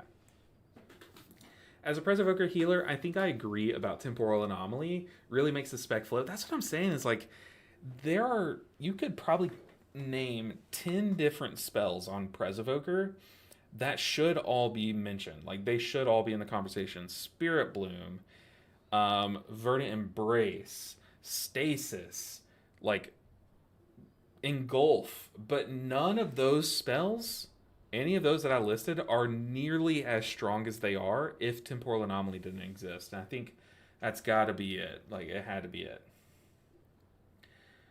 Would also think Verdant Embrace is on a similar level, especially last season with the tier set. Yeah, I mean, even this season with their tier set, like, well, maybe not in Mythic Plus as much, but that the way it blasts off in Raid, the way that you can do some big Emerald Communion ramps because of Verdant Embrace, like, it goes hard for sure.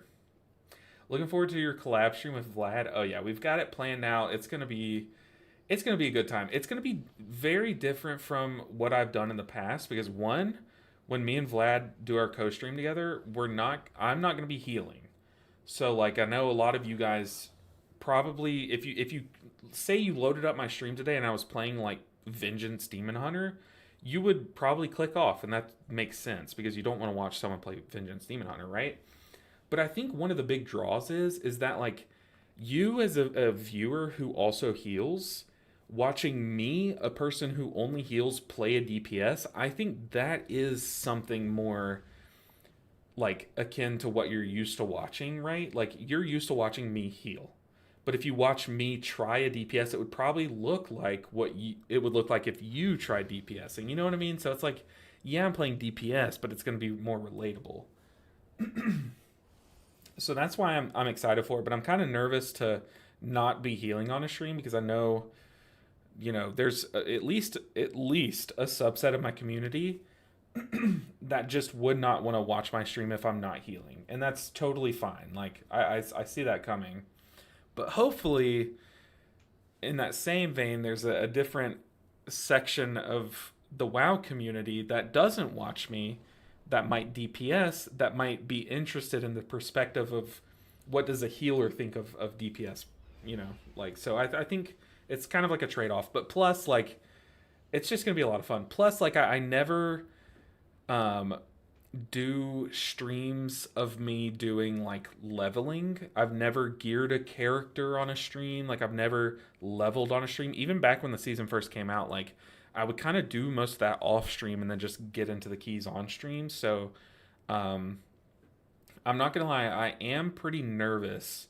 of if you watch my streams and you're so used to me like constantly spamming keys, like yeah, here I've just been yapping until we get into a key, but like this is normally the time when people click off the stream, right? When I'm not in a dungeon. And if I do a day of me just leveling a character with Vlad, like obviously we're gonna be having a good time and like I'm gonna be sucking it up on the DPS meters. It's just gonna be a fun time, right? But part of me is like, is this so far away from what I usually do on stream to where it's gonna have a negative effect? And that does kind of make me nervous. I see we've got the Reef Nerd queued up. The Reef Nerd. Oh, God, he's a prop paladin. Okay, Reef Nerd. If you mess up, I reserve the right to flame you. How's that? Like, God, this tank, man. No, I'm just kidding. Okay, let me go and port there. I also am thirsty.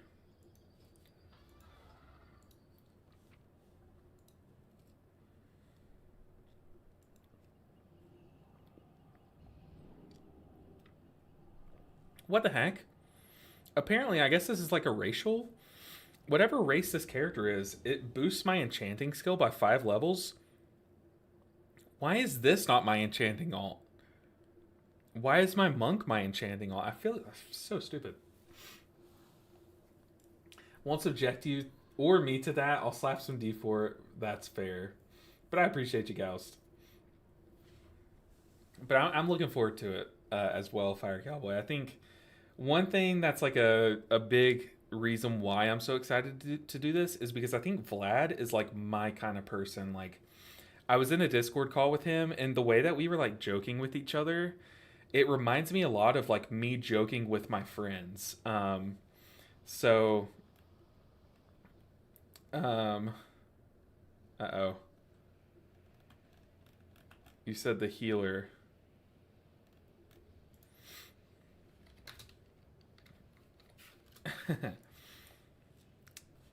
Pally on Pally hate? Always.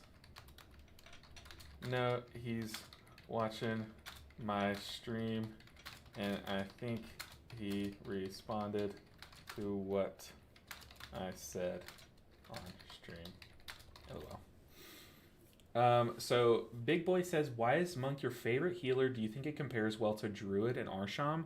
I think my take on Monk right now is I think Monk is in its worst spot that it has been since I've started playing the game. Like, it is the least enjoyable that it's ever been since I've been playing. And even then, the very core mechanics of what make Monk Mistweaver, like Ancient Teachings, is literally what I'm talking about here. Ancient Teachings alone is such an enjoyable gameplay loop that it keeps me invested, even still, even when stocks are low, right? So I think that's you could literally remove everything and just have Ancient Teachings, and I would be happy. 5, 4, 3. Personally, I tune in for you as a person, not exactly the content. Whoa, hold on. So, Keaton, I don't know if that was a compliment or a super clever dig. You're like, dude, I tune in for your personality, definitely not your gameplay. I know that's probably not what you meant, but oh, that's so funny. Every time someone says something like that, it's like, I know what you mean. You're being very kind, and I appreciate it. But it is kind of funny to think about, like, what if you meant that as an insult? Oh, also, this is the first key that I've done on this character since I've got the 4-piece. So, I don't really know how I'm going to have to min-max this 4-piece. But from what I understand, it just extends the duration of your wings. The downside is that Holy Prism's a 30-second cooldown, so you can't really prism at the start of your wings and, like, at the end of your solar. Maybe you can. Hold on. Let me try it. No, see, yeah, the Solar Wrath ends before you can prism. So maybe I shouldn't prism at the moment that I press my wings, because wings are strong enough to where you don't need the additional dawn lights. Like, you don't need to prism at the start of your wings. So I think what I should do in order to get the most value out of it is press wings, let wings do its thing, and then the moment that those dawn lights fall off and I enter into Solar Wrath, that's when I should prism. I think that's going to be the best result. But this is just an 11. Like, I feel like I won't really need to heal that much until we get to the bosses on this key. So, like, I'm not even pressing, like, Beacon, even. Oh, God. We have the Void Emissary. Yikes. Oh, also, if... who was it? If Bamboo, if you're still watching, I don't know if I saw you, if you responded, but did that weak aura work? Did that ever work? Did you try it out? Because now I'm curious. I don't think that just because you don't heal but play DPS instead doesn't mean that you're a worse player. Oh, yeah, for sure. I just mean, like, you know, when you build an audience of people who want to watch you heal, if I didn't play a healer on a stream, I feel like that would be kind of, you know, against what my audience came here for. You know what I mean? So that's the worry. But I think those streams are going to be so enjoyable that it's going to be worth it, personally. Oh, God. Got to move out of melee. Got to freedom myself. This is why I was trying to queue up to a 12. I think an 11 is, even with this character, which is not even 700 item level, I think one Holy Paladin is sleeper really good this tier, and I think I've just evolved past the point this season where, like, 11s just feel super easy. And of course I'm going to eat those words when we wipe on Swamp Face and Big Mama, but I don't know. That's just, I'm going to let the confidence shine through for a bit. I think 13, or having done 14s on multiple characters, we're kind of at the point in the series where, like, I've learned the mechanics as much as I could learn them, you know what I mean? And it's just like transferable knowledge at this point. Ooh, Reef Nerd. Oh, I thought Reef Nerd was going up to the scaffolding, guys. But no, we're stopping here.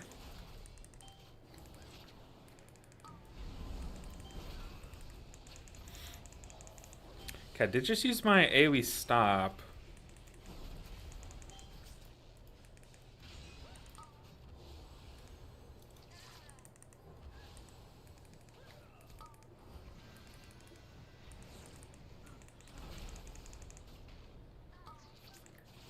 Oh.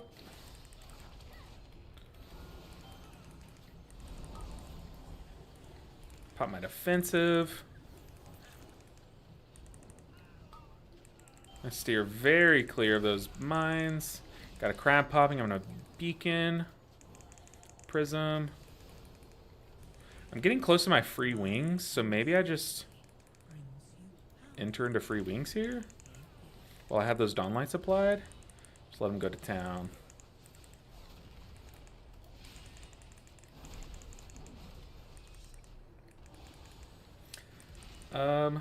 The fact, in fact, the more classes you get to know, the better you understand who, when, and how to support a healer. Oh, 100%. I think the day that I started playing on an alt tank, like even if I was just doing like +2s and stuff on this tank character, the fact that I was just like learning how tanks think through mechanics made me a better healer, like 100%. I think if you want to be the best healer you can be, you have to be able to, you have to have played at some point a tank and like just see it through their lens. Same with DPS. Like, look, I'll play DPS characters and I suck at DPS. I'm also about to die. But I can play DPS and literally do bottom. I'll get out DPS by the tank. But the reason why sometimes I'll sit there and do a DPS key is because I just want to experience the mechanics from a tank's PO or a healer's, no, from a DPS's POV. Because, like, for example, Big Mama. Big Mama's a great example. As a DPS, you know your healer's going to pop their cooldowns during Jumpstart. So should you not use a defensive during Jumpstart? Or should you use your defensive anyways? Because it's just so much healing required. Like, those kinds of things, like, seeing those from the DPS's perspective makes you a better healer, I think. Because then you know, oh, like, Shaman, for example, only has one defensive, whereas Hunters have 2 charges of their defensive. So, you know, the Hunter's going to use their defensive for the intermission, but you guys know what I'm saying. So, like, that kind of helps you understand, like, who you should focus more on healing for Jumpstart, you know, like, that kind of thing. You can either confirm or deny. Oh, God. So it was a dig. I knew it. I knew it.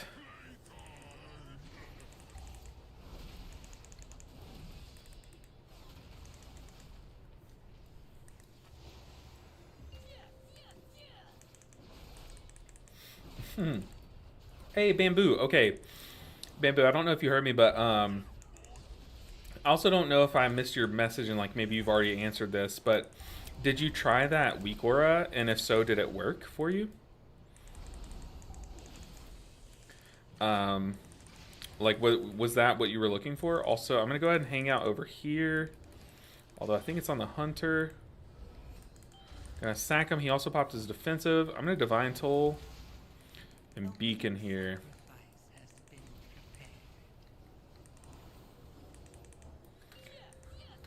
I think I'm going to Wings here. Once people start taking damage again, I'm just going to pop it. Oh, actually, I'm going to pop it now so we can burn down this guy. No, we're not killing this affix unless... Without my wings, that doesn't die. That's probably not true. But it makes me feel better. So we'll say it's true. Okay, I think we got all the mines. My next judgment will proc wings, and I do have prism, so I'm just gonna shield bash, apply dawn light to both tanks, or both bosses.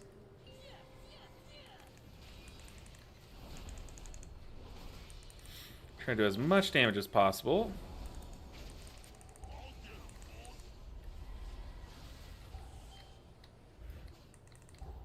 That was very sketchy. I know I literally did like a swivel there with the boss about to charge through me. I'm sure my DPS panicked a bit. Dude, we are really blasting Brunt. Ah. I'll have to call them back. Didn't know my phone. I thought my phone was on silent. I am so sorry. I'm sure that was really loud for y'all. I got a phone call. My bad, guys. Alright. Brunt and Kiza absolutely dismantled. That was super easy. Yeah, it changed it to the bite sound though. Okay. But it did work. That's awesome. I'm glad I was able to get that for you because it's always fun, like, thinking, like, can you do this with Weak Wars? I don't know. Let's see if we can figure it out. Like, that's one of my favorite things about Weak Wars is just trying it. Yeah, I love that each ability is a short cooldown. Really have to get into the flow. Oh, 100%. I think that was like the number one reason that when Presovoker first came out, I really liked that first iteration because nowadays, like, every healer has lower cooldowns. Like, Mistweaver can have 1 minute Chi-Ji, and like Paladin can have like 45-second Divine Toll, and you know, like every healer has all these low cooldowns. But back in the day, like back in Dragonflight Season 1 when Presovoker first came out, it was like 100% unique in that. Like, it was the only healer with that. And I think that was what made it so much fun.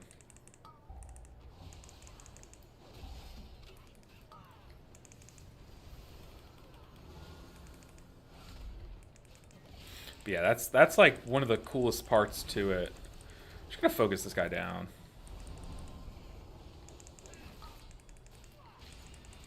Also, I got my free wings proc, so we're melting all these enemies.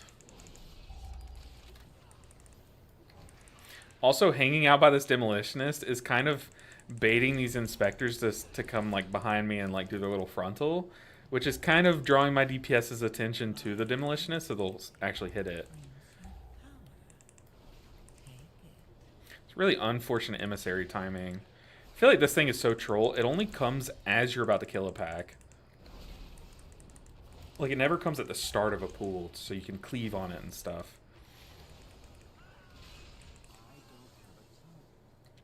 Alright, Reef Nerd. Boss oh. Alright, we pull in 2 boss. Alright, Reef Nerd, but if you die here, I reserve the right to flame you. 100% reserve the right. I'm gonna taxi this hyena in, I guess. I'll hover over the other one in case I need to. Reef Nerd, you better hope you don't die, because the moment you do, you're going to hear it. At this point, I'm rooting against you. I'm kidding, but I will dispel you. I'll try my best to keep you from dying here. I think I'm going to pop wings now. Yeah, I'm popping wings now for damage here. And then for the first intermission, I can... Also, just wasted my free wings. Maybe I shouldn't have popped wings. But for the first intermission, I'll be able to still have Lust for a bit, I think. And Divine Toll plus Beacon, like Aura Matcher. I'll use everything else. And then for the second jump start, I'll have wings back up again, I think. I'm also focusing on the boss here. So as this Mecha Drone dies, I'm going to pop Beacon. Use these flash of lights.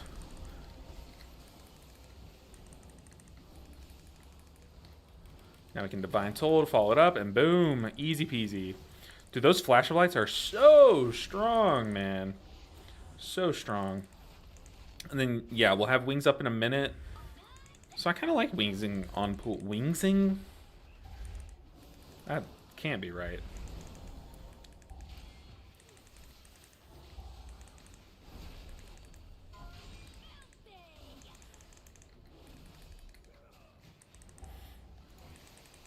Also, I could be beaconing during this phase. That probably would make me have to spend less globals on healing, which I think is the play. So we're just going to do it. I think it's pretty free, too. Now, the downside is we have a lot of damage. So we did beat the ads in less than a minute, but luckily we have this one ad hanging around. And she doesn't start her jump start until the last ad dies. So we're going to have wings here for this one. In just a second. There we go. We're in wings. Everyone's literally unkillable. Our beacon did just fall off, but we're still fine because we have wings.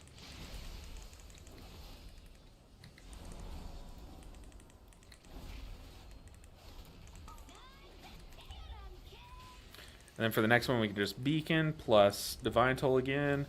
Hopefully I can come into the next phase with some Infusion of Light procs for my Flash of Lights. Whoa.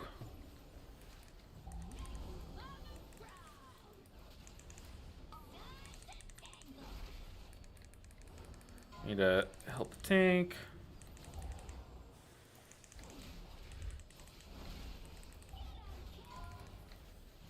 Oh no, it's on me. Sorry, team. Kind of just trolled that one. That's okay. No one died. Also, once we do this key in like a higher level, like once we do it in like a 13 or 14, I can also use sack plus immunity. See, like here I have an Infusion of Light, so we can blast up the health bars. Oh my goodness. Then we can Divine Toll to close out these beacons, and we're chilling. You can sack someone and immune yourself, and that really helps that phase. We have a gate there. Love to see it. All right. It's jam time. We don't have wings. We haven't. Well, we have it in 10 seconds, so we'll have it up for this first blood phase. I'm just gonna target the demolitionist.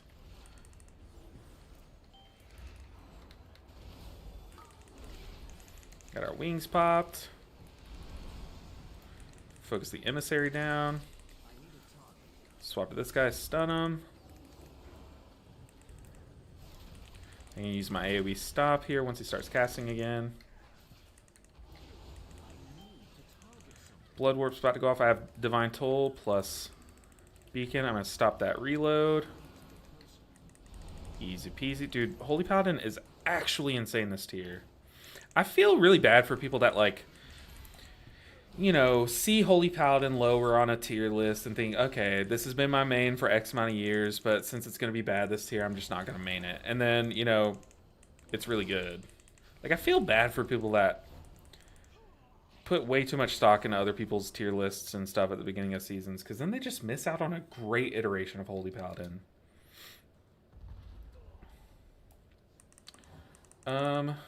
Let's see. Even though Meow Sound was a close second, oh man, you should have gone with the Meow. What are you doing? Ooh, I was about to say, I actually kind of like only pulling half the kelps. Part of me kind of wants to just like send it here. Okay, I don't have any CC available, but I'm gonna have to Divine Toll here in a second.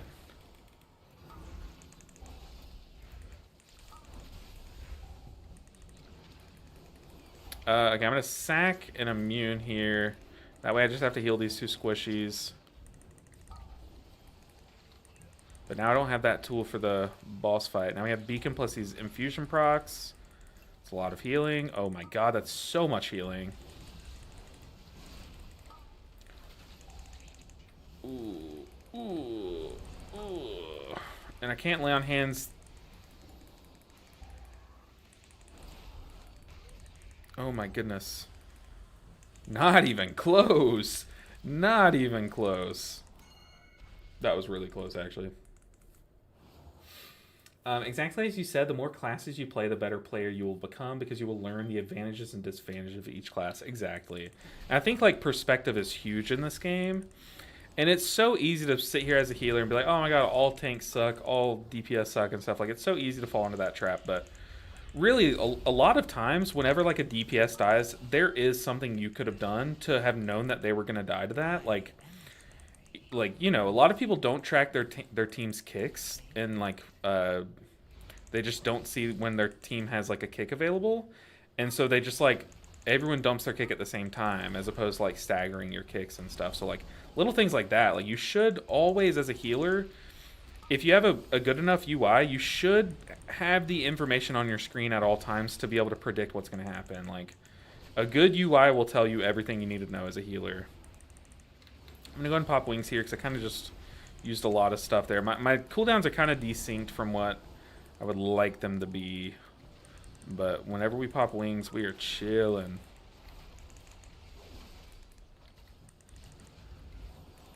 As a paladin, okay. If you've ever seen me do this boss, you know that I like to stack on the opposite side of the boss from my party. But specifically as like a paladin and maybe like one or two other healers, I like to stack with my party. The reason being is because paladin's mastery is that you do like more healing the closer you are to the person, unless they've changed their mastery. Like I'm pretty sure that's still how their mastery works. I guess we can check here based on the proximity of your target. So yeah, I do like to stack with my party here just to do more healing. Our next our next judgment's gonna trigger wings, so I'm gonna sit on that until I have my beacon or my that thing. So now I'm gonna throw judgment. Oh, that got close. I probably sat on it like a second too long.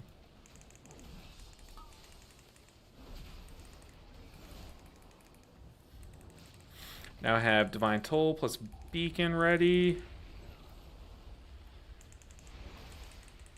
Go ahead and Beacon coming into this phase, and I'll Divine Toll coming out of it. Oh, we also just got double Flash of Light proc. Or Infusion of Light proc. Love to see it.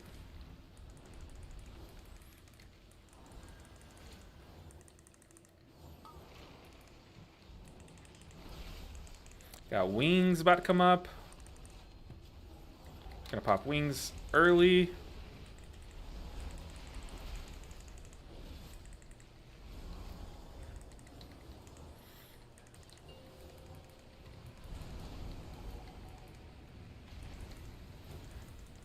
Yeah, these Infusion of Light procs are huge inside of wings.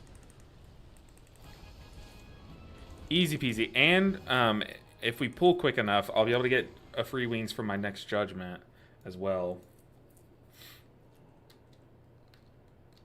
Go, go, go. I have 15 seconds. Go, go, go.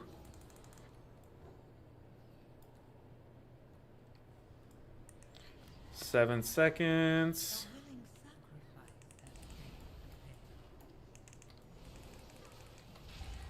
Let's try to do some damage here. Got a Dispel. Oh boy, what pulled that? Was that my Consecration? Or was that on, that was probably on purpose. Just gonna stop that Inspector's frontal because that wasn't a weird spot. I don't want anyone to get like caught up dodging the swirlies and then die to the frontal because they didn't see the swirlies. Or they didn't see it because of the swirlies. Dang, that sucks.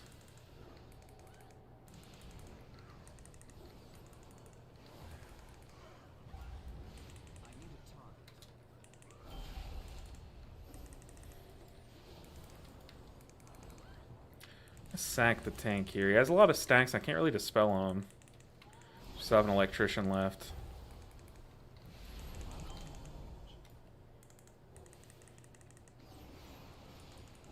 This poor rogue, he's eaten all the casts.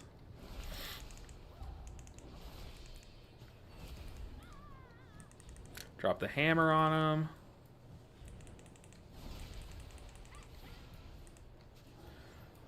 Whew. Can you make a guide for making DPS soak Celia?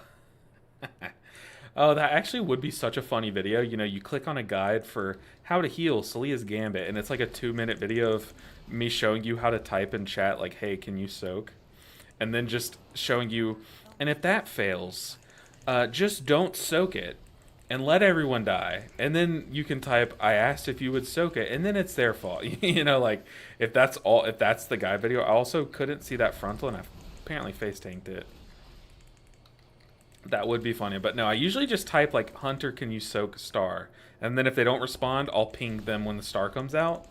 And then I'll wait and wait, and if no one's soaking, then I'll go and do it anyways. But no, that's how I handle it. Oh god, this might kill me. I'm gonna Divine Toll here. Ooh, someone stop the cast. Thank you.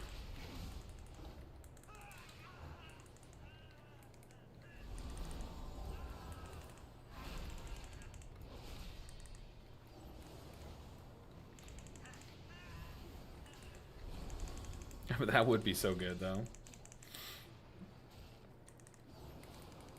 I hate this boss, man. Yeah, Swamp Face is kind of annoying. The thing is, like, It is definitely annoying, but I feel like since maybe it's just that we've gotten 2 seasons of it in a row, but I haven't really had as many troubles with it this season. So I think I'm gonna wings this pool and just divine toll the boss intermissions.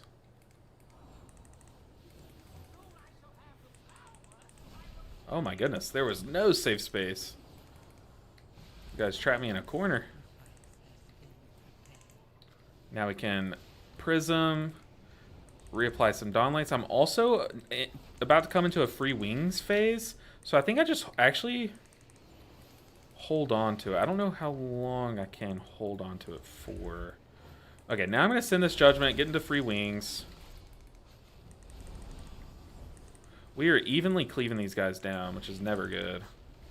You want to focus one of them down so you get it. You get the scariest part of this fight over with as soon as possible, which is when you have both alive. So when it's just one jump start, these guys are super chill. I'm going to save this next Infusion of Light proc. Might be able to do something cool here. Dang, they don't last that long. I'm going to Beacon. I'm going to Aura Mastery too. I do have Divine Toll. Let's go on Divine Toll.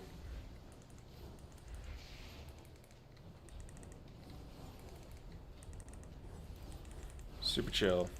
Maybe Divine Toll is better to have for this double dot mechanic. But what I can do is I can immune and sack this person. I just zapped that puddle. That's a mistake. I know. Reef Nerd is calling me out for it. He's like, you zapped a puddle. I saw it. Oh no. Oh no. Gotta lay on hands the Warlock. I don't know what the heck. We can B-res though. Okay, I'm gonna Divine Toll this one so I get those triple hitting Holy Shocks. And then we can just wings the intermission here. Judgment triggers about to fade. Whoa, I got caught on the terrain. Now I'm gonna pop my real wings here.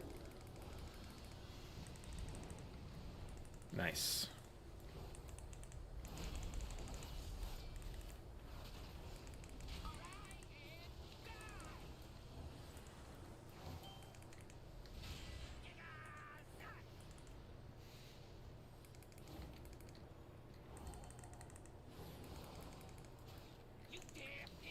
I'm in my Solar Wrath.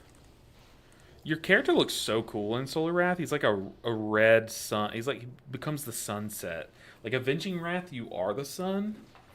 And Solar Wrath, you're the sunset. It's pretty cool. What do I have here? I have Divine Toll. Okay, I've got my defensive. I'm not going to sack, though. I also don't have sack available. This kind of sucks. Okay. Yikes.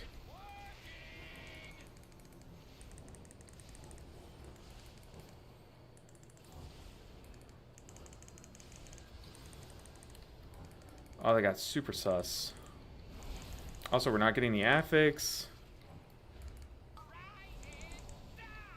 Alright, let's not crumble here. Gonna beacon so I can just flash of light these guys.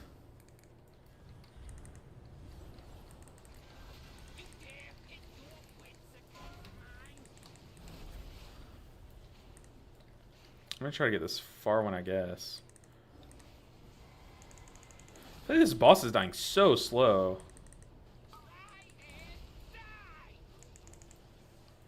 Okay, I have defensive. They popped defensive too, so I'm not going to commit much here. I'm going to Prism, though, just for the instant Eternal Flames. Then now I can Beacon coming into this, or Mastery coming out of it.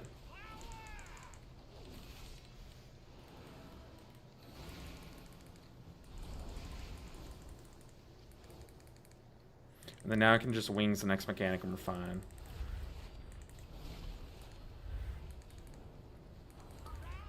I'm just gonna pop wings now. It's gonna last the whole. I don't know why I'm sitting on it.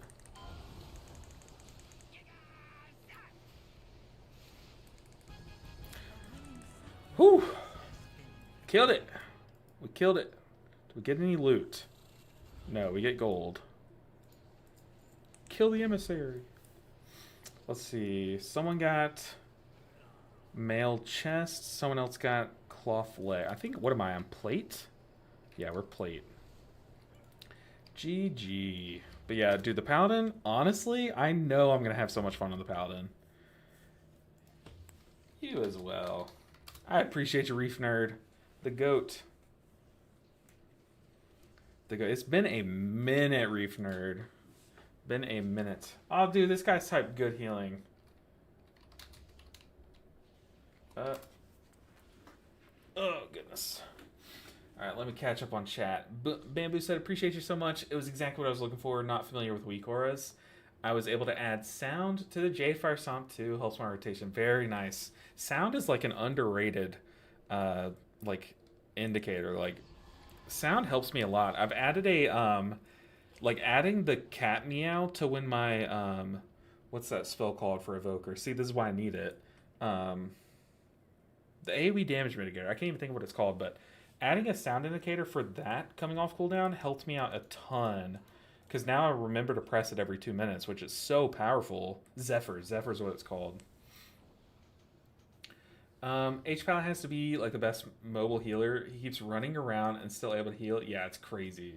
It's crazy. I think I stopped to cast one Flash of Light, and it was on accident. It was because my Infusion of Light proc had just faded, like it ended, and I didn't use it in time. So I just hard cast a single Flash of Light. But yeah, it's so mobile. It's like whack-a-mole. It's insane. Tier lists are for suckers. Hashtag toxic. Yeah, I mean, I don't think they're for sucker. I think tier lists are a great source of information, and they're a great way to gain an understanding of what the season you're coming into. But I think as someone who makes tier lists, like I think it's up to the creator of them to be very like there are a lot of people who watch a tier list and don't fully understand why people say things are the way they are. So like as someone who makes a tier list, you have to be very clear like this is based on information that I've gathered. Like things are subject to change. Like I could just be wrong about a spec, you know, like as long as you're willing to make those claims at the beginning of the tier list, I think that kind of lets people be like, okay, so like this is just a very, you know, someone's estimation of how things could be.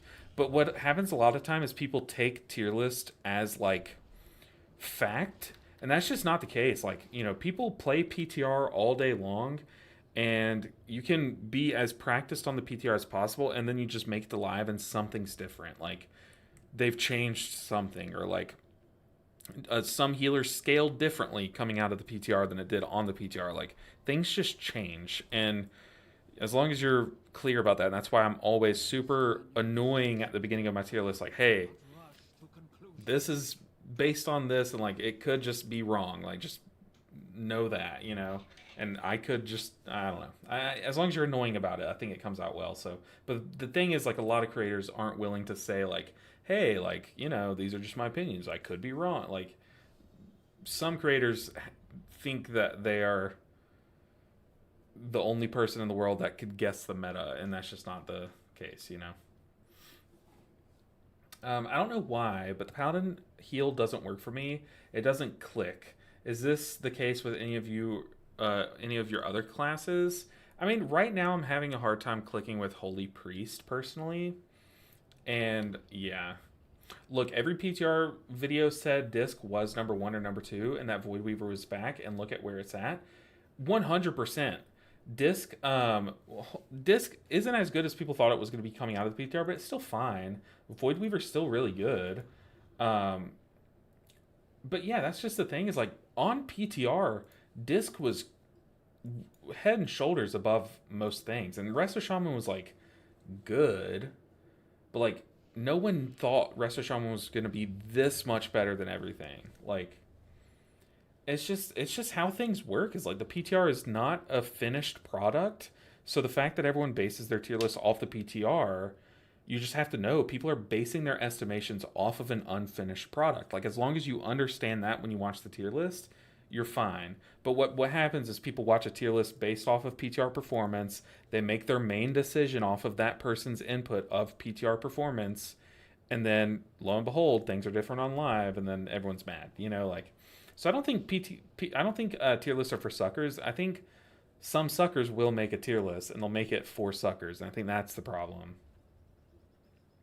Bowser almost had a breakdown when our druid was kicking his ass the other day. Uh, I think doesn't Bowser? Let's see. I don't want to say anything incorrect, but give me a second. Bowser's name is.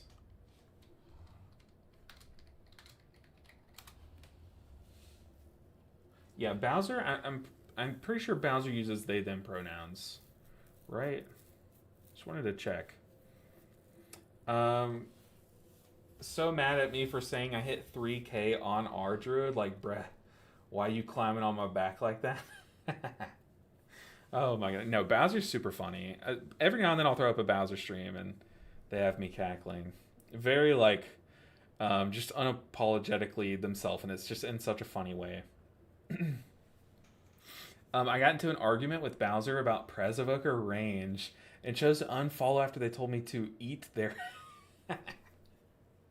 That's exactly what I'm talking about. Either I see like, look, it's a different audience, but I think Bowser's hilarious personally, and it's like, if yeah, sure, some people like if a streamer told you to eat their ass, like, I get it. It's like, okay, come on, but to me that's funny, but I get how that's like annoying, you know. But I don't know. That's obviously I'm very much more under control. Like I have much more of a filter because I don't know, but to me, I find it funny when people don't, you know, to an extent, obviously, but that's just me. But hey, honestly, it's super justified win grace. Like I'm not, obviously, I would never say that, but that's why I think I think you know those creators should exist. People who aren't afraid to kind of just like say stupid stuff, you know. I don't know. At this point, my brain is so fried from all those priories. Couldn't tell you what I'm saying. Could not tell you what I'm saying. But we did a key. It came out well. We're going to have to come back and do 3 more on the Paladin, do 4 on the Priest, and 4 on the Evoker. So we have a lot of work cut out for us on Monday. But I think what's going to happen is next week we're going to be able to blast the Evoker and the Paladin to 3K next week. But we're going to be playing a lot of Paladin, a lot of Priest on Monday. So come hang out on Monday, same time. I stream Monday, Wednesday, Thursday, and Friday. I didn't stream yesterday. Lately, Thursdays have been like a very 50-50 thing, just because of how life is hitting me hard.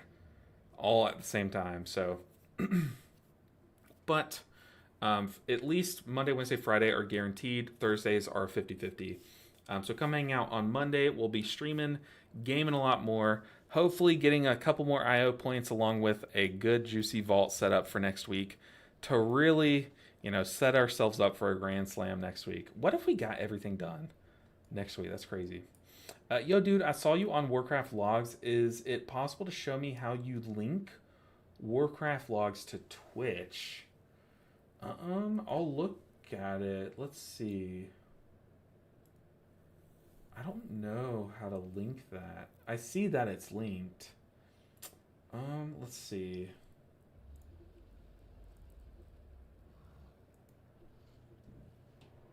It's got to be something with going to your Warcraft logs account page. I know it was something that I did a while back. Oh gosh. I think that maybe there's something like, look, if you go to a character, you can claim a character. I'm pretty sure. I don't even think it's through Warcraft logs. I think it's through Raider.io. So, okay, let me pull this over. I'm going to pull it over. I wanted it off screen just in case I had to load up like my email or something. But I'm pretty sure if you go to your character in Warcraft logs, you can like claim it, or you can like link your Warcraft account to Twitch through and it's through Raider.io, and then Warcraft logs just will get that information. So I don't think it's through Warcraft logs. I'm pretty sure it's through Raider.io. I don't know how though. I think you have to log into your account, go to your character page, and there should be somewhere where you can like say, "Hey, this is me" or something.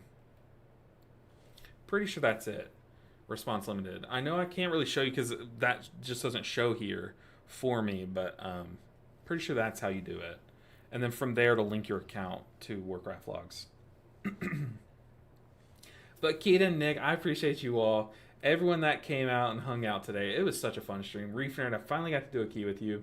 Normally, healer main just like to play tank sometimes to have a feel of what tanks need. Me too. I'm about to go tonight while I have some things downloading, like some VODs downloading. I'm going to be finishing out my 78 to 80 level grind on my prot warrior. So I love tanking. I'm having so much fun on the prot warrior. So I don't know. Maybe I'd do some high keys on the prot warrior once we get it geared. Who knows? How's Paladin feel right now in Mythics? It feels unreal. Like, it feels like the best iteration of Paladin that I've played. It feels so good. Like, unbelievably good. Of course, Bamboo, if you have anything else, come back on the next streams and continue your subs to a 6-month. Definitely catching your shit. Okay, that's awesome. That's unreal amount of support. So I appreciate you. But yeah, I'll be here.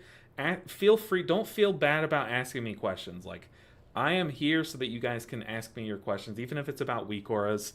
Obviously, I'll like stop everything I'm doing and try to figure it out for you. So, but guys, I appreciate you all so much. I'll see you all on Monday. Have a good weekend. Have fun. Spend time with family. Eat good food, and try to get outside and get some fresh air, because I'm definitely gonna be trying to this weekend. But I appreciate you all. I'll be editing all weekend. Stay tuned for Sunday's video. I'll try to have a rant video posted for tomorrow, if not on Monday. But guys, I'll see you all on Monday.